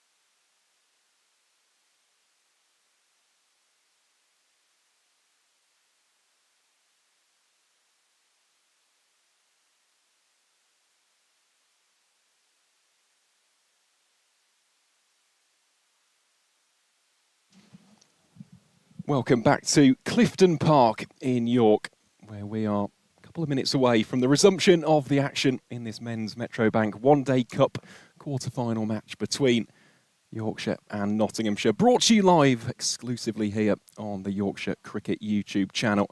As you can see there, the Yorkshire team led out by captain Dom Bess, getting ready to defend their total of 273 for 9 from the first 50 overs of this game. The target for the Nottinghamshire Outlaws is 274 in order to achieve a place in Sunday's semi-final against Leicestershire. It will be the dynamic opening duo of Freddie McCann and Ben Martindale to open the batting for the visitors. I believe it will be Ben Code who will get the first over from the city end for the White Rose. Big thank you to all of you for tuning in. Already over 4,000 of you before the resumption of the action. If you haven't already, do give the live stream a like. Give us a subscribe as well. Reached 103,000 subscribers on the Yorkshire Cricket YouTube channel.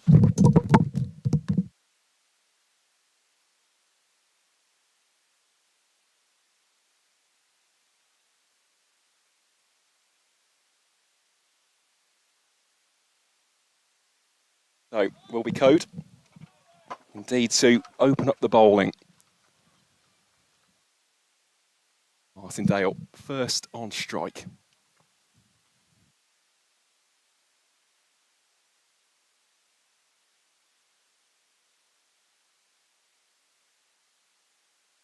Nottinghamshire straight away getting the run chase underway with a single. So we welcome back into the Vertu comms box the excellent Michael McCann. Thank you very much, Aaron.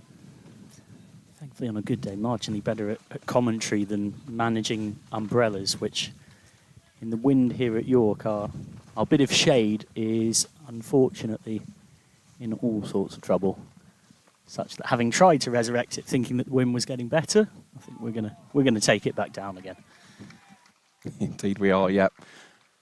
The joys of outground cricket. You don't get this necessarily at every broadcasting venue. But no, it is a delight, a pleasure to be here at York Cricket Club once more. Not to remain one without loss. Freddie McCann, Martindale's opening partner. Both of these boys, local lads, products of the Nottinghamshire pathway.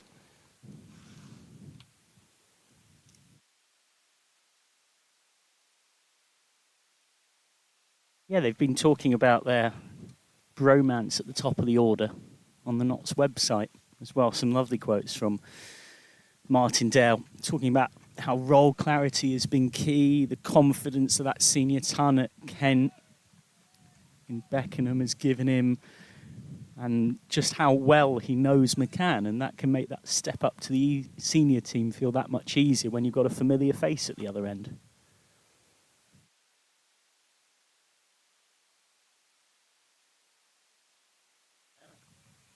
It's a strange old sport, cricket, psychologically, right? There's not too many games where, particularly as a batter, you're out there and you're so outnumbered. It's 11 against 2. So it can make that big bit of difference when you feel like you've got someone up the other end who you've been in that situation many times before and is a friend off the field.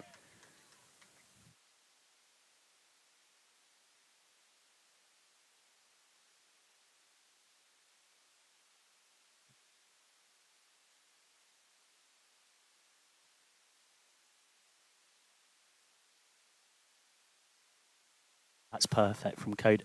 It's interesting, just at the back of the box, having Hamilton and yours truly were talking about who we thought might open the bowling for Yorkshire. When, yeah, there's realistically 4 into 2, but one thing we pretty much all agreed on was one of them was going to be Code from this city end. He's been that superb through the comp with the new ball.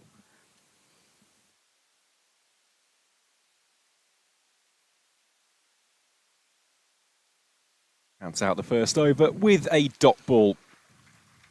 Very good stuff from the experienced seam bowler. Yeah, I'm not surprised, to be completely honest. In those games against Durham and Worcestershire, well, he was irresistibly good, wasn't he? Just racking up those maiden overs, getting those early wickets, applying the pressure on the opposition, and it's something which Yorkshire have done really well throughout this tournament. I know you mentioned there about 4 going into 2, but even the first change bowlers have done a great job, and it appears as though it will be Jack White from the rugby ground end. So George Hill and Ben Cliff, they'll be the cavalry to come on after the new ball. Yeah, so it's really in many ways a red ball opening combination, and it actually reminds me of a really interesting quote I saw that summed up well what you see a lot of in this conversation from Nick Friend of The Cricketer.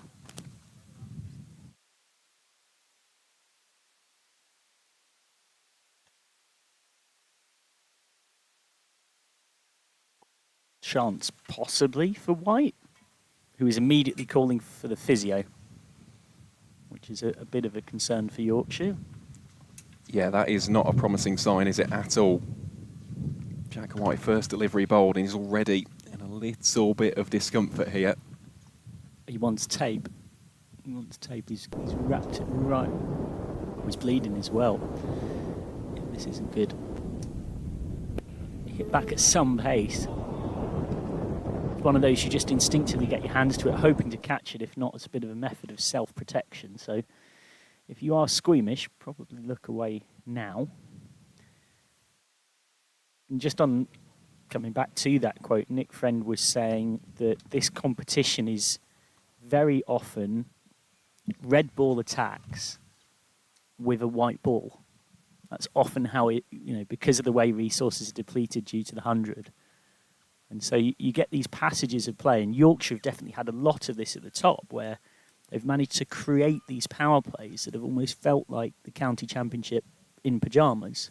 Yeah. Not exactly, but that kind of a feel to it.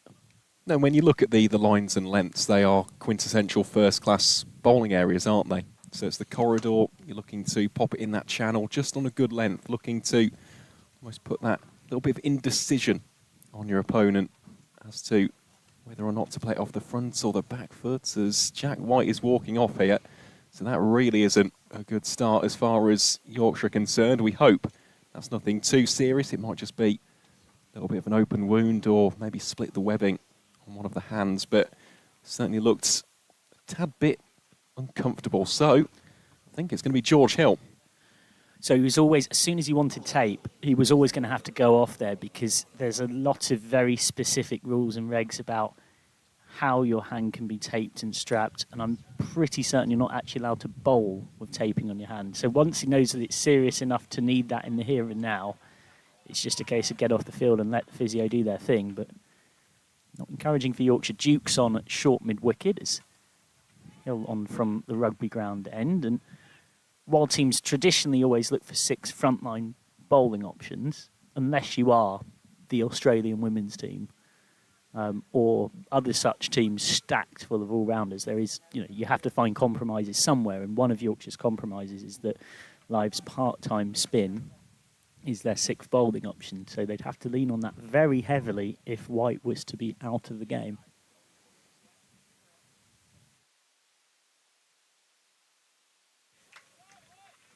Very nice delivery by George Hill. Well, we saw it, didn't we, in the first innings? Lyndon James, of course, we imagine would have bowled a few more overs, but I think he went down with a side injury, maybe just lower back. That was after bowling 4.4 overs. As a result, we saw a few overs from Ben Martindale and Freddie McCann. So, Notts actually, I think, balanced it quite well after losing James early doors. However, don't really see that additional seam option for Yorkshire today. Yeah, Martindale got a maiden in early on, then got quite expensive.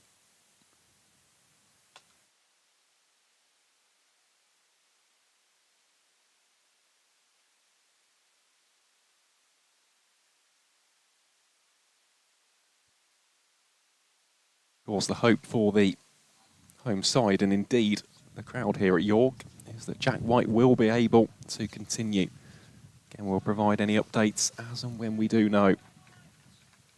But George Hill, certainly a useful option with the new ball. Has done it many a times in this competition. Martindale goes on the drive and he's nicked one behind to Finn Bean. George Hill works his magic for Yorkshire. Speeds off in celebration. And the White Rose drawing first blood in the run chase. Nottinghamshire 1 for 1, and it's Martindale the man to go.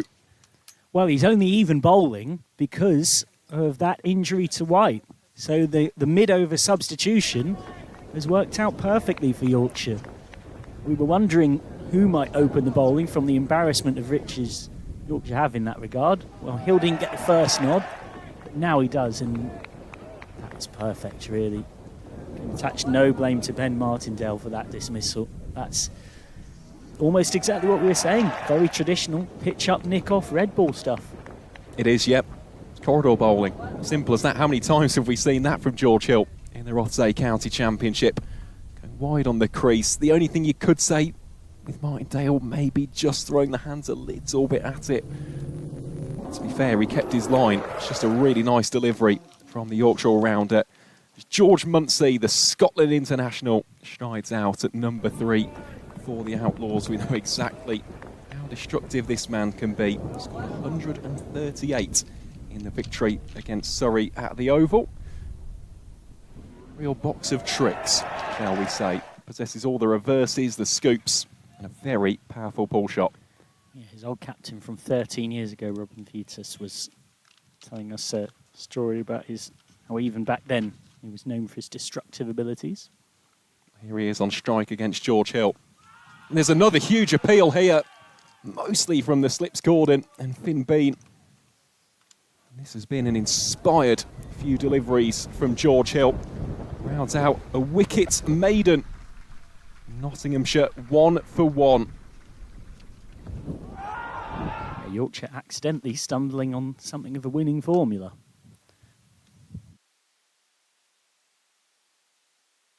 Something tells me that you're probably going to give it to George Hill, even if Jack White does come back on to the field of play sooner rather than later. That is the perfect start.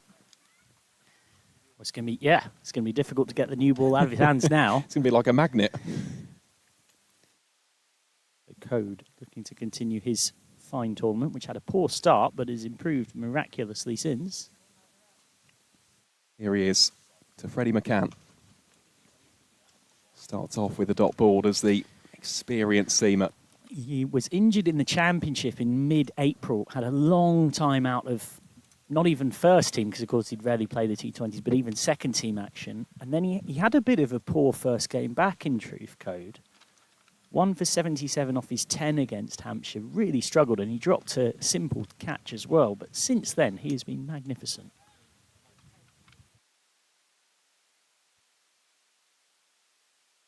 And shuffles in the crease. No run scored. Well, of course, the game against Sussex immediately springs to mind. 5 for 12 from 7 overs. That was mesmerising stuff. But also the start he had here against Durham. Yeah, he got a couple early against Durham. It ended up being 2 for 46 off 10, but not all wickets are created equal. And 2 top-order wickets in the power play really sets a tone for a game. McCann again, striding, he's gone. He has gone. Ben Code gets Yorkshire's second. McCann, similarly to Martindale, snicking one off on the drive. And Yorkshire have got their tails up, as has been so often the case in this year's One Day Cup. The new ball bowlers doing the damage, and both of the Outlaws openers are gone. Nottinghamshire are 1 for 2 in the third over at Clifton Park. Well, we saw it in Yorkshire's wins here against Durham and Worcestershire, early wickets being the recipe. Might it be here again? Code, who's been mightily impressive in this tournament. Every time around, there's a lack of footwork, you'd have to say. It is a bit of a wafty drive. That is one that, for me, looking from the comfort and simplicity of the commentary box, where it does always look easy, I think McCann will feel a little bit more frustrated with himself necessarily than Martindale. It's one of those where actually the short little shuffle has maybe just created the problem for him there. Loses a slight bit of shape. And well, both top order batters are gone. Walking out at number 4 for Nottinghamshire is the captain. Captain reliable Hasib Hamid, wearing shirt number 99, the former Lancashire and England international as well. Here he is, with a real job to do to dig his side out of some early strife. Yeah, really nice, softly spoken fella off the field, but fiercely competitive on it as well. Someone who has even been in the running in some people's minds to not only come back into the England team, but even captain it, having led Notts to Red Bull success. Here is Code to the Boltonian. Hamid also striding forward. He's gone! He's gone first ball! Ben Code is on a tear. And Nottinghamshire are 1 for 3. The captain departs for a golden duck. And Ben Code is mobbed by his teammates. What a start this is for the White Rose. Well, that's an enormous scalp. Hamid, the visiting skipper, he's had a very good one-day cup. One of the best players on the county circuit. Code just again in that familiar corridor. Tiniest of edges, but more than enough that everybody knew. And Code is on a hat-trick. Here we go then. Here we go. Well, this is interesting because usually we'd be saying who's coming out to bat next. I don't think anyone was actually ready down below. So George Munsey waiting for his next partner. Well, this is where timed out comes in as a dismissal. And I say that very sarcastically, of course. We're only having a giggle up here. And out walks Carl Verena, South African international. He's having a stunning one-day cup. Notts' his leading run scorer, 443 at an average of almost 89, including 5 50-plus scores. But he hasn't had to walk out at anything quite like this. Hat-trick ball, 1 for 3. Yeah, how's your ticker, Carl Verena? He is, again, a bit like you mentioned with Hasib Hamid, a fierce competitor. I've actually known Carl for a few years, having done a couple of interviews with him for a South African cricket publication. Someone who thrives in the heat of battle. Well, it's warm here today in York, and he has got a real tough task on his hands. Ben Code, well, he is creating pure flames and theatre at Clifton Park. The crowd rises in anticipation. Put a third slip in. I'm not surprised. Why wouldn't you? Why would you not? 3 wickets, all caught behind for Yorkshire so far. 2 of them from this man, the other from George Hill. It's making the crowd and us here in the commentary box wait. The slow clap gets going. It's Ben Code with ball in hand. Carl Verena, the South African international, awaits. Here it is. Code, hat-trick ball. And it's defended away by Carl Verena with the oohs and the ahs from the slips cordon and the crowd ringing out. The South African survives. And just the first few shouts, you can always tell when a Yorkshire team is on top. It tends to come in the latter part of the game. Normally, at the very least, when the run chases have started, of that one-word chant and repetition, just reminding the opposition of who they're facing. Final ball of the over. Verena advances. So this is definitely a ploy. It's a tactic from Nottinghamshire, as that one is a double wicket maiden for Ben Code, following up George Hill's previous efforts in terrific fashion. But yeah, they're looking to meet the pitch of the ball here early doors. Admittedly, it's been the downfall for a couple of the top order. There's still so much batting to come here for Notts. The other interesting thing, though, which we do have to be aware of as we just see the replays of this wicket of Hasib Hamid, is Lyndon James. Will he be able to come out to bat? Because he was in an awful lot of discomfort. Here is Hill. Munsey defends resolutely.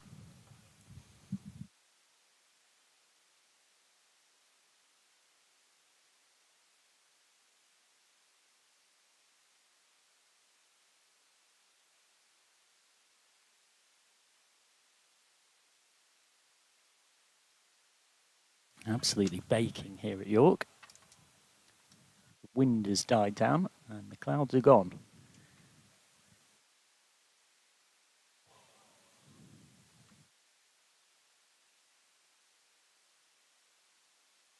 More encouraging signs for Yorkshire.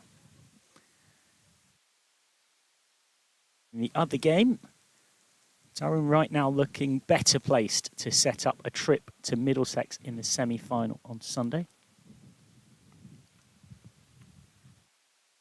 Tell you what, you described it as a heated battle for Carl Verena. It truly is the definition of that. 1 for 3, and we are into the 30s in York. He's used to it, though. Here's Verena. Defends well. Yeah, he's someone who, even from school cricket level in South Africa, he likes being the guy. And when you look at his career so far, he was the guy who scored the winning runs in the World Test Championship final for the Proteas. He also hit the winning runs, or the eventual winning runs, which got Nottinghamshire the county championship title as well. So he's no stranger to almost being the focal point, whether it's a run chase or setting. He's a very, very good cricketer. Oh, plays it with soft hands. That one just evades the cordon. Be 1 down to deep third. Don't the young'uns call that main character energy? Yes, I think they would. He's got aura. Yeah, exactly. He is him. Yeah, exactly. Whatever you want to describe it as. But no, he's a very, very sagely and intelligent individual. Combative is the word we've got in our notes. Yeah, and punchy. Yeah. Absolutely. Loves to give it back a bit. Here's Hill again. Down the leg side, that will be unsurprisingly signalled as a wide. Even he, though, I don't think would have been expecting this start, given the strength of that top order. The other thing I would say about Notts is Notts have been a very good chasing team in this competition. All 5 of their wins have come when chasing, and they've only lost once when chasing. So they might be 4 for 3. But they are good chasers.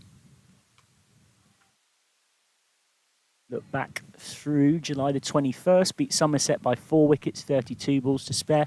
Won against Warwickshire by 3 wickets with 9 balls to spare. Winners against Leicestershire by 5 wickets with 45 balls remaining. Lost to Lancs by 31 runs.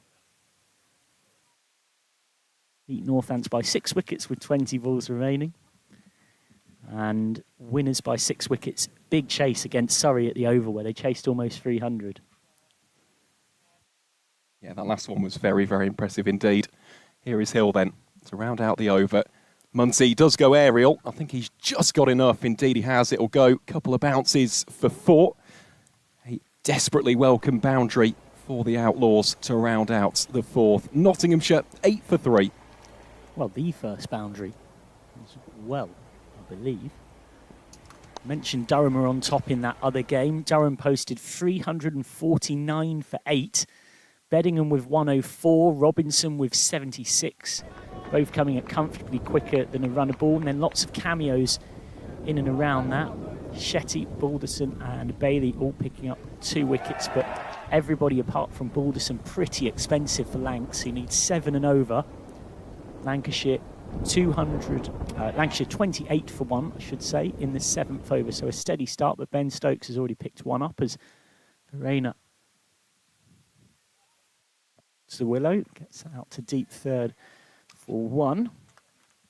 And very well looked after up here in the Vertu commentary box because we are in full position to absolutely burn. Aaron Viles has very kindly fetched me some factor 50. Yeah, I think we're going to need it, to be honest, as the afternoon and evening progresses. It's not meant to get any cooler from this point on. Yeah, this pitch is quite literally getting baked.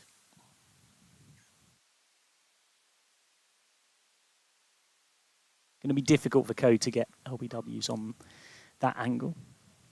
Of course, had an umbrella that sadly has been destroyed by the wind. But for those of you who might have listened to our live stream here in the game against Worcestershire, you may remember us chatting to John Helm, legendary broadcaster and cricket lover, who's commentated on 10 Football World Cups, amongst other things. And one thing we both touched on as people that in the winter work on the football, guided. He played it with soft hands. He was in control of that. I would give the benefit of the doubt, even if it's encouraging signs for Code, is that actually it is, regardless of whatever challenges it can bring, it's such a joy to always be on-site, as it's called in the trade, because actually, to let you into a little secret, as John Helm and I discussed in that interview, very often, particularly when you're watching football commentary, the commentators are not, in fact, at the event, not able to feel and live and breathe a spectacle as it happens in front of them, as we are from the balcony, which is at deep backward square, as Code comes into Verena, who's taking a couple of little half steps down. This is something to keep an eye out on, because it brought one batter's downfall already today, and brought Emilio Gay's downfall in the Durham game, albeit he was coming down and, as I said on comms at the time, trying to hit the ball to the moon and back in a quite an uncharacteristic shot for such an impressive player. But there's been quite a few teams in this one-day cup at different points who've tried to come down the pitch at Code, and generally, from what I've seen, it's not worked all that well. Reina that time standing taller in his crease.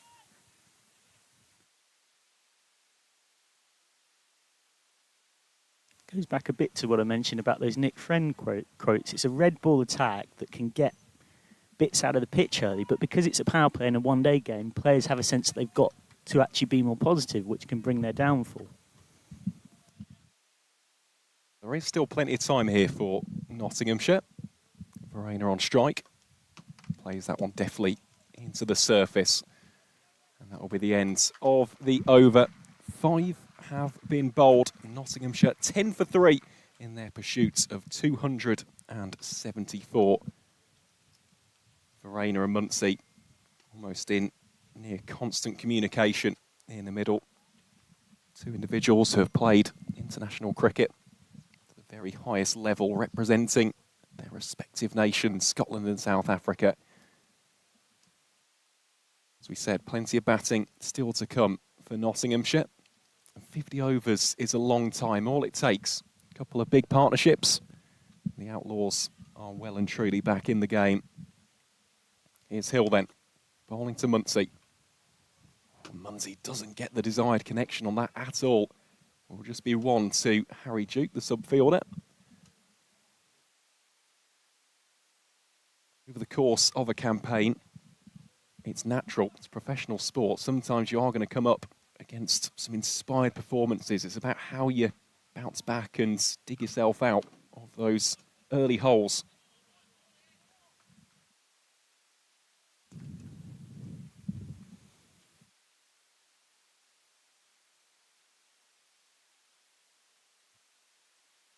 Of course, Notts as a lineup will take a huge amount of confidence from that great chasing record I mentioned. 5 successful chases from 6, and the Surrey game always felt like, and indeed because of permutations, literally became a knockout match. So they have had a successful, effectively knockout chase just 72 hours ago.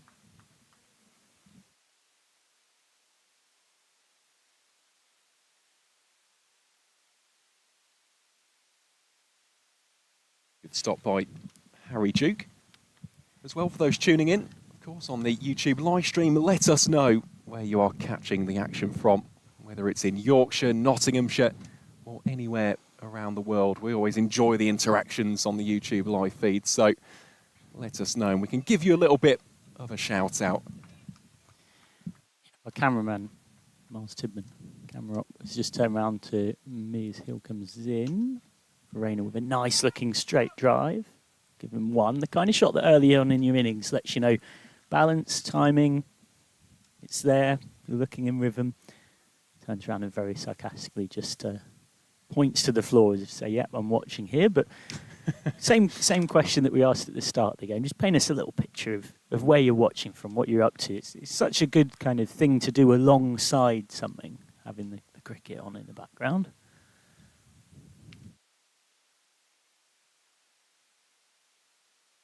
Nibbled into the onside. Harry Duke, if nothing else, gives you Duracell bunny energy at short mid-wicket on his 12th. He was very enthusiastically taking his catches in front of us as we were doing a little social media piece mid-innings.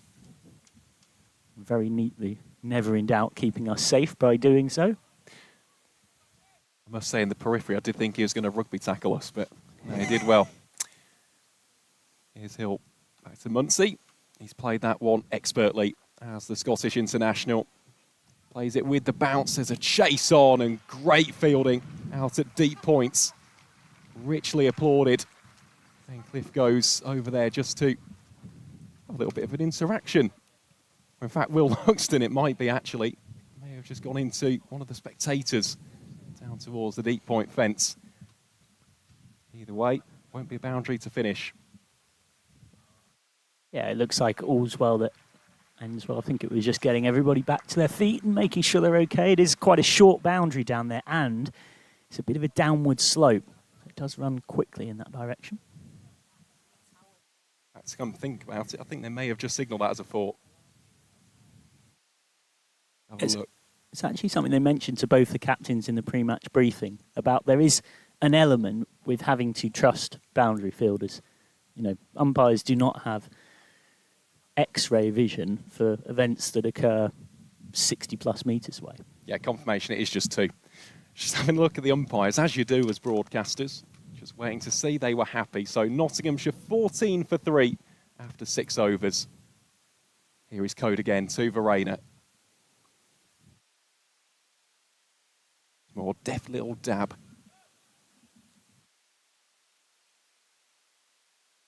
Just going back to that question about where you're enjoying the action from. I spoke to a couple of colleagues down at Warwickshire the other day about this, Michael. Would be interested to know your answer to this. Where do you think has been the most unique place you've tuned into county cricket from, whether that's been on a live stream or on the radio? Ooh.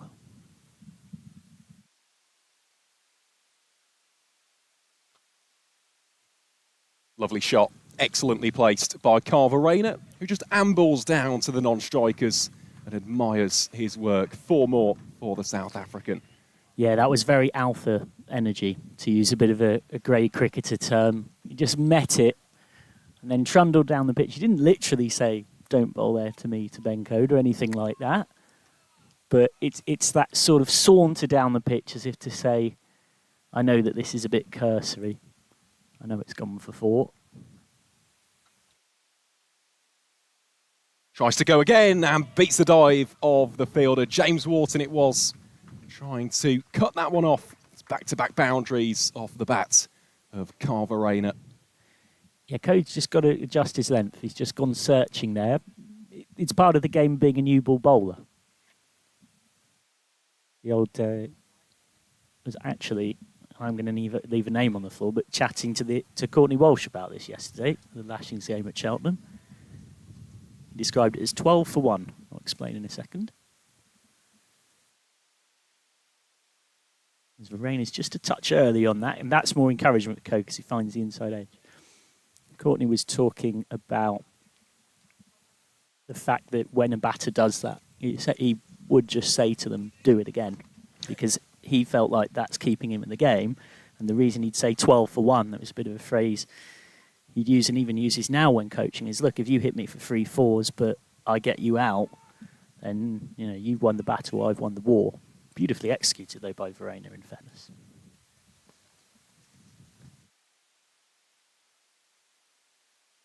Away for no run. He, of course, being back at Cheltenham was something of no doubt the celebrity of the day, because some of our younger viewers might not know this, but Courtney Walsh spent 14 seasons as Gloucestershire's overseas player, which is kind of unthinkable in the modern cricket era. You struggle to get an overseas just for 1 completed season.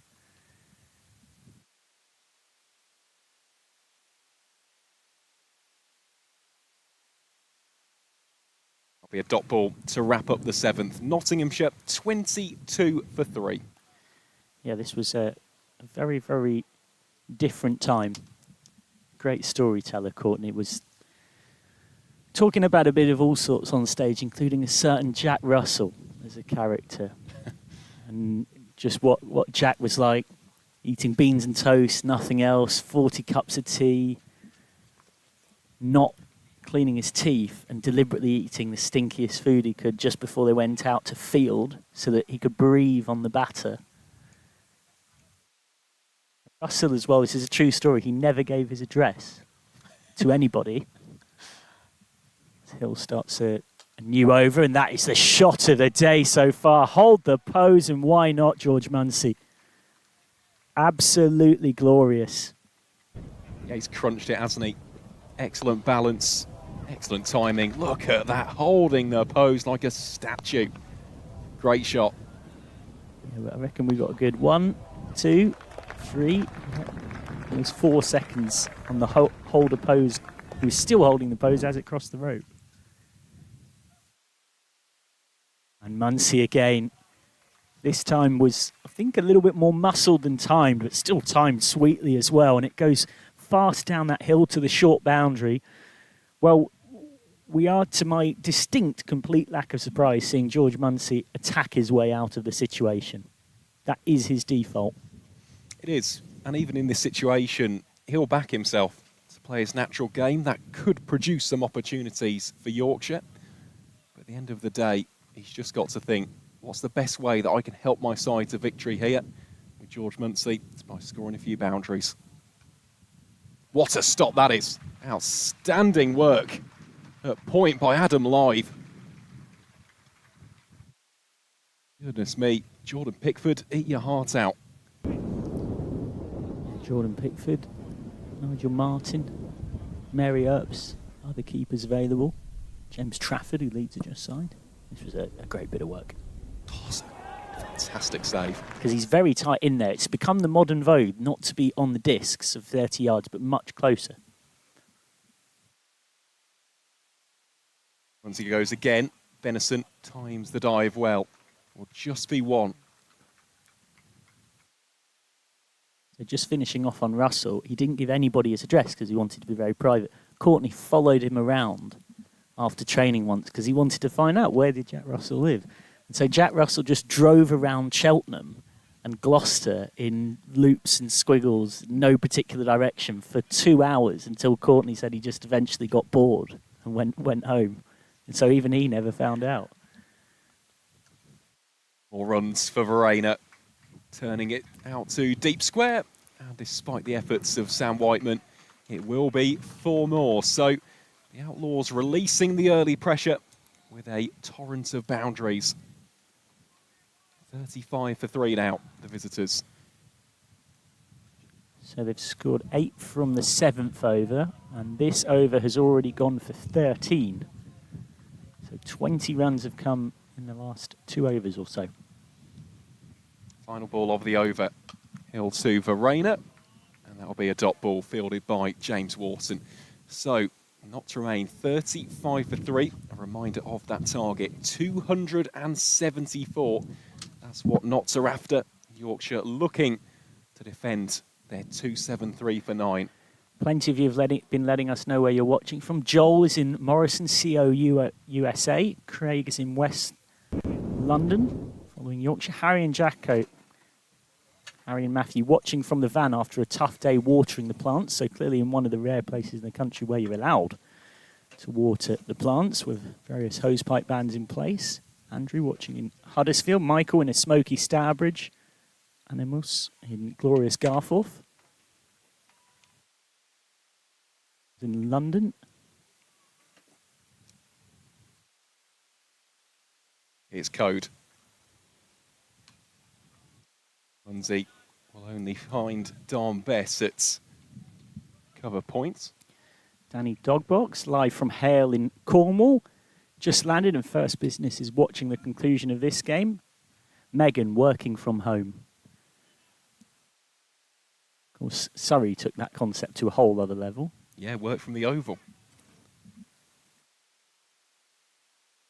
Yeah, keep letting us know, guys. Same goes for those of a Nottinghamshire persuasion as well. Code bowls to Muncie again. Will be a dot ball. Always like giving a shout out to Midlands locations. Dave Thompson enjoying the cricket and commentary in a heat wave in France. Gary is in a cool Heworth. Brett is in New Zealand, unspecified where. Sonny Rotherham sat in the garden with the feet in the paddling pool for Richard the Miller. Love that. We've given Rotherham plenty of love today. Rightfully so. It's a good sporting place. Home to Rotherham Town Cricket Club and the Rotherham Titans, in addition to the football club as well. Yeah, the football club have often bounced between, commentated on them a lot over the years, kind of a bit of a yo-yo team typically between the Championship and League One. Terry Small, Yorkshireman watching in Leicester, hoping to see Yorkshire set up a semi-final there on Sunday. Ian, a Scottish-based Foxes fan here, tuning in to find out their opposition. Indeed, I'm sure Leicestershire analysts will be glued to our live stream. Absolutely.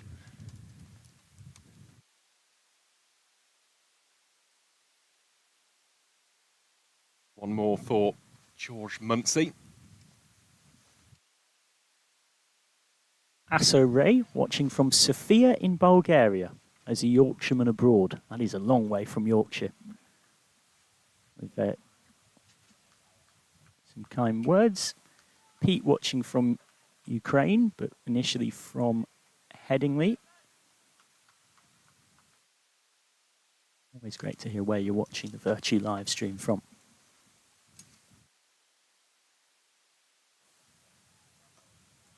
Well controlled by Verena. Did we get an answer for your most unique location as well? I've got that coming for you. Okay, brilliant. Want to make sure that all the good people who've got in touch with some great locations of their own get their 2 cents. Tracy and Carol sat outside their camper van in northern France, but from Scarborough. Love that. Scarbados. Always a pleasure, isn't it, to go up to North Marine Road. Final ball of the night. Verena advancing a couple of paces and will get 4. There's no stopping that at all. Benison was down at deep fine. The second it left the infield, races along the carpet for 4. It's a boundary to wrap up the 9th. Nottinghamshire 40 for 3. Well, I think Yorkshire will be really concerned by, for all knots were 3 for 1 after 2.4. These two are quickly looking pretty comfortable. Just to get through a few others. Kevin, watching regularly from Cambodia, his home for the last 11 years. He's now on a UK visit, so he's watching from a bit closer to us in West Park, Leeds.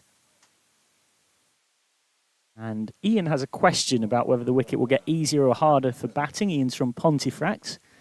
That is close to my heart. All my mum's family from there. Tim Bresnan country, amongst other things. Ponte Carlo, not far from Cas Vegas.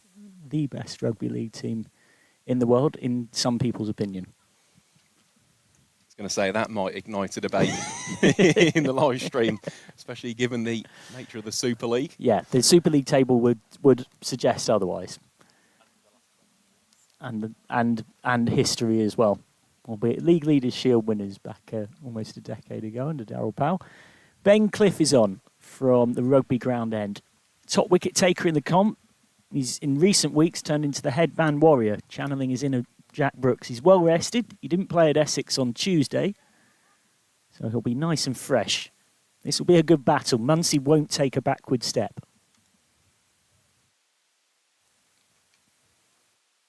It's a nice rotational shot from Muncie. And Ian asking whether the pitch will get easier. We do strongly expect it will get easier to bat on. It's a good chasing ground.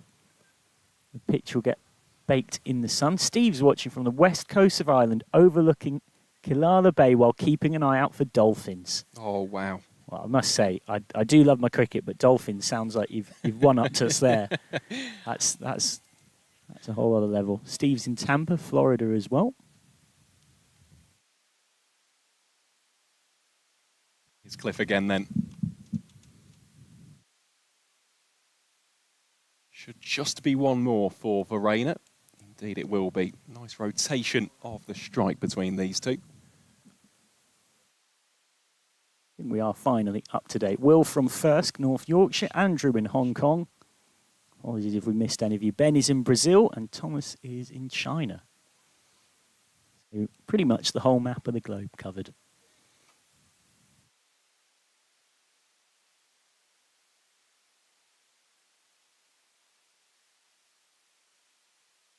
Shouts of catch. It's going to fall short of the on-rushing fielder, Harry Duke. Down at deep third. Actually does really well to measure the spin on that one. Was a very tricky one to try and get to grips with. For all of that will just be one.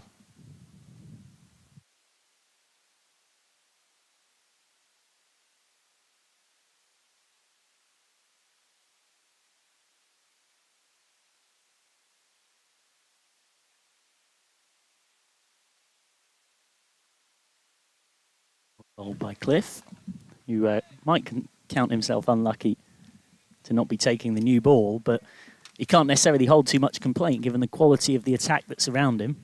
No, absolutely not. And Code and George Hill getting Yorkshire off to what was a dream start, really. To get one of the openers would have been big. To get both openers and the Notts captain, well, that was quite simply breathtaking.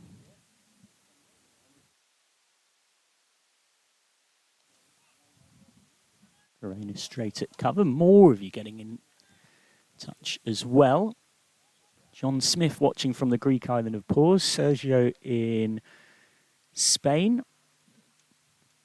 Noble in India. Conil de la Frontera. Christopher Hodgson is watching from St. Lucia. Oh, now that's next level stuff. I went on a cricket tour there when I was 13 and that was truly sensational. Got to watch Andrew Flintoff take a hat-trick in an ODI as well. Drops his bat on that, Verena. And that is the end of the 10th. So 43 for 3.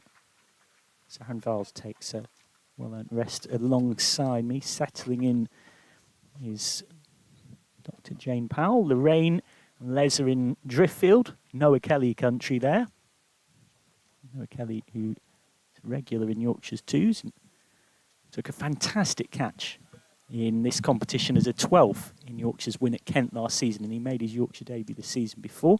John Mack watching from Luddenfoot, starting their third bottle of Sauvignon Blanc. That sounds like they're enjoying themselves, shall we say. Loxley, Sheffield Outlaws watching from Singapore. Rishit Patel watching from Perth in Australia. Chaya Singh in the Netherlands. By this point, we've pretty much got the whole map in there. Spectacular from Mallorca. We do really appreciate all the interactions. And there's more than 10,000 of you watching right now. And Dr. Jane Powell, they're watching a very impressive partnership start to form here between Muncie and Verena.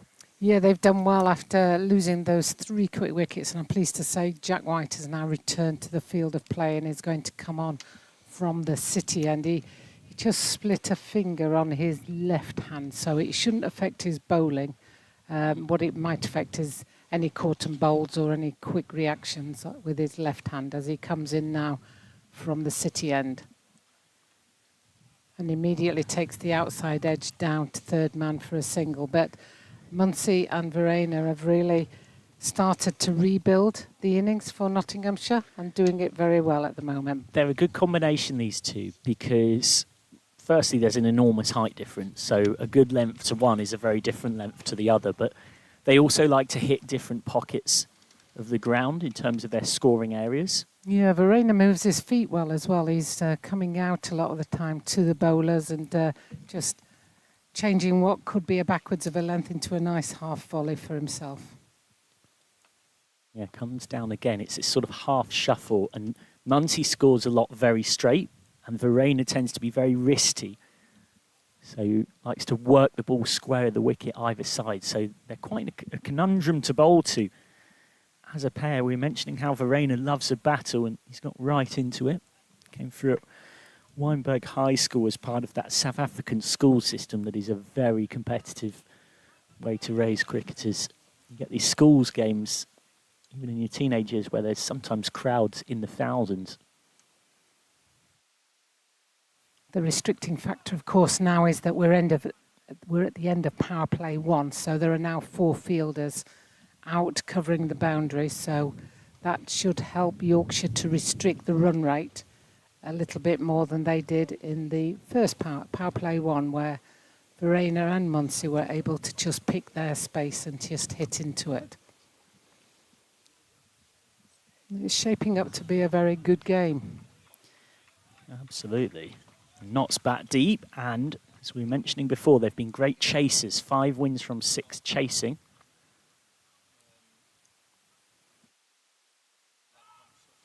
You would think though that these two at the wicket now are key batters if Notts are going to take it deep. Well, particularly because we're not totally sure about the injury situation with Lyndon James. Well, I did hear somebody from Nottinghamshire telling me that he's not batting. Ah. Unless they need 10 runs or, that type of... Well, there you go. So that is pretty major because James has got 201 runs in the comp at an average above 50. With a side injury.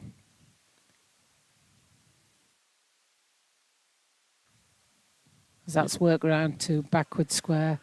It'll be fielded and they'll just be the single. That's good fielding. Looks like Benison with the way he was moving out there. Well, that is really sad to hear, assuming that does prove, because we always want to see the best of both teams out on the field, and that would be quite cruel on Lyndon James. Yeah, and both teams have been penalised almost an over because Lyndon James couldn't finish his over and Martindale had to take over. And of course, with Jack White bowling one ball and then George Hill taking over, they both theoretically have bowled a full over. Rayner, again looking for that square of the wicket area that he enjoys. There's one or two up his shots at the moment, aren't there? And they're the sort that you take your chance, and if it hits the space, then it's a good shot. And if there's a fielder there, then you could be on your way back to the pavilion. Most encouraging thing for Yorkshire from that over is that Jack White looked to be bowling well and in rhythm and with no particular sense of pain at all. As mentioned, the injury is on his non-bowling hand. Left hand, I think. Yeah, I saw some blood as he came off. So I think he just caught it. If you're just joining us, Yorkshire posting 273 for 8. They did look in one point in position to get more than that, but lost a flurry of late wickets.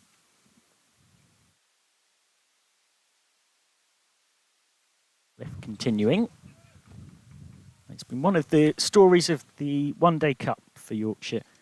Ben Cliff, who came through at Lightcliffe, he joined us far more in the Vertu commentary box last season than he'd have wished. And that's not because he seemed to enjoy our company enough, but wanted to be out there. And he had 2 really bad injuries, and just as he'd reloaded from the first one, he got another, which blighted his season. Straight drive, nicely fielded by Cliff in his follow-through. He did get out there in the end in this competition, and he took a 5 for against Warwickshire. But this season, whilst he hasn't taken a Michelle, he has actually been far more consistent across the competition, and he's made himself somewhat undroppable. He, Code and White have been rotated, but ultimately Yorkshire felt like they had to have him in for this quarter-final, and that's why Jaffa Chauhan dropped out. 4 was against Glamorgan, Durham and Middlesex. This is completely sliced. Could be gone. It's just short of deep third. Cope will have to settle for the moral victory, but exactly as I predicted in this battle, Munsey is not taking a backward step. No, and that could have gone anywhere, so he's got away with that one a little bit. And he'll be relieved with that, and Yorkshire will also be quite pleased because they know that he's... You like it when a batsman's playing shots because there's always a chance if they play a shot. So, yep, nobody's unhappy in that scenario. By Verena, who's looked very comfortable for the most part. It's 50 up for Notts in the 12th over. 50 for 3. And 11.4 balls.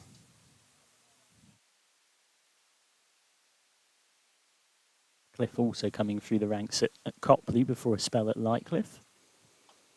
Lovely grounds there. You do get a fair few in Yorkshire that are very much on the scenic end. We had a lashing stay at Belden that John Helm was talking about when he was in the Vertu commentary box during the Worcestershire game, where proper legends of the game here. Yasser Arafat, Sir Gordon Greenwich, Courtney Walsh, Curtly Ambrose, Ryan Sybot and Monty Panesar all turned up to Belden, and the first thing they said, wow, this ground is beautiful, rolling hills, fantastic setting. Standing tall on that, and a big chase needed by Luxton on what is a fast outfield, and he's palmed it round the post. Does the job in football, but not quite enough in cricket. That's unlucky for Luxton, who did well to even get there. Yeah, got very close, but didn't quite prevent it from going over the boundary. It just seemed to it's like a few shots this morning. The ball seems to gather pace rather than slow down, and I think he thought he wasn't going to get there. Then he thought he was, and then he was a bit unlucky because he didn't quite stop it on the full. So that's 4 runs for Nottinghamshire. They move on to 55 for 3.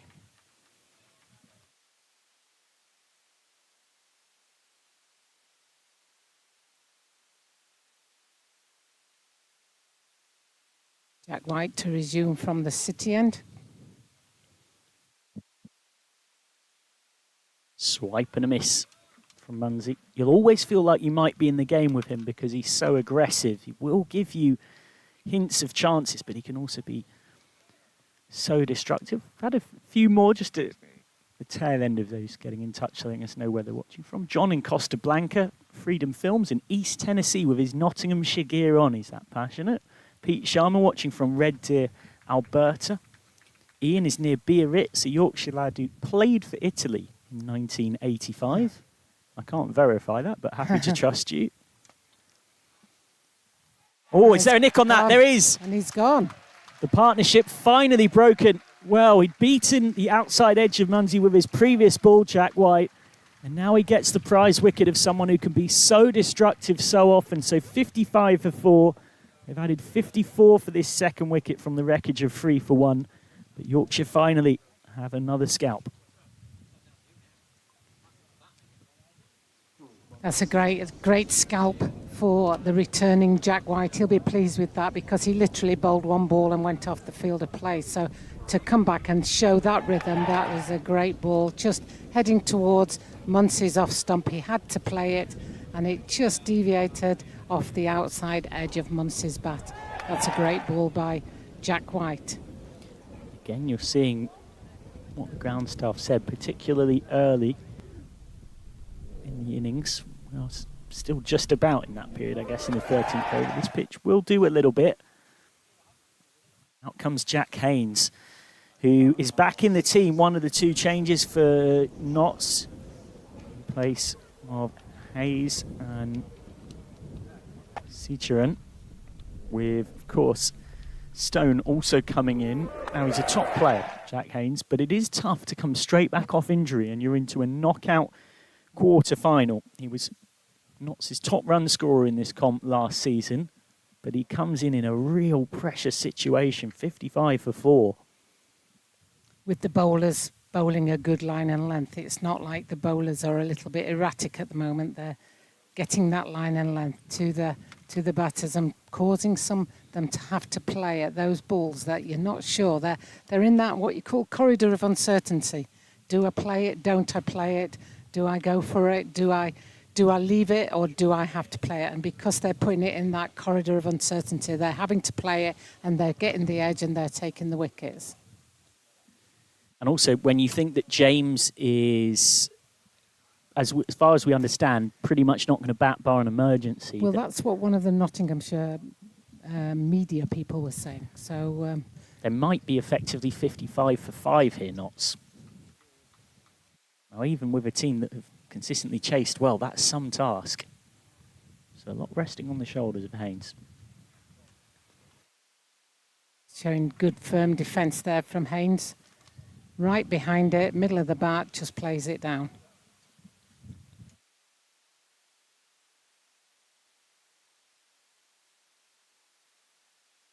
I think my sister's watching in Perth, Australia, and I think I've got a friend watching in Miami, Key Biscayne, Miami. There you go, friends, so, friends in, not to say high places, but friends in great places. Some people have to support me.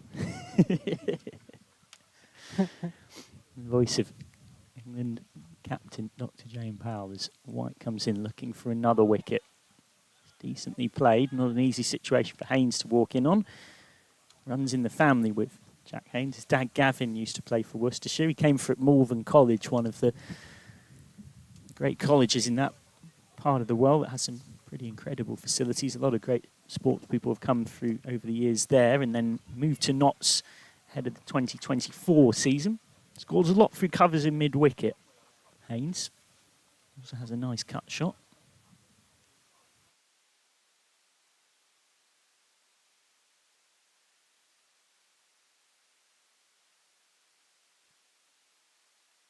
kept out from bowling of White, who's not only returned from injury, but looking as if nothing ever happened, is a great bit of news for Yorkshire, really. It means that unless somebody else gets quite a bit of tap, there isn't a need to lean too heavily on the golden arm of Adam Live's off spin.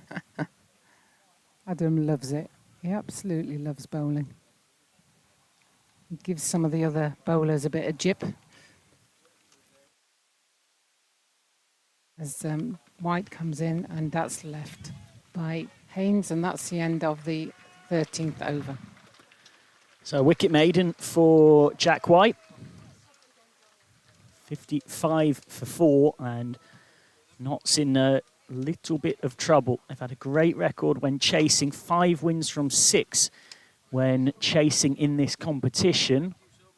But this is a whole other level of challenge here against a vociferous home crowd as well. Over the... You are on. Hello, John Sadler. How are we? How are we doing? Just trying to get these headphones over me. Yeah, it's trying to get the setup today to try and be best protected from the sun. But you've got the bucket hat and the sunglasses, which seems a smart option. Here's Cliff. Channeling is in a Jack Brooks with that headband. And Verena stands torn. It didn't really quite get all of it. John Sadler, Yorkshire batting coach. I imagine relatively content with some of the things you saw at particularly the top end of that innings in terms of the partnership from Bennison and Wharton and then Whiteman. But is there a sense of feeling like a score closer to 300 at one point looked on? Absolutely, yeah. You've answered the question straight away.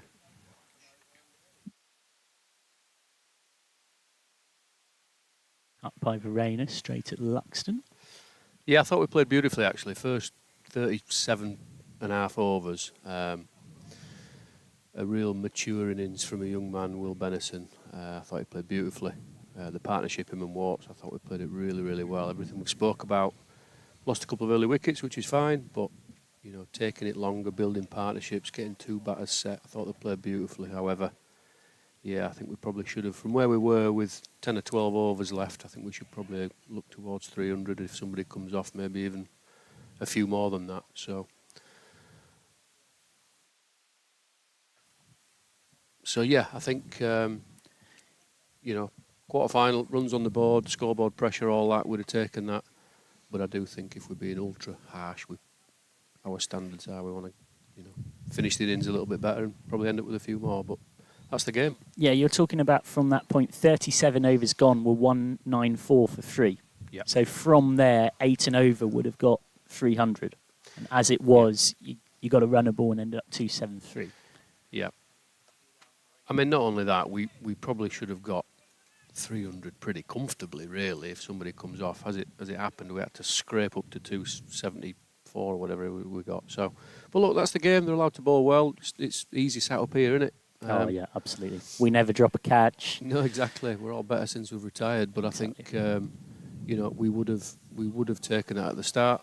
But I think if we had our chance again, we'd probably want to get a few more with the standards that we've got. But 2 sides to that as well, which is that consensus seems to be from everyone, this pitch is going to bake in the heat. It will do more at the very start of the game. And both teams seem pretty adamant from speaking to both camps that they were really wanted to bowl. And having not got to do that, it's a more than competitive score. Oh, absolutely, yeah. And here we are at their 60 for 58 for 4. We're in box seat, aren't we? So yeah, we're in a good spot. The voice of Yorkshire batting coach John Sadler as another over goes by and another relatively quiet one. 58 for 4 off 14, going just a tickle above 4s here. Notts, if you've got any questions for him, do get in touch and man himself will answer them. If you give us a good one from the putting your batting hat on almost from an opposition point of view, what do you think the thinking is here for these two? Verena's looked very comfortable. Jack Haynes is just coming back from injury. Tough to walk into a quarter-final. Yeah, I mean they've got to build a platform now, haven't they? They've got to really take this deep. If this was us, we'd be talking about building this game and setting it up for the last even 4, 5, 6 overs, which at this point it's a long, long way away. And it's certainly not going to be easy. They're going to have to play well against spin when that comes on. We've got 4 frontline red ball bowlers who can, run up and hold a length consistently. So at some point they're going to have to make a play. But I think they've got to, well, there's 2 options. One is to go hell for leather now and take a chance, which I don't think is the right option, or they take it as deep and as long as they possibly can and set the game up for the last 5, 6, 7 overs. And even if they've got to chase 80 or 90 in the last 7 or 8 overs, they've got a chance, haven't they? That's how I think they should play it. But it won't be easy against our guys.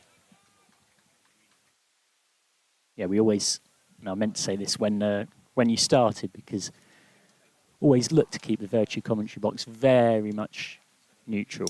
But when we have anyone on from either team, the use of the word "we" is absolutely more than excusable. So if you're hearing plenty of that from my co-commentator, if you're just joining us, that is Yorkshire batting coach John Sadler. Great to have an insight from either camp. It's always appreciated. Yorkshire right now definitely have got the pendulum in their favour. That's pretty clear, even from any neutral perspective. It's just nudged into the onside, enthusiastically fielded by Hill. It's something I've noticed across this competition.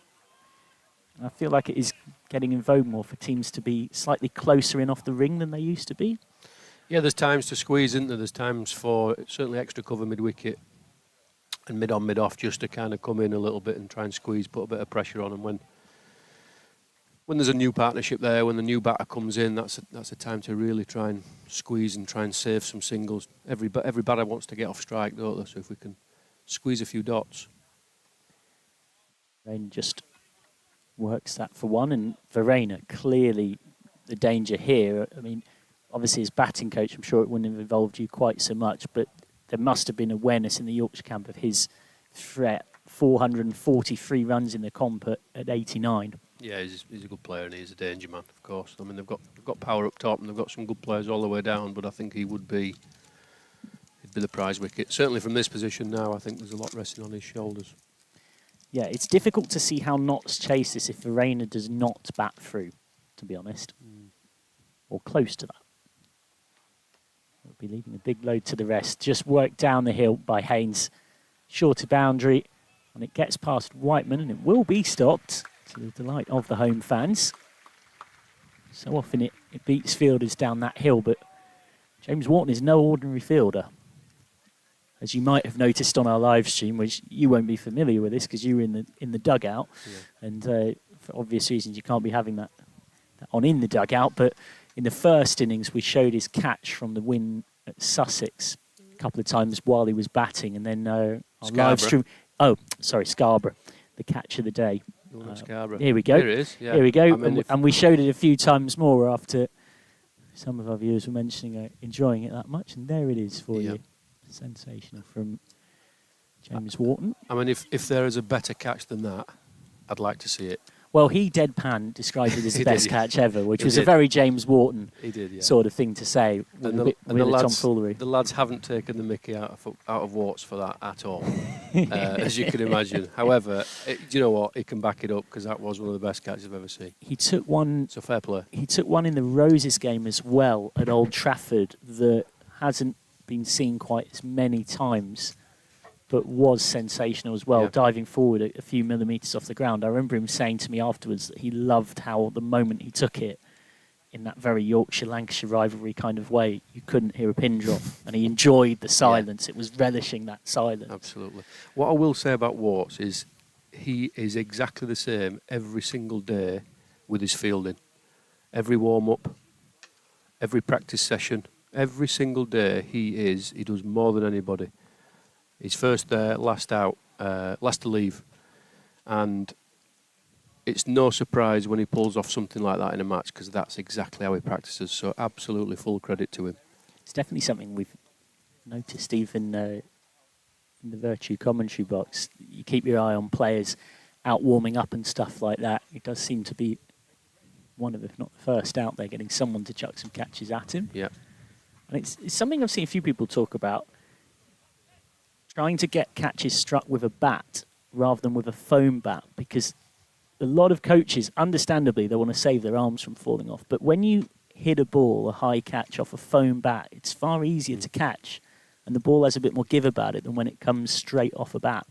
Yeah, I know what you mean. I mean, something we've spoke about, and the lads have asked for that actually, and I've been delighted with it because it gives me a licence to whack some balls at them on a morning. Cliff this time is cover driven. That's a very prolific area. Even to the Verena. point where I'm now taking requests on will I knock a bat in for the batters. So I had the privilege of using George Hill's new bat this morning. A new Grey Nichols, and it was magnificent. So, but no, you're right in what you're saying. I think anything that you can replicate as close to match mode as you can, then it's a benefit, definitely.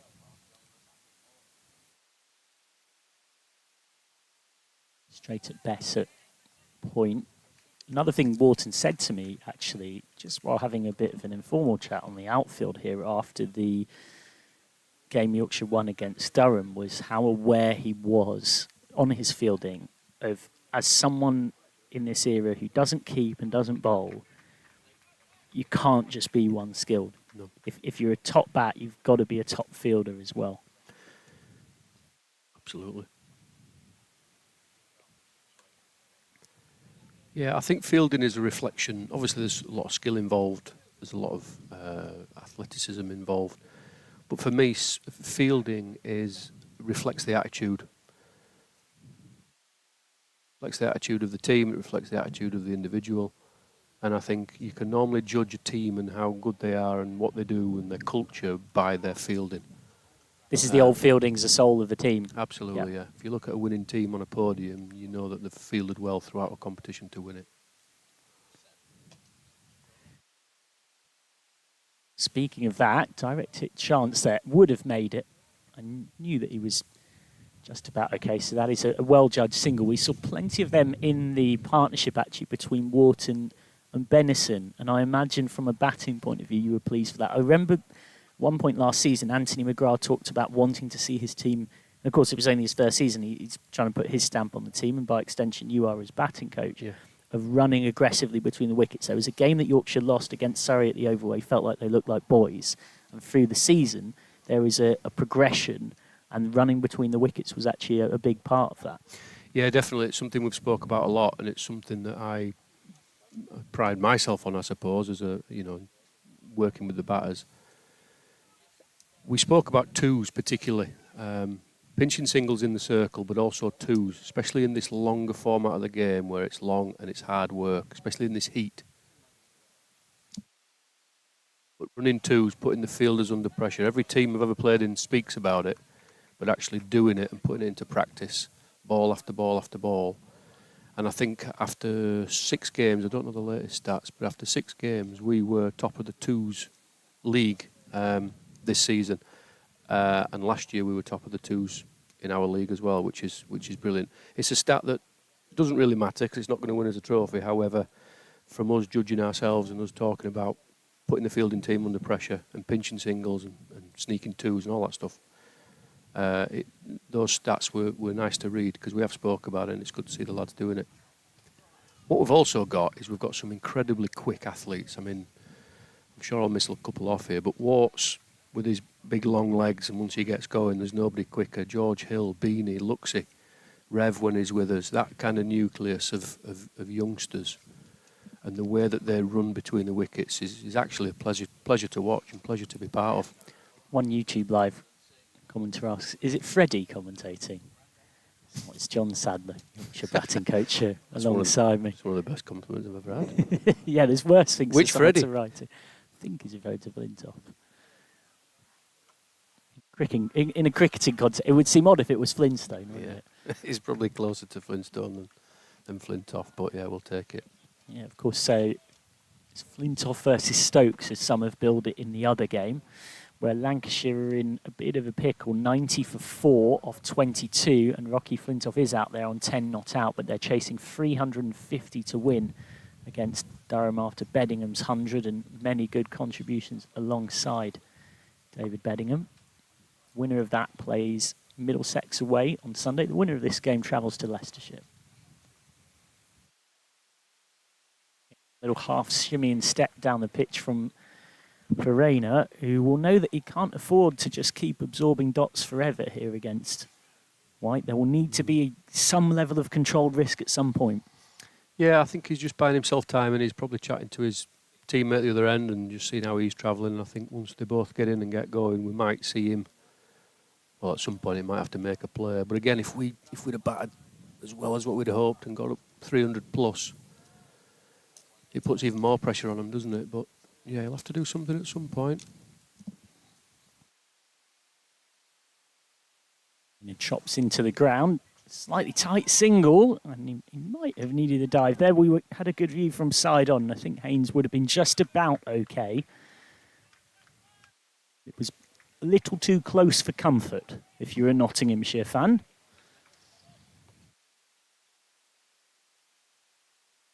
But there is an element with these two where they have at least got to be positive and pushing that running, going back to something we were just saying. Scoreboard's got to tick over it. It can't stay stuck. No, I think they'll be looking for if Jack, I mean, he's one of the best at holding his length, but I think if he does over pitch, hitting the ball straight over the top is probably an option. But it does bring the chance of a wicket. Just nurdled for single. Intrigued to see at what point we do get a bit of spin from Bess. It can't be too far away. No. 68 for 4 off 17. Going at bang on fours here as we reach the first of the 2 drinks breaks. It is not, to be clear, a hydration break, and it has not been inserted into today's Metro Bank One Day Cup coverage so that we can feed you commercials. We instead, up here in the Vertu commentary box with this live stream, free to view anywhere across the world, can bring you the insight of Yorkshire batting coach John Sadler as the game sits like this. No doubt right now, your team the happier of the 2. Yeah, without a doubt. Runs on the board, bit of scoreboard pressure, and obviously the early wickets. What were the 3 down inside the first 2 overs? Cody on a hat-trick ball, magnificent, great start. Obviously Jack with a bit of a sore finger. I think he's split his webbing, bless him, so that looked a pretty nasty one, but he's back out there bowling. But it kind of worked, didn't it? Because Hilly came on, got a wicket in that over, and then Cody 2 more. So yeah, pressure's on them. I think they've got to make a play at some point. And like you say, I think spin will come into the game very soon. Bit of Bessie, and then probably aided a little bit with Lythy, and maybe even a bit of Will Benison, who's had a fantastic day so far. So we've got options. But I certainly think we're in box seat, yeah. Benison bowled a couple of overs in the game against Hampshire at Scarborough as the pitch gets a little bit of attention in the background. The required run rate is only 6.2, which by modern standards is relatively modest. The problem for Notts is the 4 wickets they've lost, and then on top the fact that there's every chance Lyndon James might not bat due to injury, so Notts have got to regroup. But a very dangerous chasing team. 5 wins from 6 chasing for this Notts outfit, so they'd have been particularly happy on a pitch where both teams, for reasons of the surface getting baked anyway, fancied a bowl. This would have been their preferred outcome. Well, that's why this 50-over format is still a wonderful game. It really is, and there's a real love and warmth for it in the country. Everywhere we've been, there's been thousands of spectators, which is superb. But 50 overs, it's a long game, and the best team normally wins. And I think they've got to think their way through. It's one of the beauties of it. We've got a late runner for the best place to be watching our live stream from. We did this about an hour or so ago, where people get in touch to let us know where they're watching from. Anthony Benjamin watching from Trinidad, West Indies. Oh, wow. Yeah. Which might be one of the few places in the world where it gets even hotter than it feels like it's been here recently. It's up at 37 degrees yesterday. Going to be interesting to see when Bess gets used. You'd imagine it won't be too far away. The good news for Yorkshire, going back to that injury, is that A, it's White's non-bowling hand, and B, it's quite clear he can come back on and bowl well. So it's not a situation quite like Notts had, where suddenly your bowling plans are quite scrambled and you've got to use a lot of a 6th or even 7th option. Yeah, I mean, the adrenaline will still be there for Jack at the minute, so it probably won't be hurting him that much. As that adrenaline wears off, it might start to ache and throb a little bit. There was quite a bit of blood, and it will need stitches. But it might be, I don't know, it might be a case if he just bowls one big long spell and we get as many overs out of him as we can. Depends if he's confident he can come back later on. So we'll have to wait and see. Yeah. Well, right now, with 1 for 9 off, obviously that's slightly odd-looking, 4.1, I think if I was Bess, I'd be not really wanting to try and take the ball out of his hands. Yeah, No reason to. No, well, Jack certainly loves bowling. He loves bowling and bowling and bowling. So I think wherever he's going like this, he'll want to keep going. But it's not up to him; it's up to the skipper. Depends on him. Very quiet character, but totally on the quiet because that's his energy. He's been one of the signings of the season from last season, and he's carried that on into this season. He's barely played a T20 for Yorkshire, but he got a forfeit in that format at Notts in a win last season. With the red ball, he's consistently been sensational, and unsurprisingly, he's been an asset in this competition too. Well, he's a magnificent bowler. I saw Jack down at Northampton, and he kind of came. His route into professional cricket was different. It didn't come through academies. It didn't come through the system. He kind of came from outside by bowling and doing really well in leagues. And the scouts down there picked him up. He ended up coming in and playing really well. But what he is a bit of a grooved machine. His experience, He's young. He's a great way of putting it. He's young in terms of how His cricket's answer to Groove Armada. he's young. He's young in terms of he's not played loads of professional cricket. Obviously, the numbers are getting up there now because he's played a lot in the last 3 or 4 years. But he was young when he came into it in terms of his cricket. But his actually bowling and his training history, if you like, was very experienced because he'd bowled thousands and thousands of overs in the leagues all around the world. So, but he's a magnificent bowler. He plays. He bowls similar in all 3 formats. He can bowl at the death, but it is a case of managing him. He can't play every go. None of these bowlers can play every single game in every single format because the body wasn't built for fast bowling. So we do have to manage him a little bit like we do everybody. But he's been a great asset. We were wondering when we were going to get Bess. Bess, in the first over of the drinks break, brings myself on from the rugby ground end. He's been very economical through the tournament, and he got a competition best for this season of 3 for 32 off 9 against Essex last time out. And this is his plan A to the right-handers. It's a 5-4 onside field. He'll tend to bowl very straight at the stumps. He'll continue to show a quicker arm ball as a way of threatening the batter from thinking of coming down too much. It's worked off the back foot too. Long on for 1. Lovely shots from Rob Halls and Miles Tidman, our camera operators, of the game of cricket going on out the back where the big marquee used to be during the games against Worcestershire and Durham, of youngsters who, for whom it's a bit restless to sit still for the full 100 overs, very understandably, having their own games. So that's reverse swept. Vacant area, nobody behind square on the offside. Intelligent shot. It immediately brings a field change from Bess, who's signalling that he wants that gap plugged. Yep, it's the modern game. I think you've got to be able to play it. It just means the bowler can't settle into a rhythm. Being able to hit 360 degrees now is a staple, isn't it? Yeah, you've got to be able to do it. Well, it's getting that front pad outside that line of off stump, and so you then ideally really shouldn't be given LBW because the impact will be outside. So then that forces a field change which can bring a gap somewhere else because Bess has now switched from his 5-4 onside field to a 5-4 offside field and brought in backward point.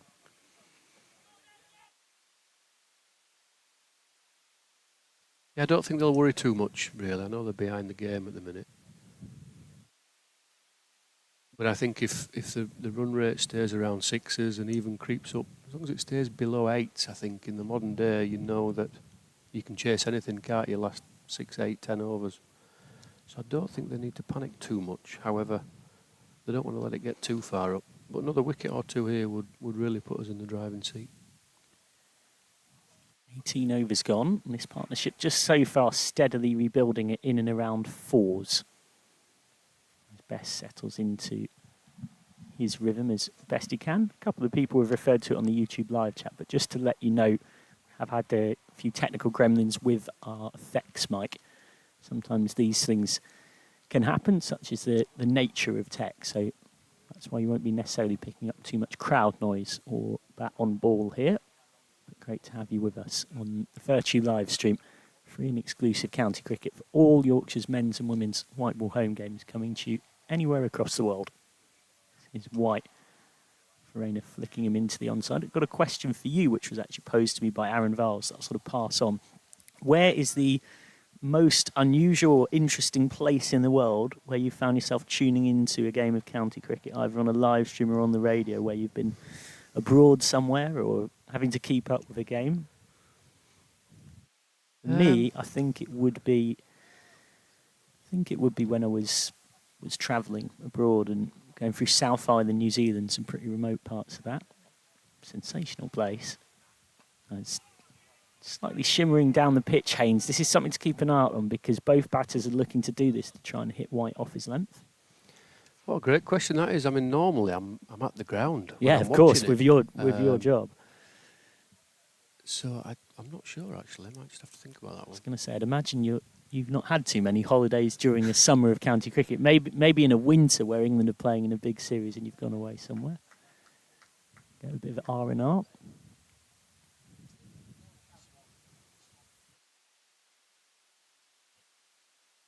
There we go. There really was a significant movement down the pitch from Haynes, who's into double figures on his injury return. Means he got 473 runs in this competition last season, and he's been great in red ball this season. A big part of that Notts side, who are well placed for another championship title potentially, albeit, as we discussed in more detail earlier on, the table is incredibly tight. Top 6 split by 11 points, and even Yorkshire, third from bottom, but 27 points off. Might not feel like they're 100% out of it with a big finish.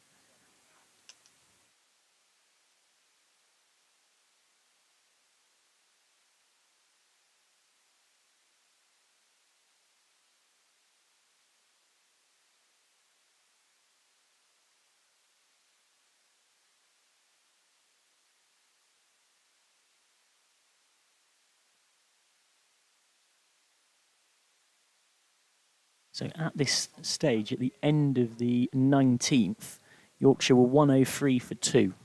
That's an interesting comparator.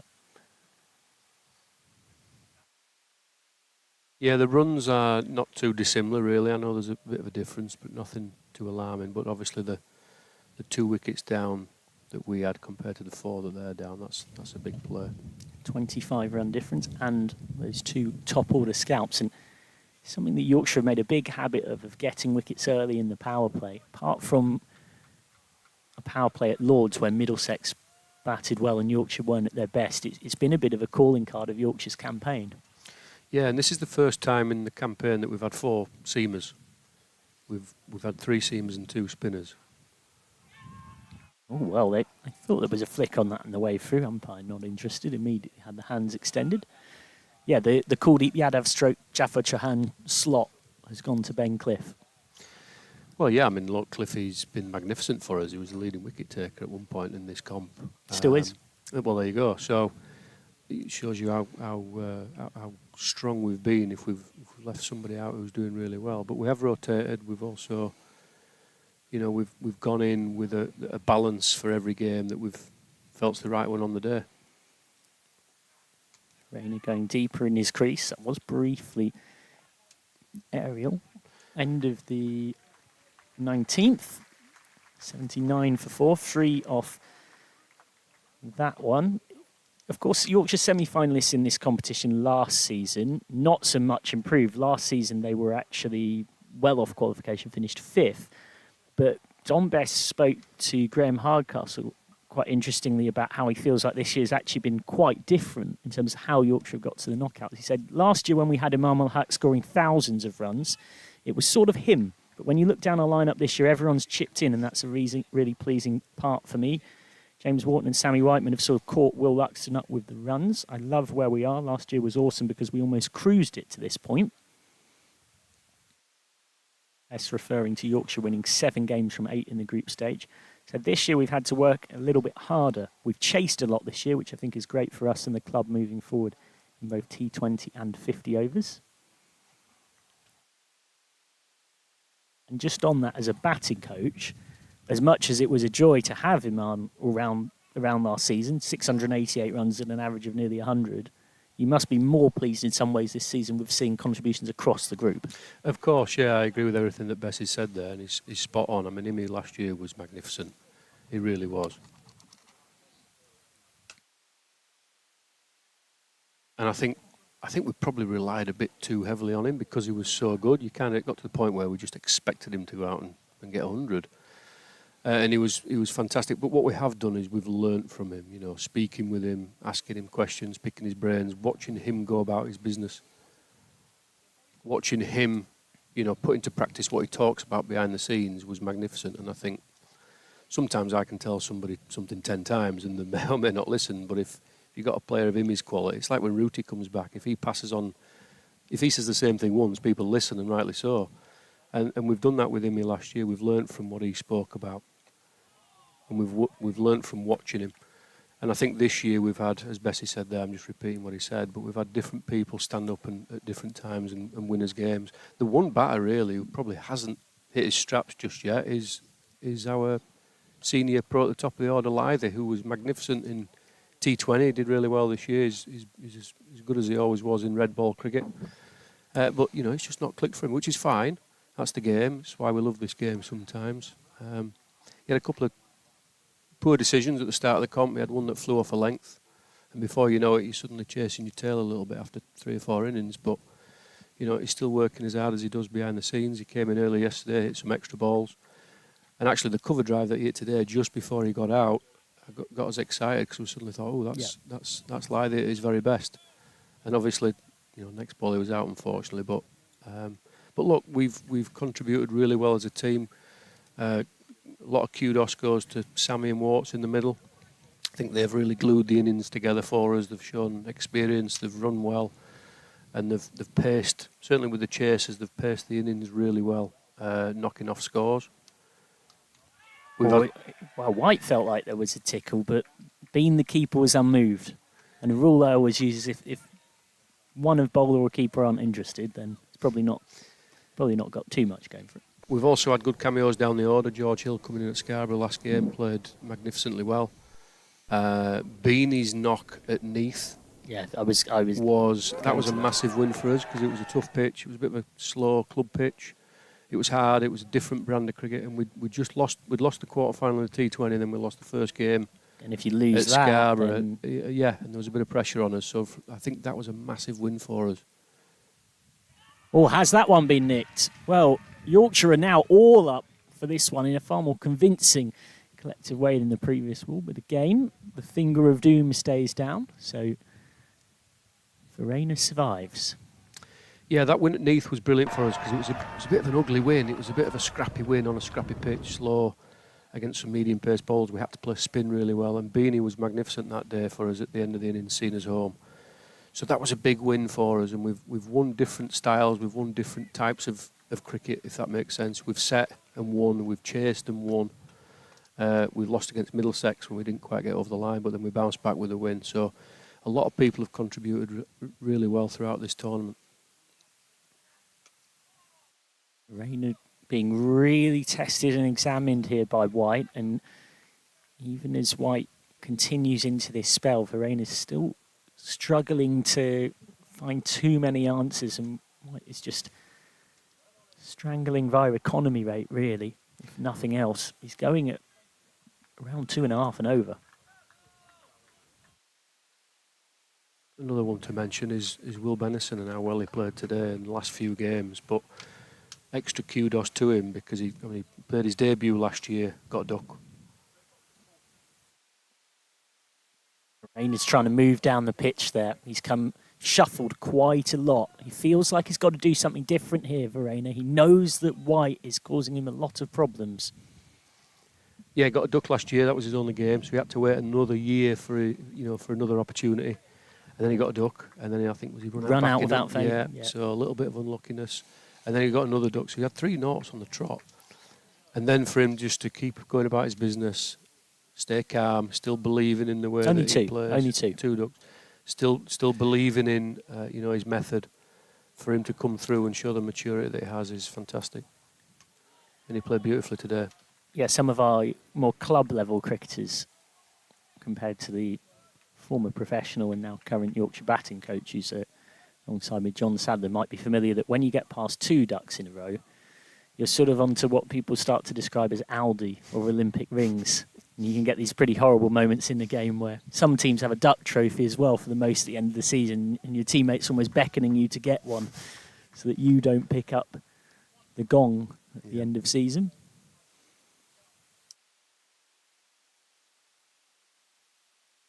Verena does get a single this time. White keeping things nice and tight. 1 for 13 then off his 6.1, which if you're maybe just tuning in more recently is 6.1 because he bowled one ball up the top and then went off injured. 84 for 4 off 21, which 21 runs behind where Yorkshire were at this stage, and they've lost 2 wickets more.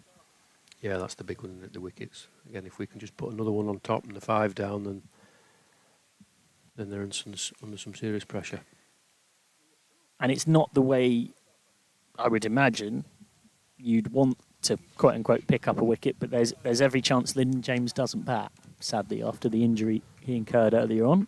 Yeah, you never want that to happen, do you, I suppose, with injuries. It was his left side, wasn't it, I think? So, again, if he's... Yeah, I don't know about it. So I've, From what we understand, he's likely to only bat here if it's sort of 10 runs to win type of situation. Right, okay. Yorkshire trying to squeeze. Verena finds his single.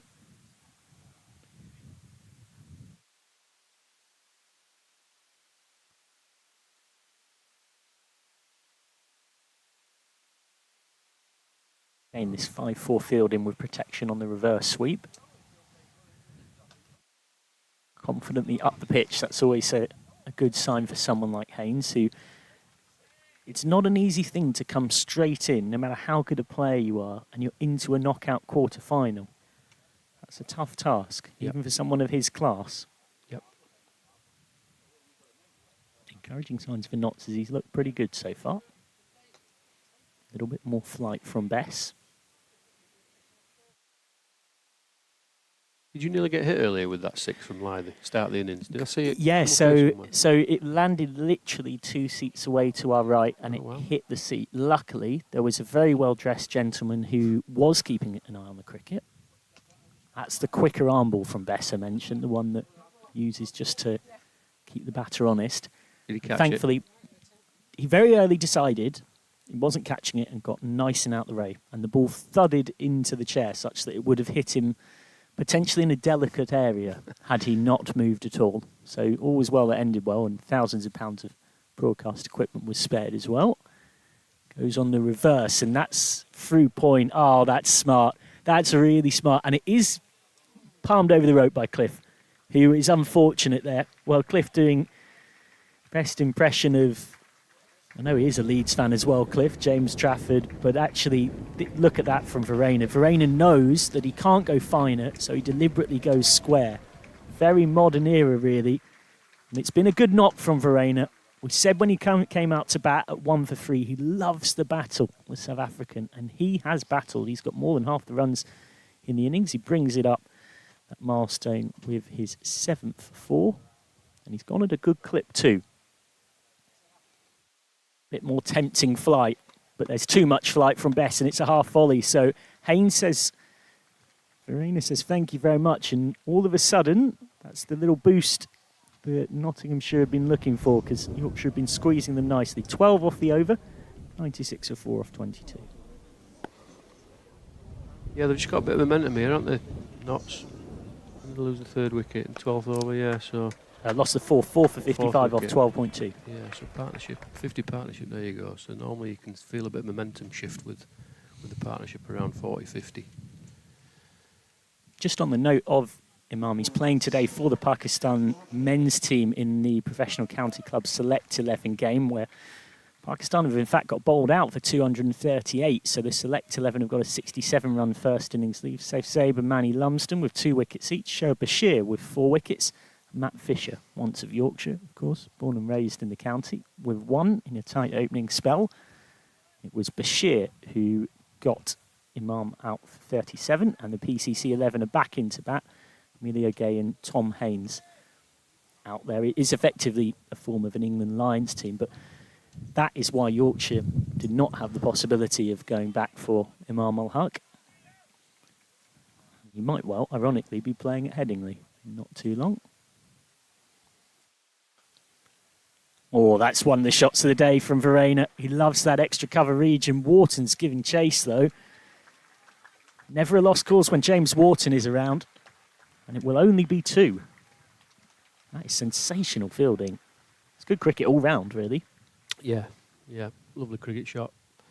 And then again, speaking about Warts and his attitude, and that's what he does.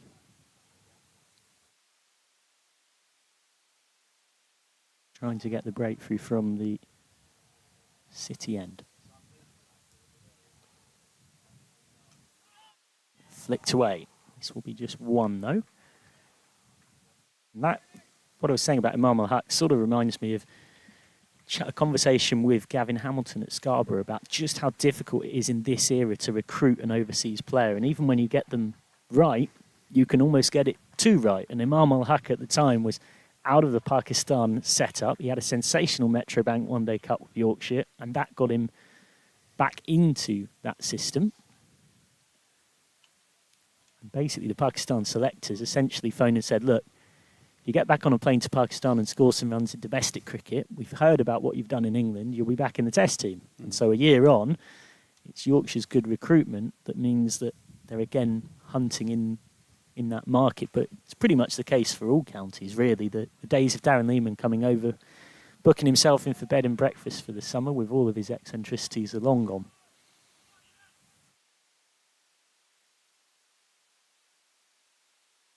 Yeah, it is. I agree. It is difficult, especially with bowlers, because bowlers are wrapped up in cotton wool a little bit more. But the amount of franchise cricket that there is now globally, all around the world, all 12 months of the year, means it's harder and harder to get people to come over for long stints. And even if they do, like you say, they might get snapped up and called back at any time. But look, it's the same for everybody, and you have to get on with it. Do the best you can. Verena down the ground, straight drive for 4. Well, Verena's going through the gears here. He's just flicked something in the last couple of overs because those last 2 overs have gone for 12 and then that one's gone for 10.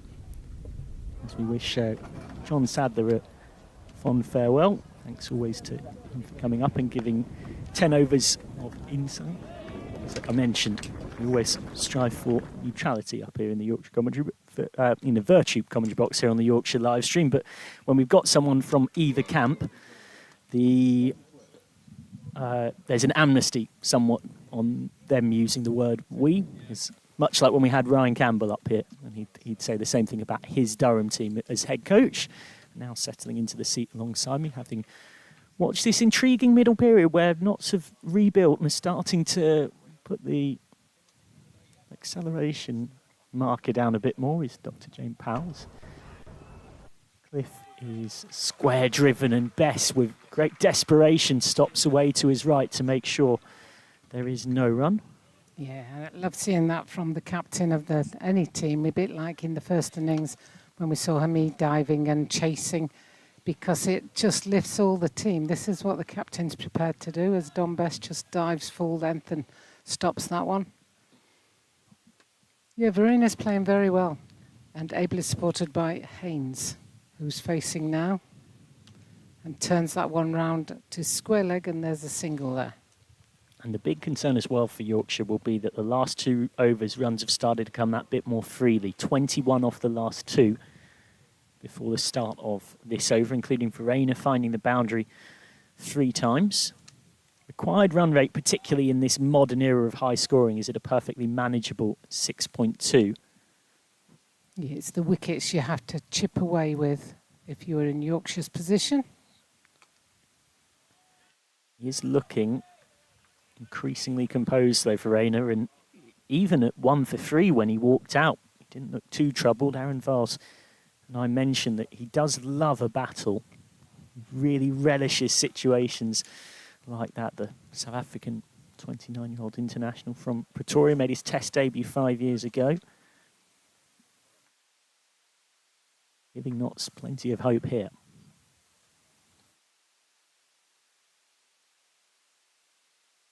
Yeah, and a lot of the persona of a person is about the mental side of the game. What you don't want to do is show any weakness to the opposition. So there are times when the really good players look like they're as calm as anything, but I can assure you it's a little bit like the swan syndrome where the swan glides down the river, but the feet are pumping like mad under the surface that you can't see. So I'm sure he'll still be in that scenario now.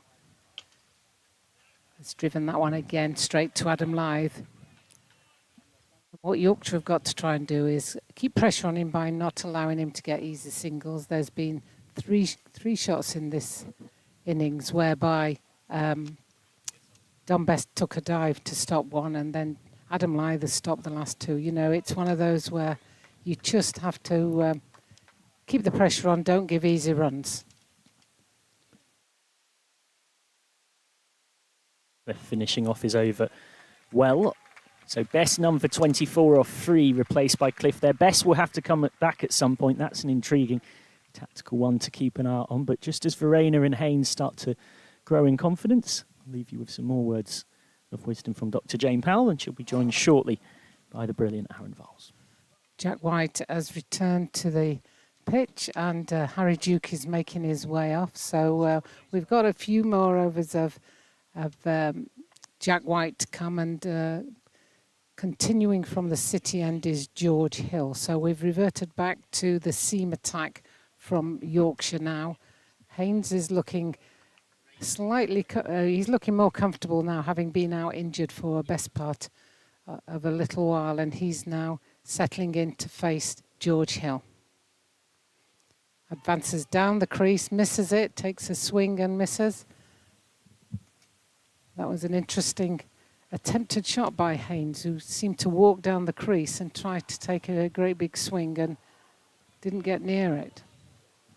Helicopter overhead. Can't actually see it myself. I've no idea where it is, but I assure you that I can hear it, but I don't know where it is. Must be behind us as Hill comes in once more. And that's another where he's advanced down the crease, and I think that one will beat the fielder out on the cover boundary. Lovely shot from Haynes. Welcome back, Aaron. Thank you very much, Jane. What a way to be welcomed back as well.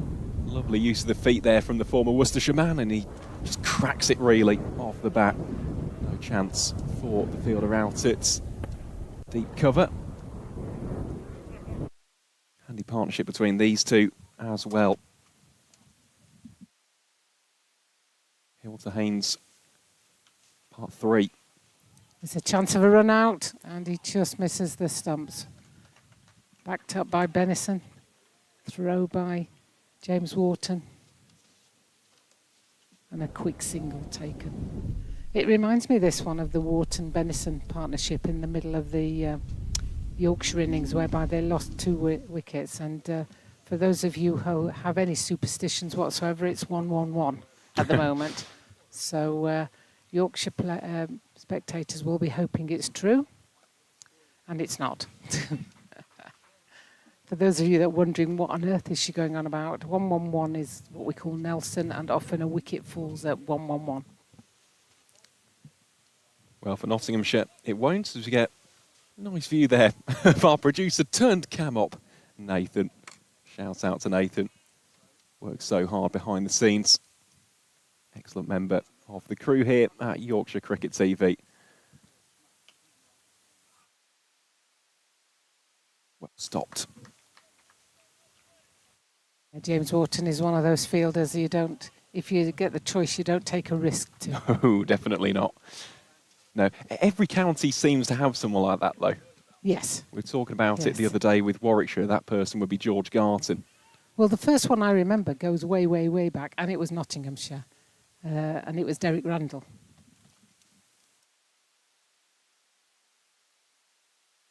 So there are times when, you know, even time immemorial, every county has always had that gun fielder, the one who you sort of think, don't take a risky single to that person because they'll be sharp and they'll be able to get the ball rifled in.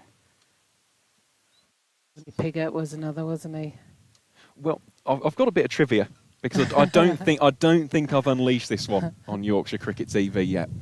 But in men's international cricket, right, and I'm pretty sure this came in a test. Do you know who the first cricketer was to win a Man of the Match award for their fielding? Was it Gary, what's his name, who came on a super sub? No, but that's a very, very good shout. No, so that's the question. If anyone knows. I'd be going Jonty Rhodes as being one of the best fielders in past eras. As we discuss that, one more for Jack Haynes. I'll give you a clue. West Indies.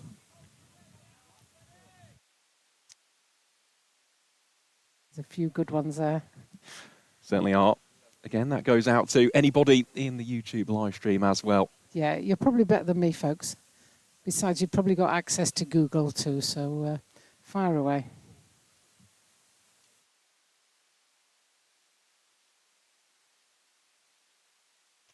Probably a rude language to speak on here, but Sunrisers girls, women, have won the Eliminator.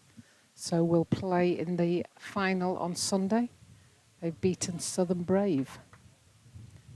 I know Lauren Winfield Hill was going well. I think she got 37 or something like that. So I keep an eye on it because there's a lot of, for me, a lot of county players and a lot of girls in the women's circuit. That's placed out to cover, fielded by Will Luxton. He's been quite busy today, hasn't he, Will Luxton? Yeah, I think the outfielders for Nottingham and Yorkshire have all fielded very well. You know, they've covered a lot of ground. The ball's gone very quickly out to the boundary.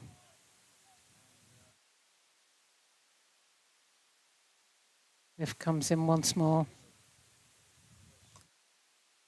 Trying to just chip that one down, and it's one bounce straight to Don Bess, who takes a shy at the non-striker's end, but there's no run there. So it seemed like a big event and nothing happened. There is a sense of anticipation, isn't there? Every single time that Verena is on strike, he has been identified as the wicket, and unsurprisingly so. He has batted superbly so far.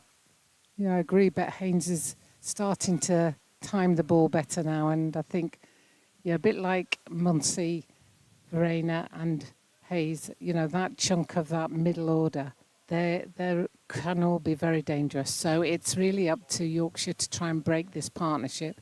Nottinghamshire fans will be hoping that this partnership goes on for at least another 10, 15 overs minimum.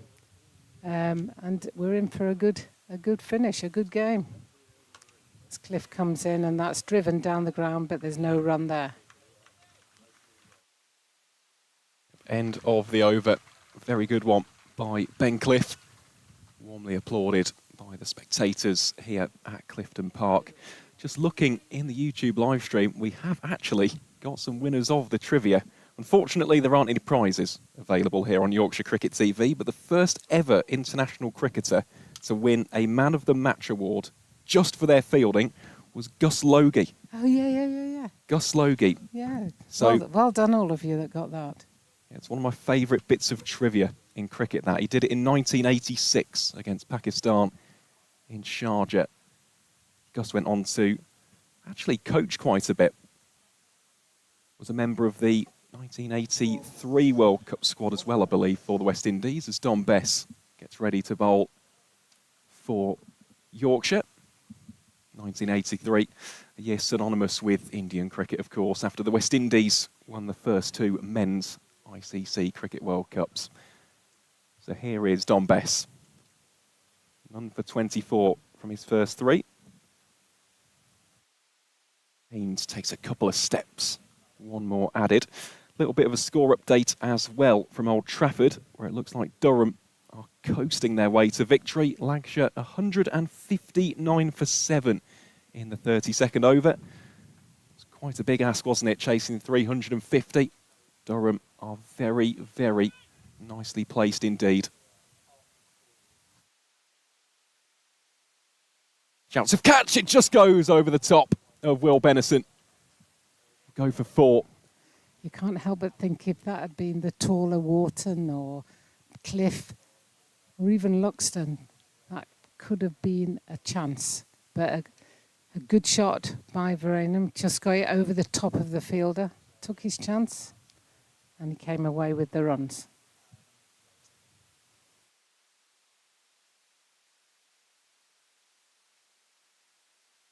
He's down the ground to long on, and they amble through for a single. Yeah, one more for Carver Rayner. Imagine that we've already said it on the broadcast at some point today, but I'll reinforce it. Prior to this game, had 5 50-plus scores, did the South African. He's already got that 6th. He's yet to convert one into a century, though, in this year's One Day Cup. Has a high score of 85, which came against Gloucestershire. Also not his leading run scorer in the competition. As a result of this knock, has surpassed 500 runs. Yeah, very good.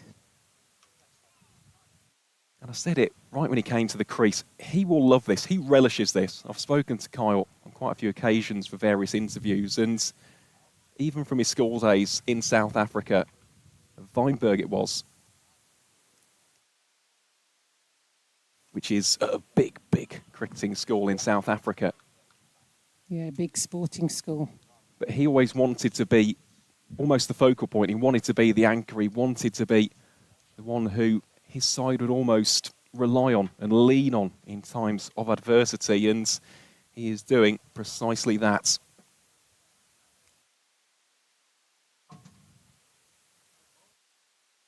It's an interesting fact about him. He used to play quite a bit of hockey. Also a big Man United fan, as I found out. Most South Africans played cricket and hockey because that's the game for the guys in school, and rugby, but most cricketers would play hockey rather than rugby. Jonty Rhodes played international hockey, and so did Trevor Penny, actually. Trevor Penny and Jonty Rhodes, 2 extremely good fielders, and there's something in that for us to have a think about, is that crossover from the hockey dribbling position into a fielding attacking position is very similar. Very similar in that you load the knees, load the thighs, the calves, and you get ready to accelerate towards the ball. Ben Code returning. It's for Rayner. Yet another half shout of catch it. Only goes as far as James Wharton. The other thing, of course, for those who have played hockey, they tend to be very, very good with the bottom hand, whether that's on the conventional sweep, on the reverse. You look at someone like A.B. de Villiers. He was another one who played quite a bit of field hockey in South Africa. Wayne Madsen, another one who actually represented his country nationally and internationally in the sport. So yeah, it's always important for the youngsters to almost diversify your sporting talent. Something which I speak to a number of coaches about, actually, when it comes to the youngsters, because there's plenty of time. Let's say that someone's just started cricket and they think they're going to get to a point where they're really good. It's important to almost get those other skill sets and attributes as well if you do play other sports. It's even like football. Football can be good, especially when it comes to fitness and leadership and communication. It all mounts up. Yeah, great shot there from Haynes. Just came down the wicket, met the ball and just lofted it through the onside, through mid-wicket for 4 runs. You'll see him start to advance. There he comes, gets it into his slot, stands slightly offside of it so he could give himself room on the leg side. Yeah, nice bit of extra whippage as well from the bottom hand of Jack Haynes. Finn Bean now comes up to the stumps. Quite like that from Yorkshire.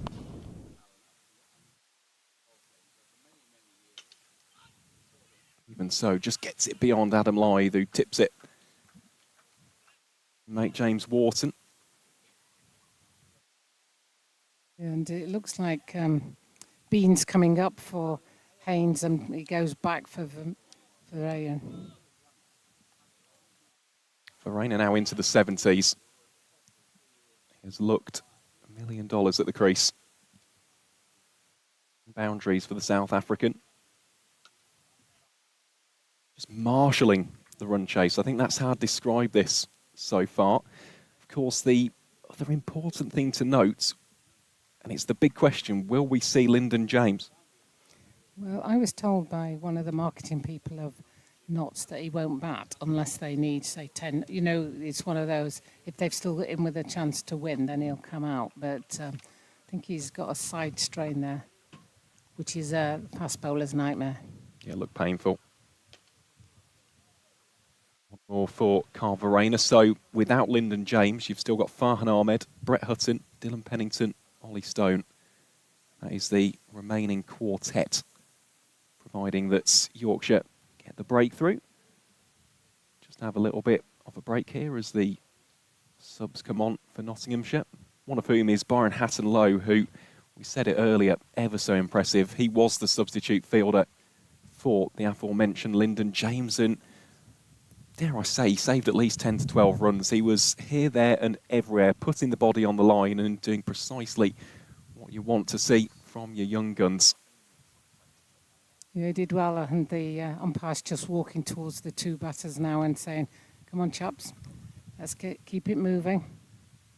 I think nobody minds anybody having a drink, especially in these conditions when it's quite warm, especially when you're wearing a helmet. You know, there are times when I think, it must be unbearable with a helmet on out there in the middle, with the heat coming off the ground, let alone coming down from the sun.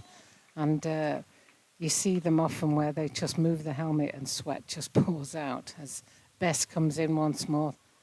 And that's just off the pad, round for a single. Umpire's getting ready to signal leg by. There we go. Indeed, they do. I suppose for Verena, though, he's used to this, given that he's a Praetorian. Yeah, he is. Do you know there's different there's different heats though. It's an interesting. As that one is flicked down to fine leg, it'll be fielded by Ben Cliff, and there'll just be one. I was going to say, you know, my sister and I often talk about numbers meaning nothing. You know, 26 degrees centigrade, for example, because that in Australia it can be sometimes on the cool side, and yet 26 here is blinking hot. It is. It's different heat. You know, so there is different heat as you go around the world. I mean, I played in 40 degrees in India, but I loved it. You know, 38 here is quite stifling. Yeah, for those who don't know, it's about 36 to 37 across most of the UK yesterday. Reached 38.1 degrees down at Kew Gardens. It's been a searingly hot summer. As you can see, the outfield's a little bit parched around the country. Having spoken to the ground staff, they are fortunate in the sense that they do have the extra irrigation from the river here in York.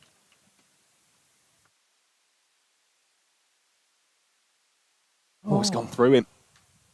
Haynes attempting a shot. Don Bess has his hands on his head. It's a dot ball to round out the 29th over.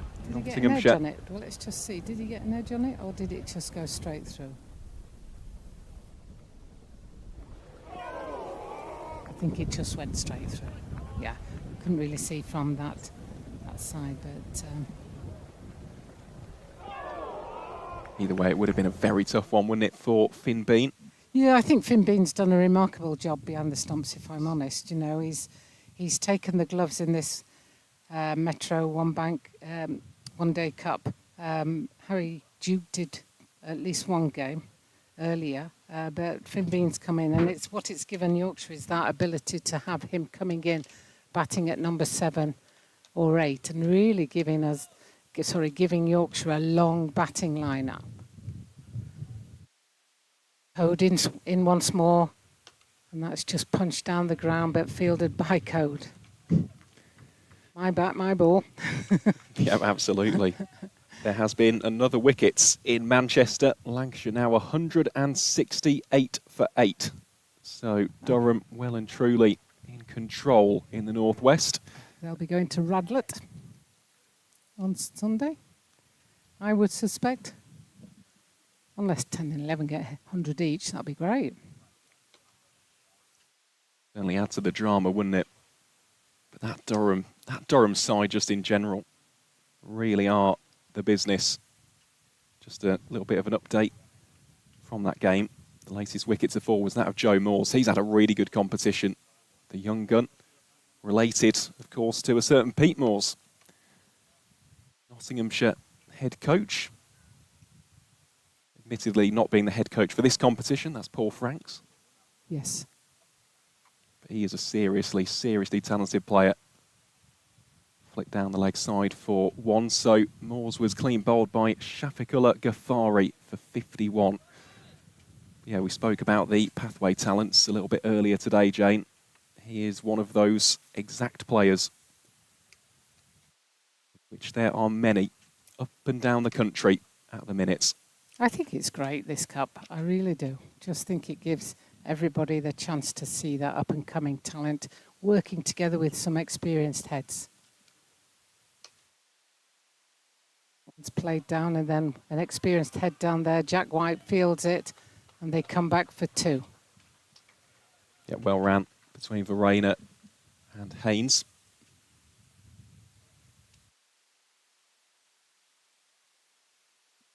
Speaking of those familial ties as well, Haynes coming from a cricketing family. His dad Gavin used to play for Worcestershire. So too did Jack himself between 2018 and 2023 in the Rapids first 11.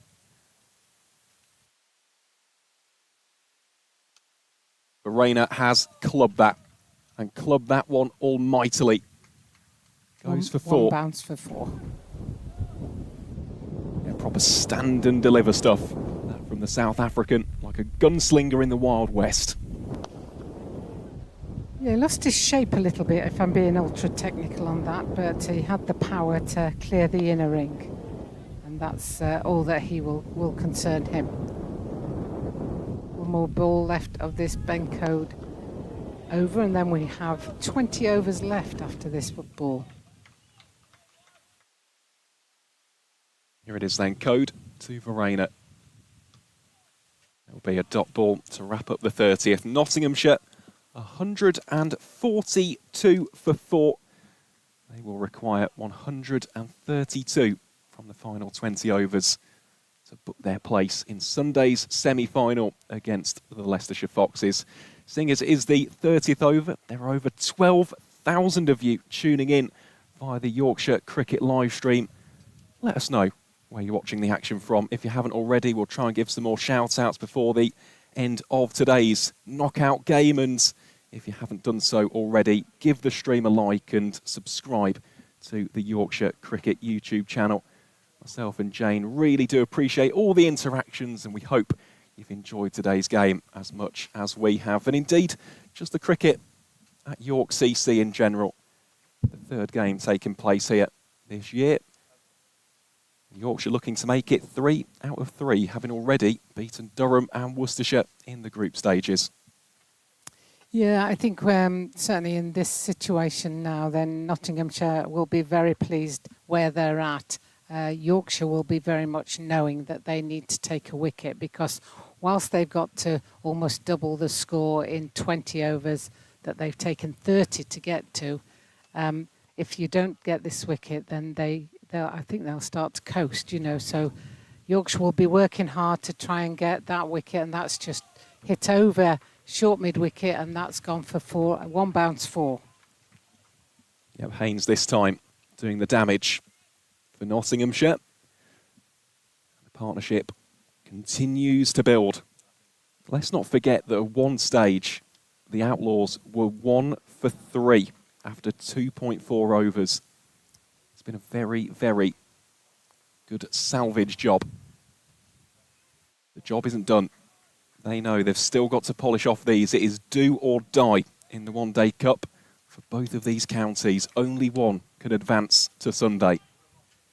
Yeah, and a little bit like Yorkshire did, played some poor shots and got caught out on the boundary. Then Yorkshire will be hoping Nottinghamshire make some poor choices as well and do similar, as that's hit down to fine leg for a single, as Ben Cliff underneath us runs round to his right and fields that one.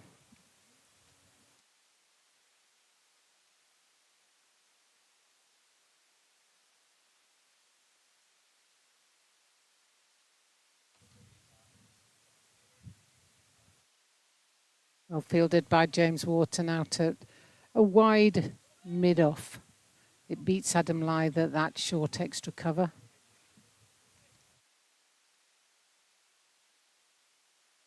Best to Veranen. That's another single. And it looks at the moment as if he's just milking it, really. That Nottinghamshire are able to just choose a gap, push it into it, and let's run at least a single. That's 150, I think. The scoreboard's suffering from the heat, I think. 150 runs comes up with that single. Haynes goes on the sweep. Yeah, a little bit of a over-pitched ball, that one, from Don Besson. Easily manoeuvred for somebody of the capability of Haynes, who can sweep that one without any great risk. So 151 for 4 at the end of the 31st over. Yeah, just ticking along, isn't he, Carverena, making it look very easy indeed. And realistically, he doesn't need to do anything too extravagant here. No, not at all. If he's there at the end, there's a good chance that Nottinghamshire will win this game. I think if he's there at the end, then Nottinghamshire will win. It's quite simple because he's manoeuvring the bowling and he's managing his partnerships with whoever's coming into bat. I mean, Haynes has now gone on to 41. So, you know, this is a decent partnership between the two of them. Back to Ben Cliff then. Means the man on strike. Muscled. And muscled for 4. Excellent strike from the former Worcestershire man. The boundaries, again, Jane, they're just continuing to flow with a little bit too much fluency for Yorkshire's liking. There you go, 100 partnership. I knew that the partnership was going well, and with that 4, that brings up the 100 partnership. Haynes on 45 of those and Verena 53 of those. So a good equal partnership between the two of them. Even again, they're looking to push here. It's going to go for 4. The call was 2, but it is placed so pinpoint perfectly that it's actually gone to the boundary despite the efforts of the pursuing Will Luxton. Great start to the over for the Outlaws. Yeah, and this is where the bowler needs to think about, am I just going to keep running in and trying to hit the deck hard, or am I going to try a variation? I'm going to try a slow ball, and am I going to try an off cutter? You know, you've really got to start thinking about how I'm bowling, not just where I'm bowling. Cliff comes in once again. And it's pushed down for a single to Ben Code. Philippine has mistaken that, and they're coming back for an overthrow. Yeah, that's slightly poor for Yorkshire, but it is outstanding from Jack Haynes. His return to the Outlaws lineup is a very successful one indeed. First appearance of the campaign in the knockouts, and he reaches a fantastic 50. He was so reliable for them last year. Not his top run scorer in the 2025 edition of the tournament. He's been a miss, but here he is, back and firing on all cylinders. Can't quite get that latest one away. Just having him almost as that calming figure alongside Carverena really is brilliant. And I say calming, he's actually been striking a lot quicker than Verena, but the fact that the South African has a foil, someone who he knows is at the other end and can just go about their business. Yeah, absolutely. I think he's batted very well. I think their partnership is the one that's carrying Notts forward at this moment in time. Yorkshire need a moment of magic, whether that's a good ball, whether it's a good catch, whether it's a good run out, but they need a moment of magic to try and break this partnership because the two are batting extremely well and looking in control of this chase. Rayner in particular, he has batted as serene as that glider overhead.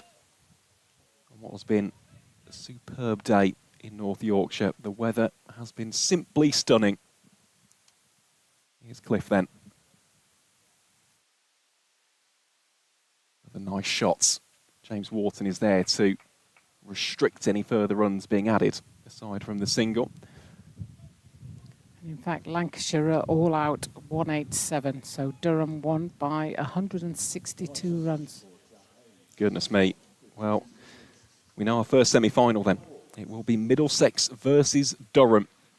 And the winner of this one goes to Grace Road. Will it be the White Rose versus the Foxes, or will it be an East Midlands derby? It does feel as though there's still at least another twist in the tail of this one. This could be the last effort of Jack White. He's bowled 6.1 overs, but that's the equivalent of 7 overs. So he's got 3 overs left to bowl. And that's because on his very first ball of the game, he bowled and it got hit back to him. He put his left hand out and took a little, split the skin on his left hand.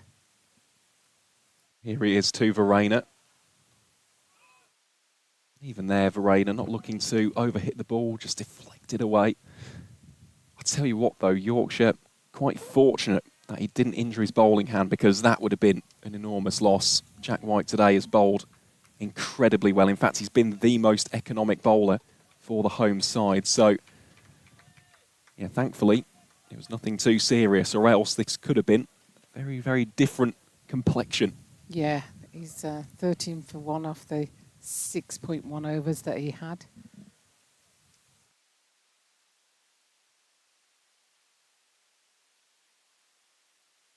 Another dot ball bowled by the former Northamptonshire seamer.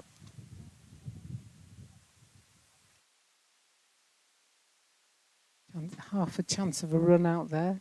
Taken very quickly, backed up by George Hill. No run, no wicket. Dot ball. Sometimes dot balls can be quite exciting, can't they? And other times they're quite boring. But sometimes they can be an exciting passage of play where everything can happen.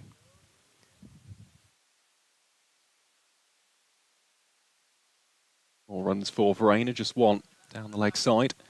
Well, the key for Yorkshire is creating a string of dot balls, isn't it? Yeah, creating that pressure, because if you create that pressure, you've got a scoreboard up there that's telling the batters we still need over 100 runs.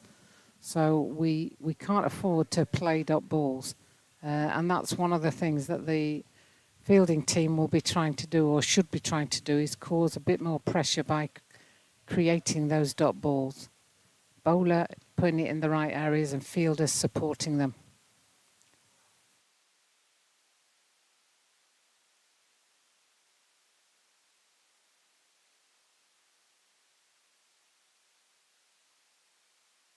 Just looking at the body language here for Yorkshire.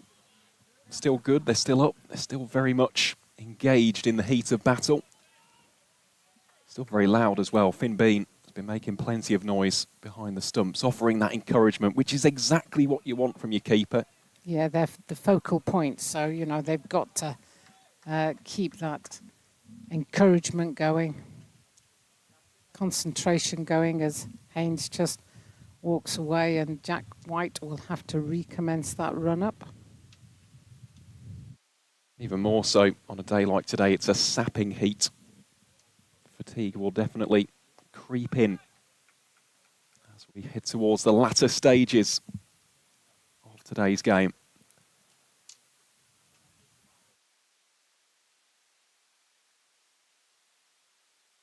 Haynes advances only as far as George Hill.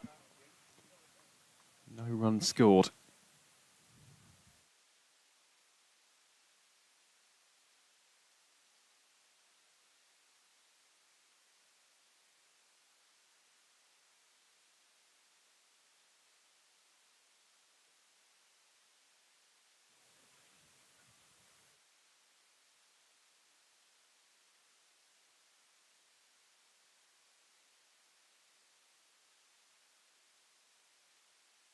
Hammered for 4, almost takes out a spectator who actually takes a tumble in the deck chair, or folding chair really.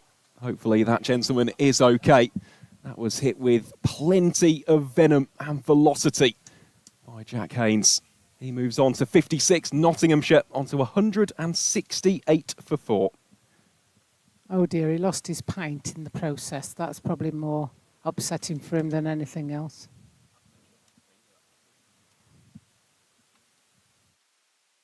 Good shot there. Poor ball to finish that over, really, from Jack White. He bowled a very good, consistent line and length, and then just dropped that one a little bit short. and it was punished by the two batters who are very much in form now and just choosing where they want to hit the ball. Don Bess is coming back on, and it'll be interesting to see where the fielders are placed. Well, Bess still has 4 overs remaining, none for 43 for the Yorkshire captain. Here he is to Verena. Starts off with a dot ball. So when it comes to those boundary riders, Will Luxton down at deep cover. Appears as though there's slightly straight-ish long off. Wide long on. Right on cue. Wide long on. Ben Cliff will be brought into play. And Sam Whiteman, he's cutting a familiar figure out at deep square. So those are the boundary riders for the Yorkshire skipper.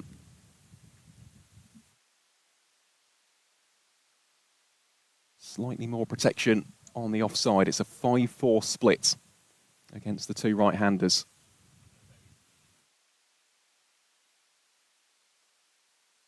Well stopped by Adam Lythe.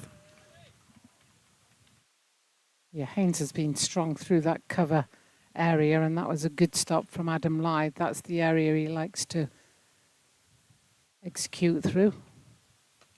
And he's come a bit squarer this time, but that's going to be cut off by Will Luxton. There'll just be a single there.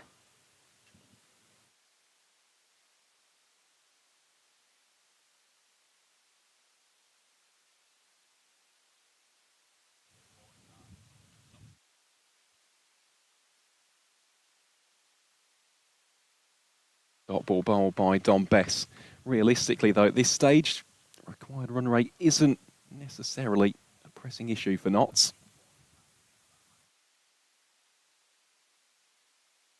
Breeze like that will help. Just 1 down, 2 wide long on.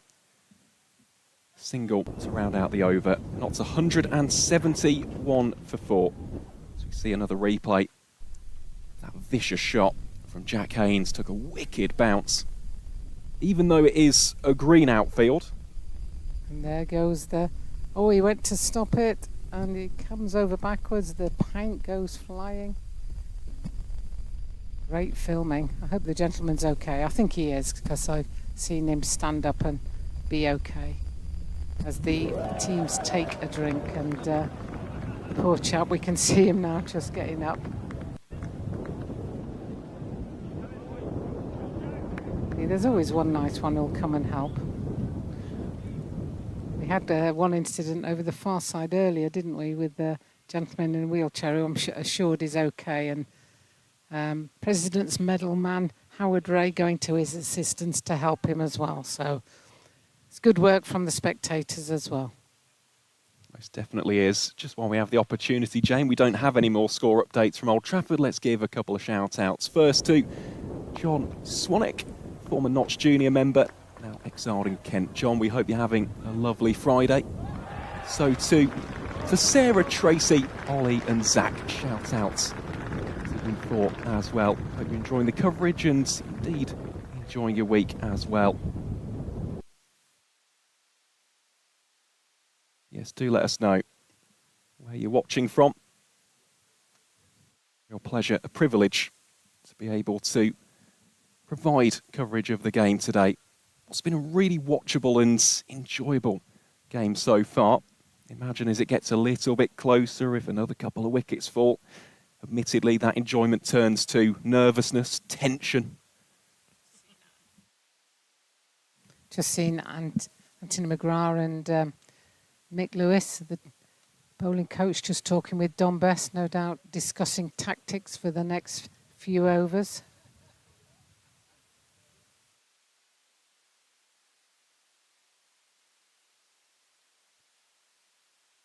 Shout out as well to Anand, tuning in from Georgetown in Guyana. Guyana, of course, a real hotbed when it comes to producing West Indies talent. Yeah, some great cricketing places you keep shouting out there. It is a truly global game, as we saw earlier with Robin Vitas. Yeah. Involved with Serbian cricket. European cricket in general continues to grow, which is better great to give see. a shout out to my Swedish yeah, of women's course, team. yeah. We're just getting ready for a tournament at the end of the month in Germany, so that should be fun.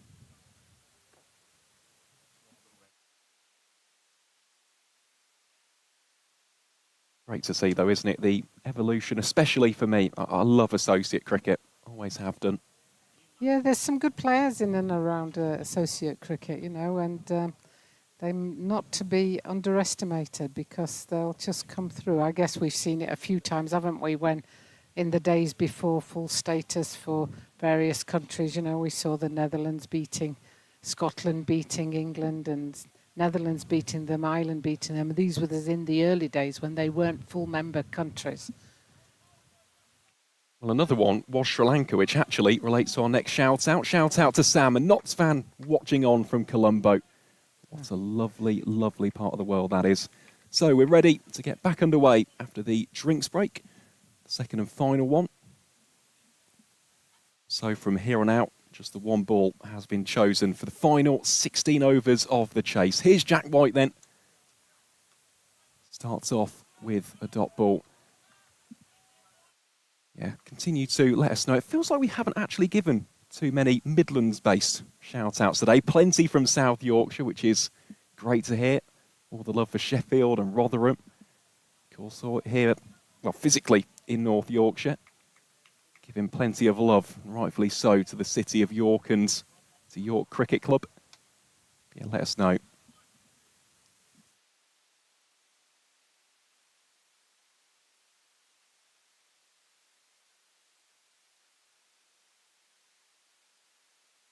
Whipped away and whipped away for four by Carver Rayner. It wasn't too short to test him. It just sat up at a nice height and rifles it out through deep square for four.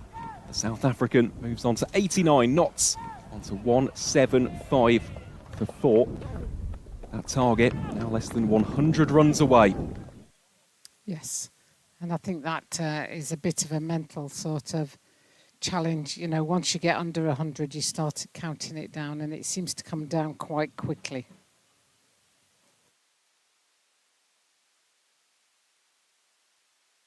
Awaited by Verena. One more. Oh, shout out to the Premier League Cricket Club as well. Great to have your company, guys. Hope that you're enjoying your Friday from the mighty Burton-upon-Trent. Sounds like you know them. I do, yeah. Yeah, they're good guys. And again, they have done plenty of interviews, actually. Joe Pocklington was one of the big ones when it comes to Premier League cricket. It's done ever so well for Notts. Unfortunately, not playing today.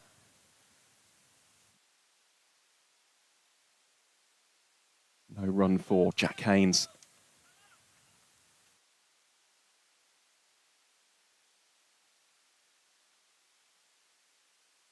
Aminul as well. Watching along from Bangladesh. Zai for tuning in from Leicester. Steve Carter, Surrey fan, watching from East London. Said it really has been great to find out where you're watching the coverage from. Haynes back on. Wisterley works that on the leg side for one. Yeah, great fielding there from Bencliffe. Bencliffe and Will Luxton out here patrolling this onside boundary, one behind square.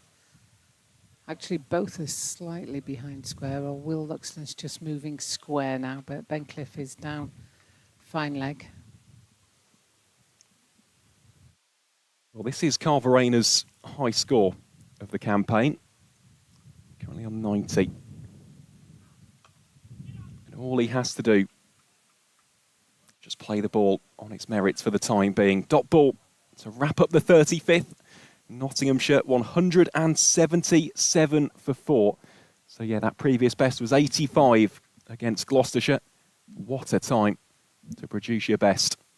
Yeah, and there'll be lots of Nottingham fans that are delighted with this performance, not just by Verena, but also I was going to say Gavin Haynes, but that's his dad. So Jack Haynes, yeah. That's my era, that's who I remember, Gavin Haynes. So Jack Haynes shows my age.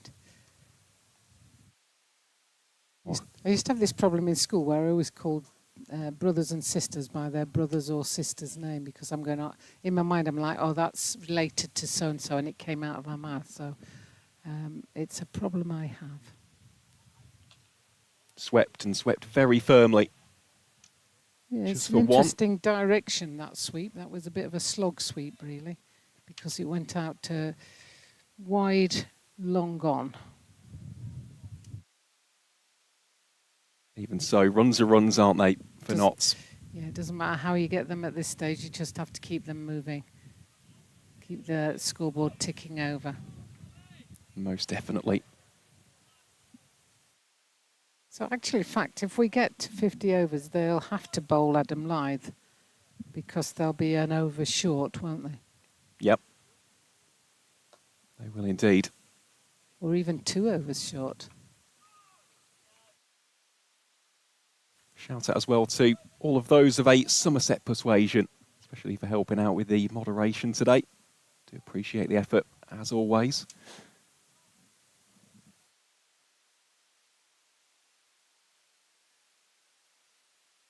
But yeah, it feels like the partnership needs to be broken almost imminently from a Yorkshire perspective. These two have batted very adeptly,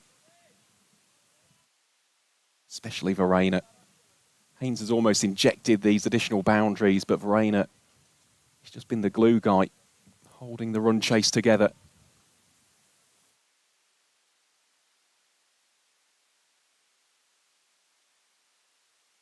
This is where you're saying that Adam Lyth's been put in the right position. The last 3 balls have gone straight to him. Last 3 shots.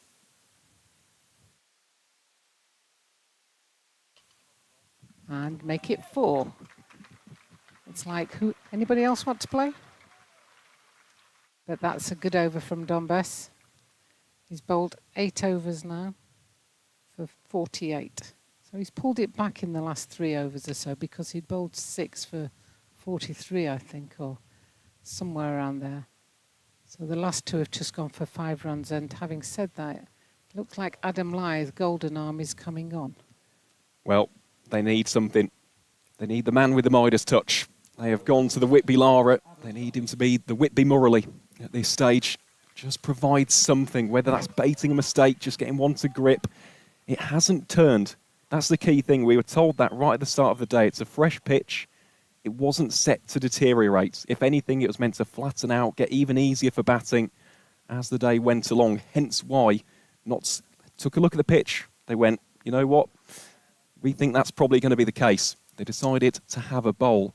So the ball really now is in Yorkshire's court. They have got to provide something. There's still plenty of runs to play with. The problem is they've still got 14 overs to get them, have the Outlaws. Verena's well set. Jack Haynes has been an excellent foil. Almost been slightly more aggressive, actually, since these two got together. 59 from 65. But they've combined incredibly well. The key, though, for Yorkshire, let's say they get one of these. You're into that final quartet of Ahmed, Hutton, Pennington and Stone. Lyndon James will only bat if it does get down to the wire. Well, that's what we've been told, but, you know, I'm always little bit nervous because it's not come from the team, that message, but that's what we believe will happen. Shout out to Kev as well, tuning in from Scarborough, or as we affectionately name it, Scarbados. Not sure what the umpires are discussing here. Right. It looks like Jack White is coming off the field to play again. Yeah, he is. But I think Harry Duke's already on, so we're not waiting for Harry Duke. He's already out there.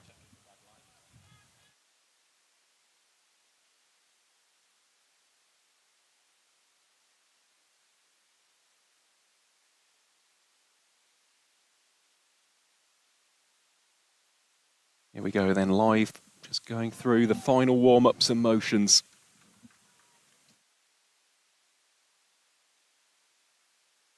Can he get this 5th wicket that Yorkshire so desperately crave? Well, Verena takes him on straight away, and that has been pummeled. Pummeled all the way for 6. Verena, wearing shirt number 97, moves on to 97 in style. Yeah, interesting field placings, I would suggest. Verena has got that area from deep extra cover round to long on, free for him to hit into if he so chooses, because James Wharton, who feels that ball, is on the ring at mid-off.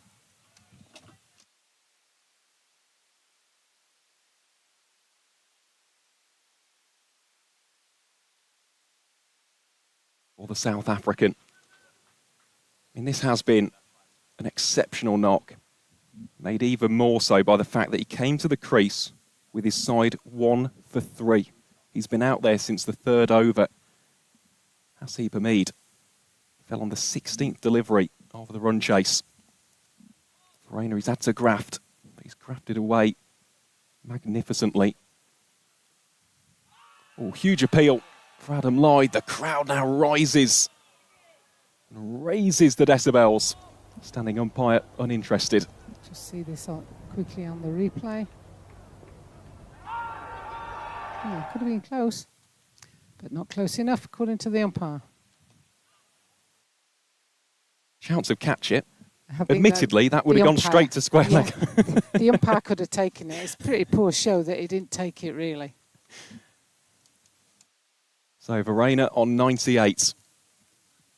2 away from what would be his first century of the campaign.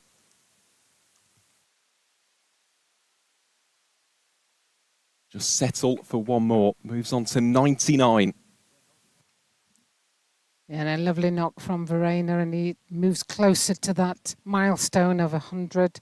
I think that was 5 runs, 6 runs coming off that over from Adam Lythe.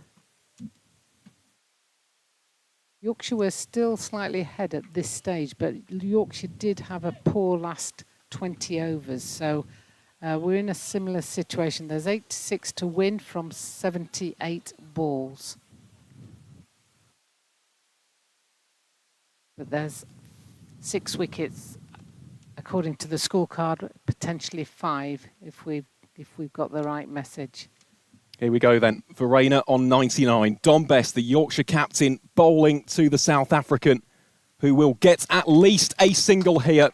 Sets off quickly for the first, will settle for 1. Kyle Verena take a bow. This has been an exceptional century from the South African. Raises the bat, raises the helmet aloft.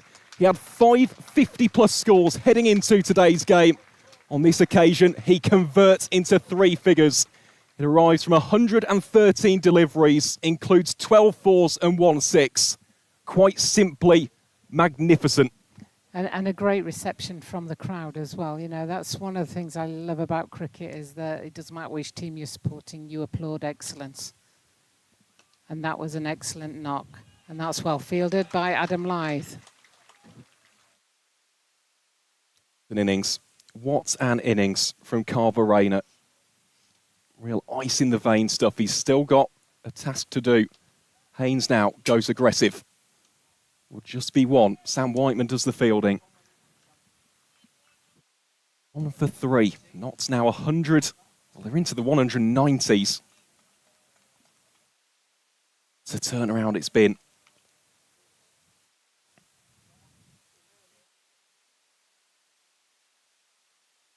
Down to long gone.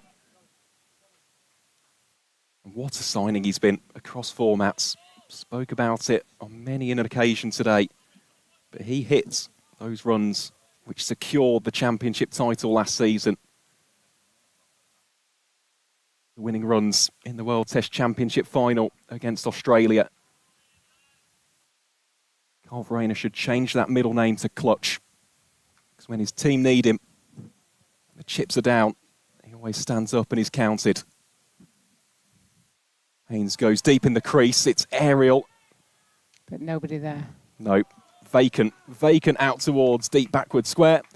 1 bounce, 4. He moves on to 65. Nottinghamshire onto 195 for 4. Dom Bess has bowled 9 overs now, so he's just got 1 remaining. As Adam Lythe continues from the city end.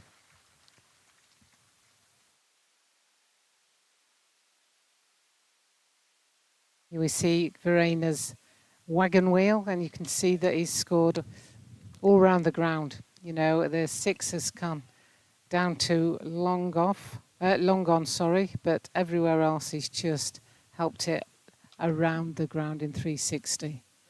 And that first ball is just knocked back down the ground for a single. Just to give you the breakdown on that, when it comes to that region between the covers and long off, he scored 52 of his runs. It's just been marvellous. It's been a masterclass, really, for want of a better term. Haynes strides down and deposits it downtown for 4. Well, for as much as we are rightfully bigging up Carver Rayner, Jack Haynes is playing some hand here, striking at almost 100 and brings up the 200 for Nottinghamshire in fine fashion.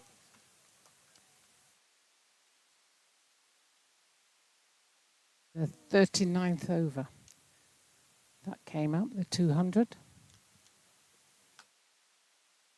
That one's pulled round to mid-wicket where it goes straight to Will Luxton, and there'll just be a single.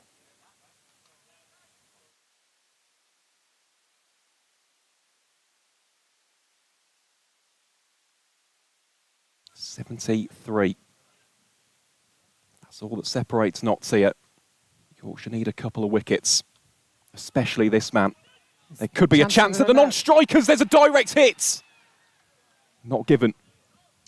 Haynes made his ground. I think, to be fair, I think he was back. It's a good throw. It'd be one of those where you slow it down umpteen times on the replay, frame by frame. Here's his bat over the line, but umpire looked like he was in a good position.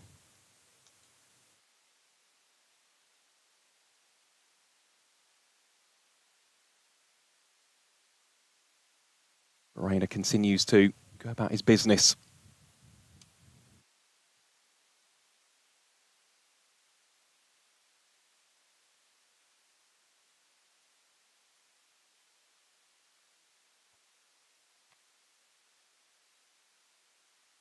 Adam Lyth, hands on heads, but it looked very short and it looked like it was pulled quite easily from that position as we finish the 39th over. Notts are 203, requiring just another 71 runs to win off 11 overs. As Ben Cliff looks like he's going to come back on at the rugby ground end because he's just put his headband back on.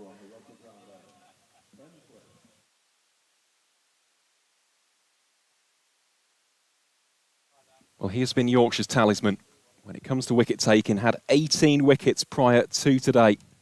He's had a really good campaign as Ben Cliff. They need him to deliver once more. Currently wicketless in this game. None for 35. Those are the current figures. Here he is. Or for Jack Haynes, and indeed for Nottinghamshire.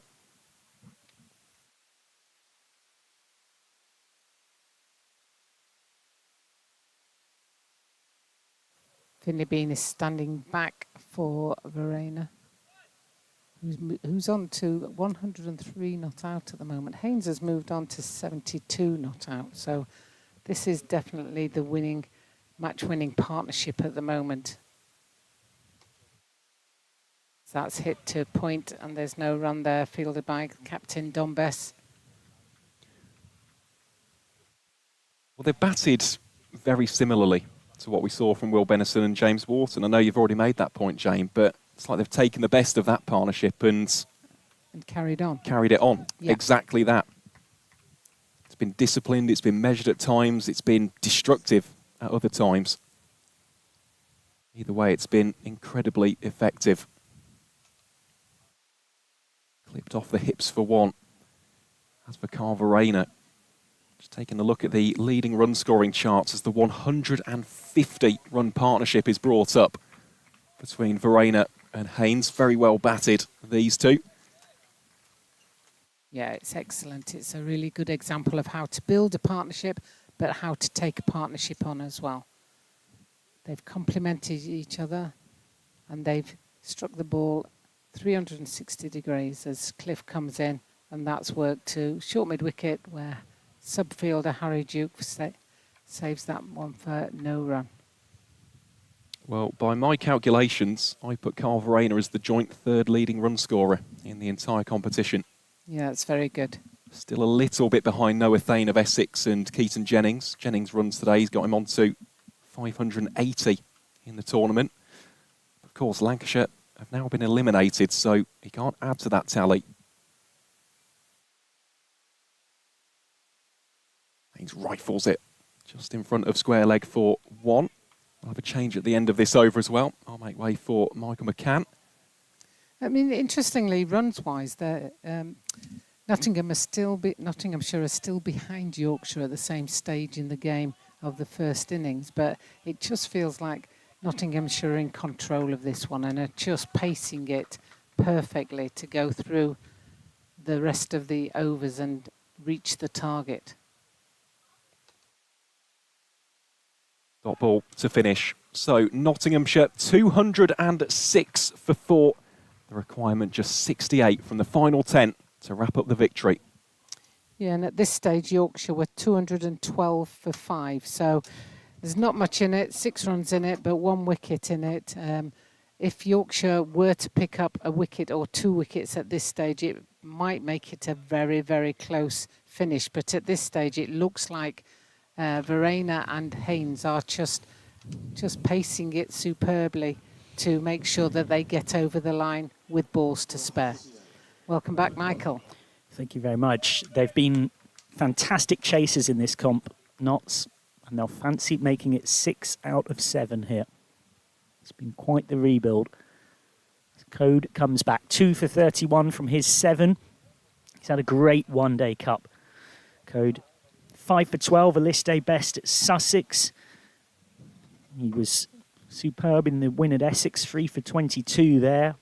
After a tough first game against Hampshire, ever since he's been a key part of this Yorkshire unit. Can Code break the game open for Yorkshire? Definitely no single there.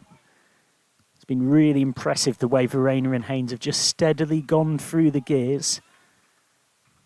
This enormous stand, which in the context of a one-day game and how fast-moving it often is, feels like it's been going on for 2 business days. Yeah, it does. Partnership is past 150 as well.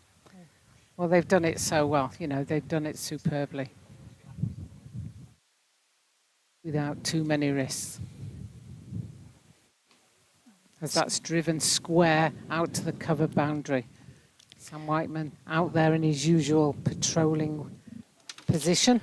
And it's one of these things, you know, you'll get people frustrated, of course, if they're Yorkshire fans, say, with a partnership like that. But as an old coach of mine used to say, 2 teams are allowed to play well. And my goodness me, if these 2 play well. Remember, you know, Haynes is a quality player, but to walk back in off no senior competitive cricket and a long injury spell and play like this, that sounds very good off the bat from Verena, who will get 1. Yorkshire desperate to avoid more heartbreak. Anthony McGrath said, I did wake up the day after the Blast quarter-final thinking it were a bad dream, to be honest, so I'm not sure it actually happened. We're getting to the latter stages of competitions more regularly. We managed to get to the semi without needing a quarter-final in the Metrobank last year and just fell short, so it's about dealing with knockout cricket. Well, knockout cricket is in moments like these. And right now, it's Nottinghamshire progressing well. That's on the bounce to Luxton, a little bit more on it. It could have been a catching chance. Luxton, who, of course, earlier on might have been, I saw you guys watching this back 10 overs ago, in trouble if VAR was in use for a possible red card for a challenge on a spectator when trying to stop a boundary towards the shorter part of the ground.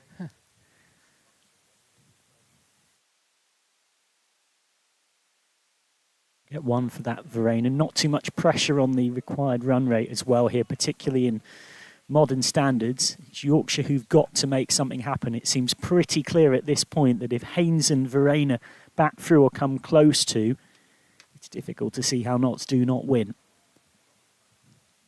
Yeah, they can't not win if they're still there.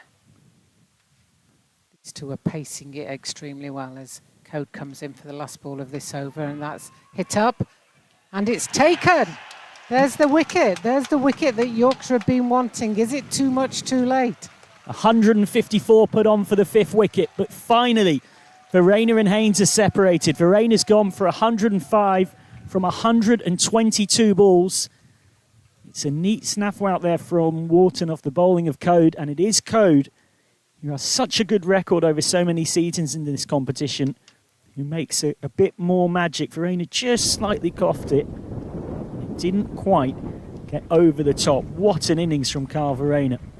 But this is how it ends. Trying to go over the top of mid-off. He's rightly being given a very generous ovation as he leaves the field from all in the ground, home, away and neutral, deservedly so. This was the downfall, just trying to go inside out over that mid-off position. It wasn't an easy take, even with Verena mistiming it, slightly muscling it, or attempting to muscle it over the infield. Yeah, I think it was Benison that caught it. Yes, you're right. I beg your pardon. You know, so Benison's having a good little day there. You know, he's not the tallest on the field, but he jumped up high enough to clasp that one in, and you could see that he was stretching to his full potential to take that. So Verena would probably count himself unlucky, but Benison just, as you see here, look at how high he's off the ground, and a super catch from Benison, Will Benison. Now here comes Fahan Ahmed, who has 33 runs at an average of just 11 in this competition. Remember that Notts do have a slightly long-looking tail. With the injury to Lyndon James, that means we believe he's unlikely to bat, or maybe only bat if they're really close to the target. So that removes someone who's been excellent in this competition somewhat from the equation. So they're not quite effectively 6 down, but there's a bit of that. As Hills continuing from the rugby ground end, but Haynes is distracted.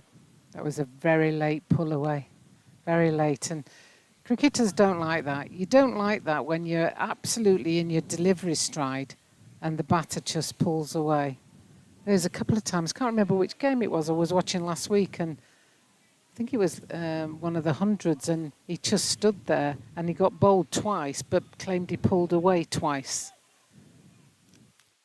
Glad I wasn't umpiring, because I think I might have called him out at one stage. Let's try again. Flicked away into the onside. Haynes takes 1. So even more responsibility comes on the shoulders of Jack Haynes then, with Verena out.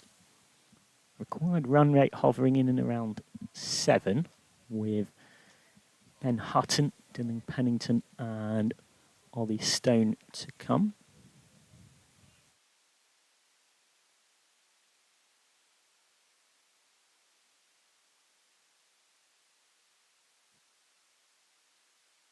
So first ball to be faced by Fahan Ahmed.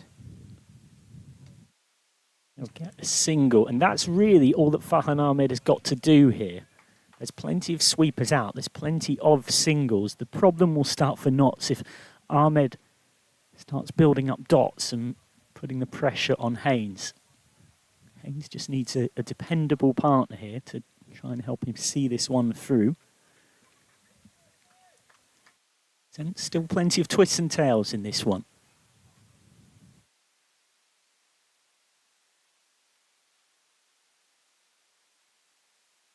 That comes off the edge onto the pads and goes away for a single to short fine leg.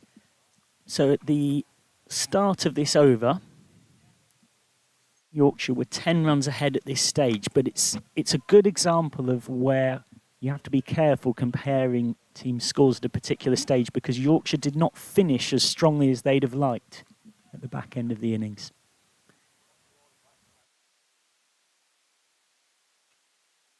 They want one there. There's not a single there. And a direct hit, he's gone. And he's gone. Oh, well, I think Hill has not taken the stumps off here. He's knocked the stumps off with his body. This will not be out, and it's not given out, and rightly so. And Hill's potentially injured himself.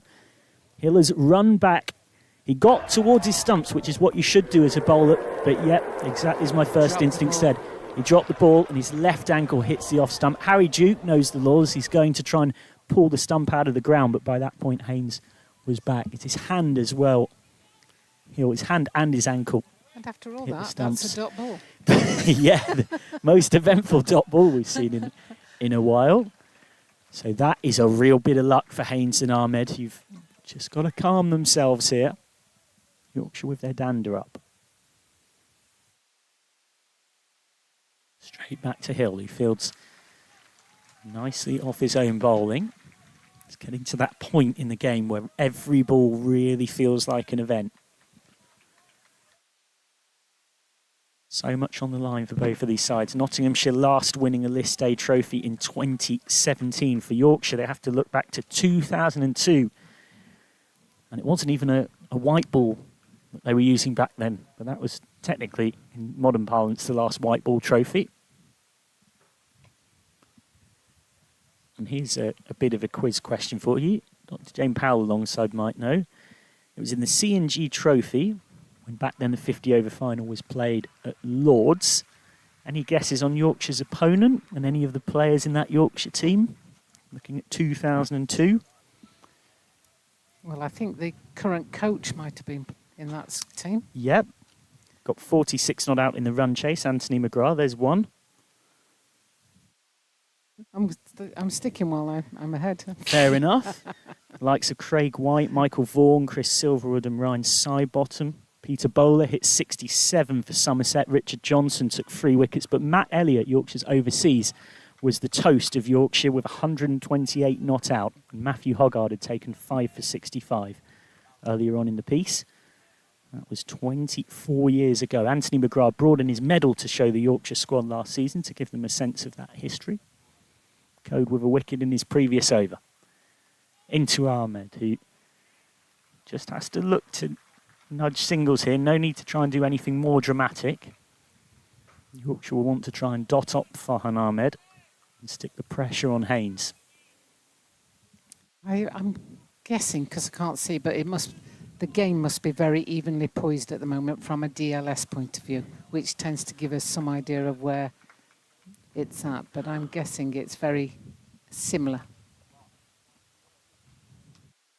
Yeah, a lot of scoreboards have DLS. I don't have that here at York, but the one thing DLS won't account for is that injury to Lyndon James, meaning that James almost certainly won't bat. So that is someone who normally would bat 6 or 7 and be very dependable for Notts in this competition this season, who we believe is going to bat only right at the end, somewhat injured with that left side strain that meant he could only bowl 4.4 overs. Down the pitch, Ahmed. And gone! Straight at short mid-wicket. Straight at Dom Bess. And Code has got 2 wickets in as many overs. And in the blink of an eye, the game has turned towards Yorkshire. Farhan Ahmed gone for just 2. And with Haynes going so well at the other end, you have to question whether that level of aggression was needed in that moment. 213 for 6. Yeah, I mean, great bowling from Code, putting the pressure on. I was just checking, he's bowled in his 8.3 overs, he's bowled 32 dot balls, and that's where that pressure is created. You see, there was a dot ball previous to this. He bowls it just outside off, and Ahmed just goes to try and pull it from outside off, but straight into the hands of Yorkshire skipper Dom Bess, who says thank you very much. He couldn't have picked out Bess much better had he tried. 5 yards either side, it would have been 4. As it is, that is gone, and Code continues what's been an outstanding one-day cup ever since that first game where he took 1 for 77 off 10 and then missed out in the second game.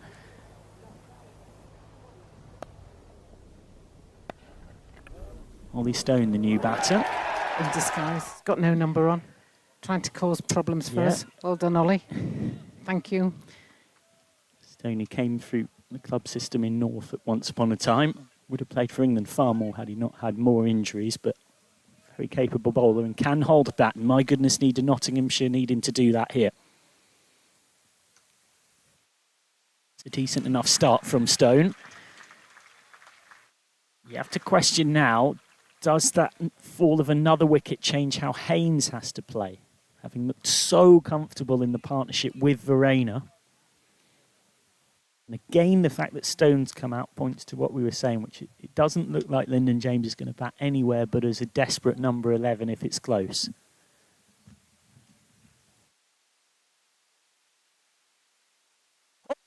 It's a second wicket in the over for Ben Code. It's a duck for Ollie Stone. 3 wickets in the last 2 overs of Ben Code from the City end has completely changed this game.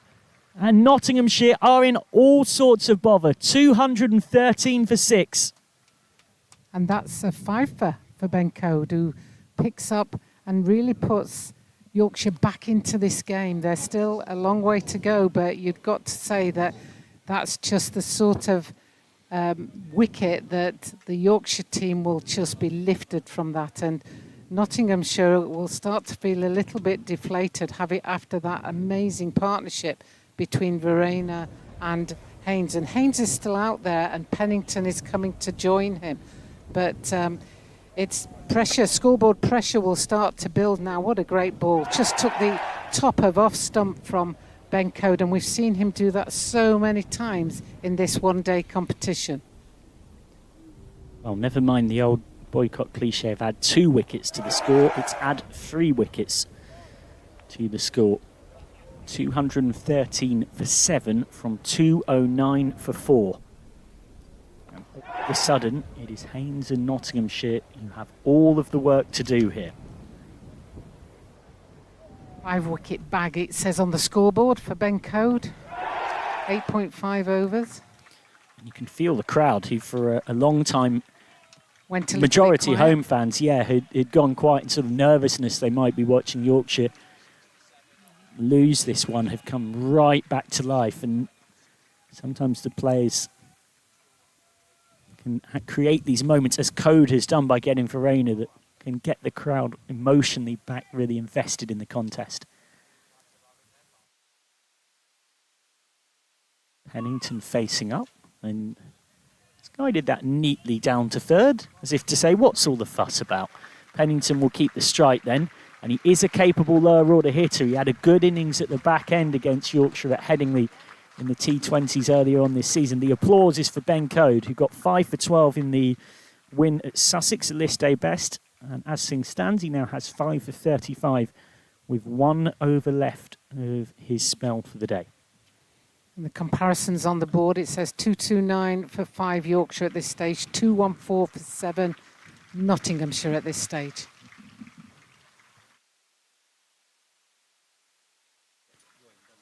Well, you sense there's still twists and turns to come as well. As well as the wickets lost, it's the required run rate to keep up with. Almost 9 and over needed by the Notts Outlaws now. That required run rate was hovering in and around the 6.5 sort of mark when Verena and Haynes were out there, if not lower. So that required run rate creeping up. Hill to continue. And this is skewed away. This will be fought through backward point, bisecting the sweepers. Well, Pennington will counter-attack, and he can do so to very good effect. That's his inclination, to be aggressive. Yeah, there's still a long way to go here. You know, I just think that sometimes you can give games away or think games are won too easy, as was shown by the Vitality Blast game at Headingley earlier this season, when it was all but done and dusted, and then Craig Overton came out. Yeah, if there's ever a team that wouldn't be taking a quarter-final for granted, it would be this Yorkshire men's team. For those who are unfamiliar, Somerset needed 66 to win off the last 4 overs of the T20 Blast game, 8 down. And yet an inspirational innings from Craig Overton took Somerset over the line and denied Yorkshire a rare trip to finals day. Sweet connection from Pennington, but straight at Duke. Yorkshire chasing just a 5th ever major limited overs trophy. The Gillette Cup in 65, when Boycott got a big 100 in the final against Surrey. The Gillette Cup in 69, beating Derbyshire.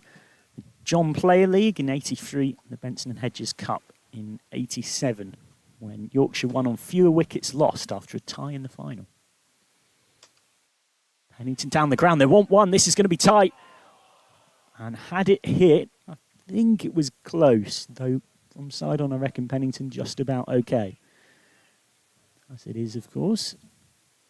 Yeah, I All's think well that ends well. that those straightforward hits of the stump often result in a run out, because I think there's seconds between often a bat sliding in and the ball hitting the stump. So I think that probably would have been in the favour of Yorkshire if had it hit.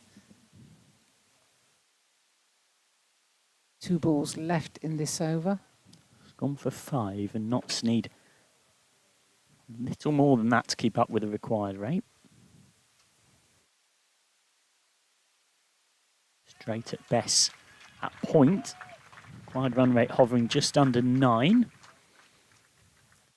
You'll see the fielders all diving to make sure it doesn't go past them now. Little bit like goalkeepers in the final minutes of a game of football, when they just take it and then dive on the floor just to waste a little bit of time. We obviously haven't got a time constraint here.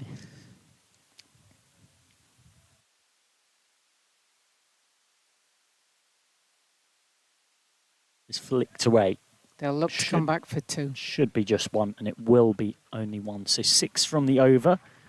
220 for 7 then, off 44. Hold on to your hats, folks. We've got a tight finish in here. Nothing like the other final, where Lancashire have been blown away by Durham, who will travel to Middlesex on Sunday. And we've got 36 balls left and 54 runs to win. Yeah, it's bang on 9 and over. And for Bess, he's got to think about who he wants to bowl and when. He's only got 1 over left of Jack White. He's got 1 over left of Code. He's got 2 overs left of Hill, 2 of Cliff, and 1 of Bess himself. Is Jack White on the field? I don't think Jack White's on the field. He did go off. He did go off for a period of time, and I think you're right. I think he might still be off for Duke. So, I wonder whether we will see White again here. Is that Harry Duke coming in from the boundary? Yeah, Duke is on the field for White right now. Bess is going to bowl himself. He's going to bowl himself out. The captain's going to take responsibility. None for 55 off his 9 so far. Bess, who captained Yorkshire to semi-finals of this comp last season. Of course, Bairstow's skipper in Redbourne in the T20 Blast. Haynes has surely got to go a little more aggressive here. It's a 5-4 offside field with everybody back on the onside, apart from a short fine leg. And Haynes might be gone here. No, he hasn't. He's picked the gap perfectly. Picked the gap really nicely. Inside out, through wide mid-off. Trying to play the kind of shot that got Verena out, but he played it better than Verena. And away it goes. So Bess under immediate pressure in the over.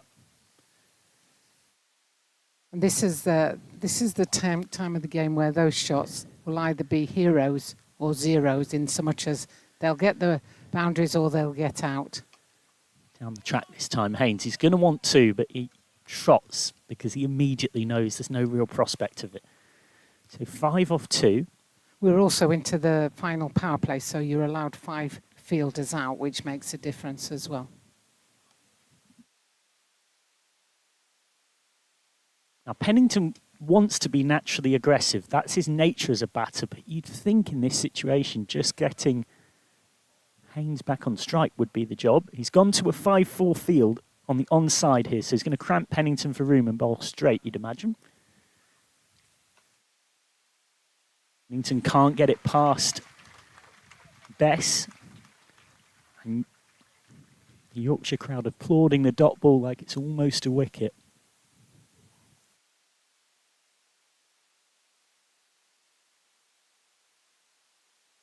Wicker and Flatter will get 1 here. It's half stopped by Code, Has one over left. Wonder quite when Bess might be saving it for. It's one of those testers for the captain. That's a massive shot and well over Luxton on the deep mid-wicket boundary. That's a great strike from Haynes. Absolutely crunched in the slot from Bess. A little too full and too straight. What's the bottom hand coming through on this? It's a full toss, wasn't it? Yeah, you're right. He made it into a full toss. The sweep connection as well. Just one to the deep set onside field. So very profitable over for Nottinghamshire. 13 come off it. What a game we've got in prospect here. Drama right to the last. It's Dr. Jane Powell, Yorkshire president for life, in the Vertu commentary box. Goes to try and keep her heart rate relatively moderate whilst watching from alongside us. And Aaron Vals settles in with the sun setting here at York for county cricket badges like yours truly and myself. These are the moments you remember in a season, and these are the moments that define a season. They certainly are. Yeah, you can just sense there's a thick air of tension and nervousness at the minute. Every single boundary we can hear the Notts team actually thumping on the windows of the dressing rooms to our right. Every single run that's scored, loudly appreciated, and so too for the wickets. The noise, goodness me, when Verena got out, that was something else. Cliff from the rugby ground end, bending his back, the top wicket taker in the competition. Goes deep in his crease. Wharton will field, and that will be one. That brings Pennington onto strike.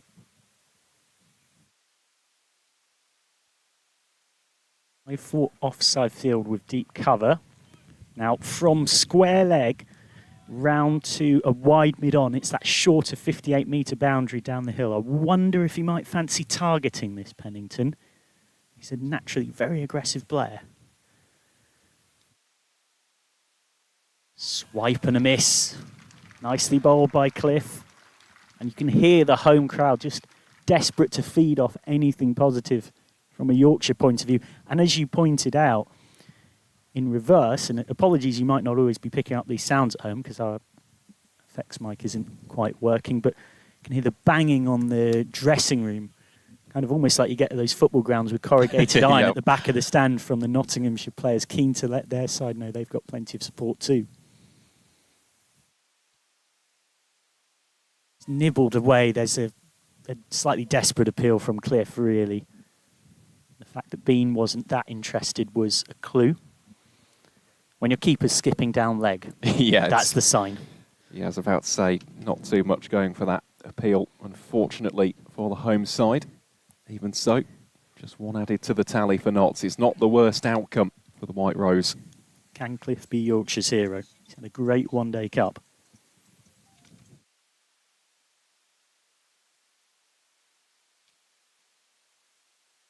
Swung away. That will be one to the shorter boundary. Cliff, who had spent so much of last season on the treatment table, or to his great misfortune, stuck up alongside us in the Vertu commentary box, is much happier opening the bowling. Doing so with a plump.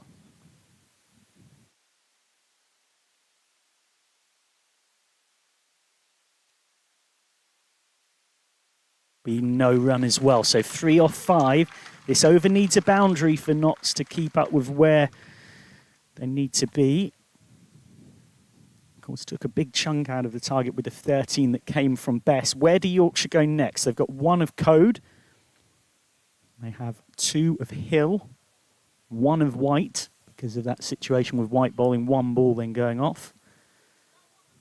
Cliff has 1 more after this.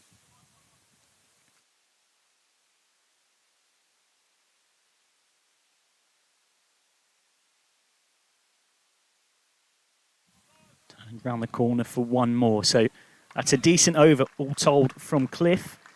It's an over that belonged to Yorkshire. 237 for 7 then.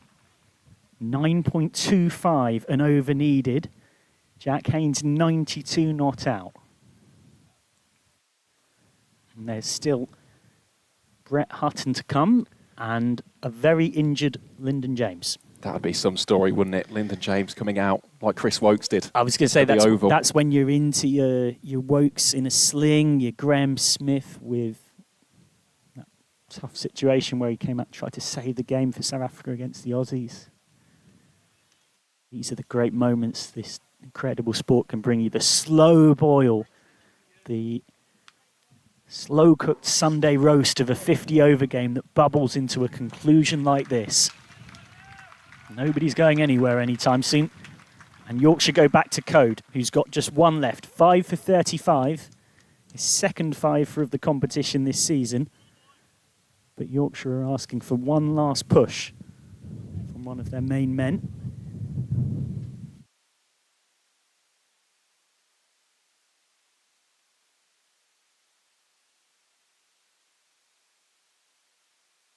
Pennington hits a massive 6 over the head of Long On.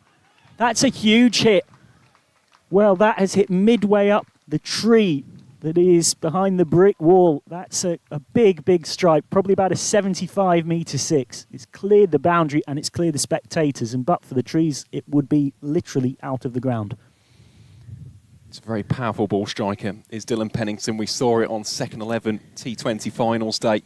Against Warwickshire, that was the eventual champions of that competition. He's really worked hard on his batting. Very muscular, very destructive striker. Does Pennington go again? Well, he came down the pitch and then he realised it wasn't quite there for it, just dropped his bat on it and took 1. So Notts would want 9 minimum from the over. They've got 7 from 2 balls. It's a great start for the Outlaws, who've having a great season.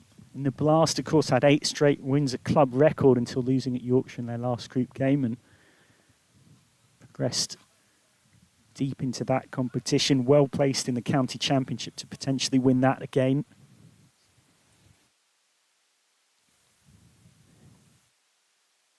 This is struck hard and firm, and it's in the gap for 4. Perfectly placed. Brutal aggression, but placement to match. And Code, who's been Yorkshire's hero at so many points in this competition and today, has got to find something. 11 off 3 in the over. Come courtesy of some lovely shots as well. That made a real ping off the bat of Jack Haynes. This now really is getting very tense. Haynes just short of 3 figures as well. Haynes gets that out to deep point for 1. This over has gone for 12 from 4. And he is a quality player, Jack Haynes. So in some senses, the innings today doesn't surprise anyone. But you have to put into context, to come back off injury into a knockout quarter-final and walk out at 55 for 4, this has been something special. For now, Haynes is watching Pennington. Pennington down to Long On. Yorkshire have got a deep set onside field, which means that any shot into the onside that isn't straight at Cliff at short fine leg is at least 1. And the problem for Yorkshire is that runs and balls equation is tightened after those 2 boundaries. Yeah, it gives you a little bit more freedom, doesn't it, towards the end of the over. Haynes, unless this is a real, I don't want to say a horrible ball, but a little bit of a gimme, doesn't have to take a risk. Haynes will want the single for the strike. Or maybe not. Haynes has just belted it down the ground, and that's 4 more. It's an enormous over for Nottinghamshire. Code's final over goes for 15 runs. And suddenly, Nottinghamshire go into the last 3, and they need just a tickle over a runner ball. That could be the over that decides the game. Yeah, staggering, really. Absolutely exceptional. And now the applause will ring out because Jack Haynes, he has batted superbly. 101 from 93 deliveries, 11 fours, 1 6. A very muted celebration, admittedly, but just look at the wagon wheel. The consistency through both the on and the offside, but in particular in front of square. The cover drives have been immaculate. The big bludgeons through mid-wicket have been impeccable. This has been a truly great innings, and one which, as you said, Michael, could well define this game. And there was such... It wasn't even a distinct lack of celebration. There was no celebration from Haynes. There was absolutely nothing, such that for a second it took two of us a moment to pick up on it. Did briefly, in a very cursory way, almost reluctantly wave his bat. It was very much, this is irrelevant to me. For Nottinghamshire, it's about, can they see this one home? Having won away at Surrey to get here, they'll be away against Leicestershire on Sunday if they won here. The home final would await for Nottinghamshire. It's his hill. Yorkshire still with time to change the story, but this is going to be more runs. It'll be 2. So it is now 18 to get from 17, almost exactly a run a ball.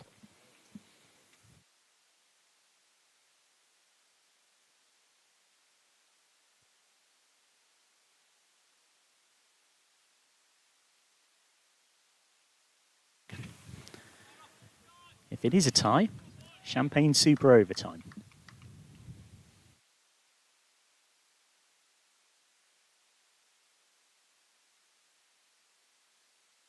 Now there is going to be a question here for Yorkshire, not yet, but maybe soon, about do you have to bring somebody into the ring to try and force something? Because if they don't take a wicket, and just as I say that, fine leg has come up into the ring, albeit deep mid-wicket's gone out. So there's still just the minimum requirement of 4 in the ring.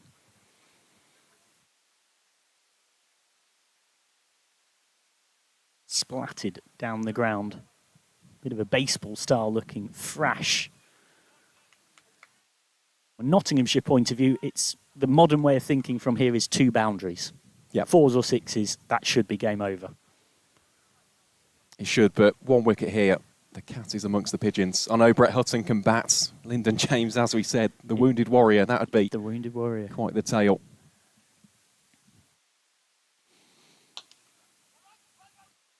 On the ground, gain will be just 1. 15 to get from 14. George Hill's had a magnificent one-day cut. Can he produce a moment out of the bag here for Yorkshire?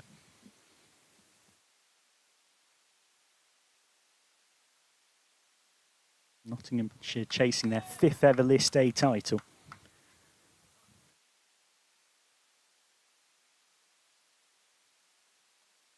This could be 6 to the short boundary. Massive strike from Haynes, who is flying. Indeed, it is 6. Suddenly, it is single figures to win for the Nottinghamshire Outlaws. A thumping shot, isn't it? Dismissive, really. Just saw it sat up, goes on the pull, and nails it. Absolutely nails it. What a shot that is at this stage from Jack Haynes. Now into single figures for the required runs. Short arm jab. Still Yorkshire with just 4 in the ring. He's deep in his crease. This will be 1. 8 to win from the last 2. It's another big over in Nottinghamshire's favour, thanks to that 6 and then the accumulation around it. And you would say now that it is Nottinghamshire's to lose. 14 from that over and 15 from the over off code that came before it. It is, but this game isn't over. And that's what Yorkshire have to think here. I think back to one of the previous games, actually, in this year's competition, Mac Jones of Essex, ice in the veins, defending, I think, 5 in the final over. The Eagles won that game. Take it deep, really apply the pressure, make it as nervy as possible here for Notts. If Haynes goes, suddenly it's a very, very different equation as well. Well, it would mean Pennington, Hutton and a very injured James might between them have to scramble what is needed. Ben Cliff, none for 41 from his 9. The top wicket taker in the competition. A change of ends for him. The headband warrior channeling his inner Jack Brooks, for those who remember him charging in for Yorkshire and Somerset a decade or so ago. Can Cliff make the difference? Just 8 to win from the last 2. Flicked away, and this will go for 4. That's half of the 8 that Nottinghamshire needed. Just 4 to get from 11. Jack Haynes on strike. Any boundary will do it. Now Yorkshire have a dilemma. Do they bring a couple into the ring? Because now they really can just do it in singles. If the field stays like it is, can Haynes keep his composure? He's batted incredibly on his injury return. He and Verena both with tons. 4 to get from 11.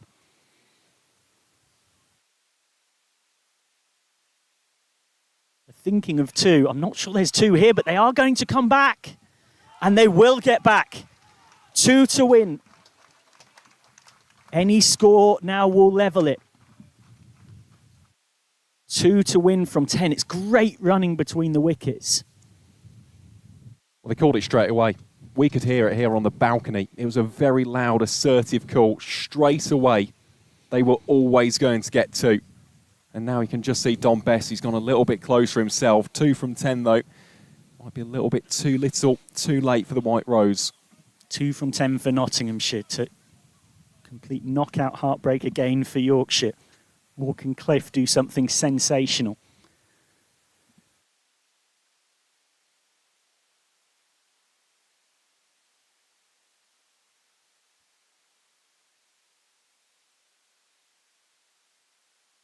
Haynes goes deep in his crease. Nottinghamshire, at the very least, have guaranteed themselves a super over. The scores are tied with 9 balls left. Nottinghamshire, of course, mentioned 5 times List A champions, T20 champs in 2017 and 2020. They did a white ball double in 2017. And the Outlaws complete the job. Another fielder comes up into the ring.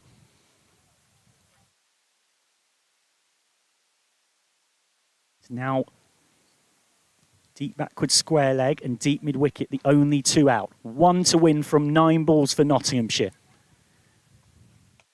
Pennington's done it! Nottinghamshire have come to Yorkshire and won from 1 for 3 in the run chase. It is a remarkable victory for the serial chasers. The 6th time from 7 games in this Metrobank One Day Cup when batting second, where they've won. Kyle Verena with 105. And then an incredible injury return for Jack Haynes with 115 not out. A gem of an innings at the end from Dylan Pennington, who hits the winning runs. It will be Nottinghamshire who will travel to Leicestershire in the Metrobank One Day Cup semi-final on Sunday. It is Yorkshire who once again in a knockout game, having lost in the quarter-final of the Blast earlier this season against Somerset, and last season in the semi of this competition against Hampshire, who suffer heartbreak in a knockout match. An incredible game of cricket here at York. Someone had to lose it, and in the end, it was Nottinghamshire who grasped the nettle, and Kyle Verena and Jack Haynes will be the toast of the Outlaws tonight. They will indeed. First and foremost, congratulations to Nottinghamshire. Let's not forget, they were 1 for 3. They lost the top order within the space of 16 balls. Yorkshire were rampant. Ben Code and George Hill on an absolute tear. Since then, they have played the ultimate Uno reverse card. Kyle Verena, the first Centurion, Jack Haynes, the second. Some really valuable runs, a vital contribution towards the end from Dylan Pennington, especially after the nature in which he came in. Stone had just got out for a golden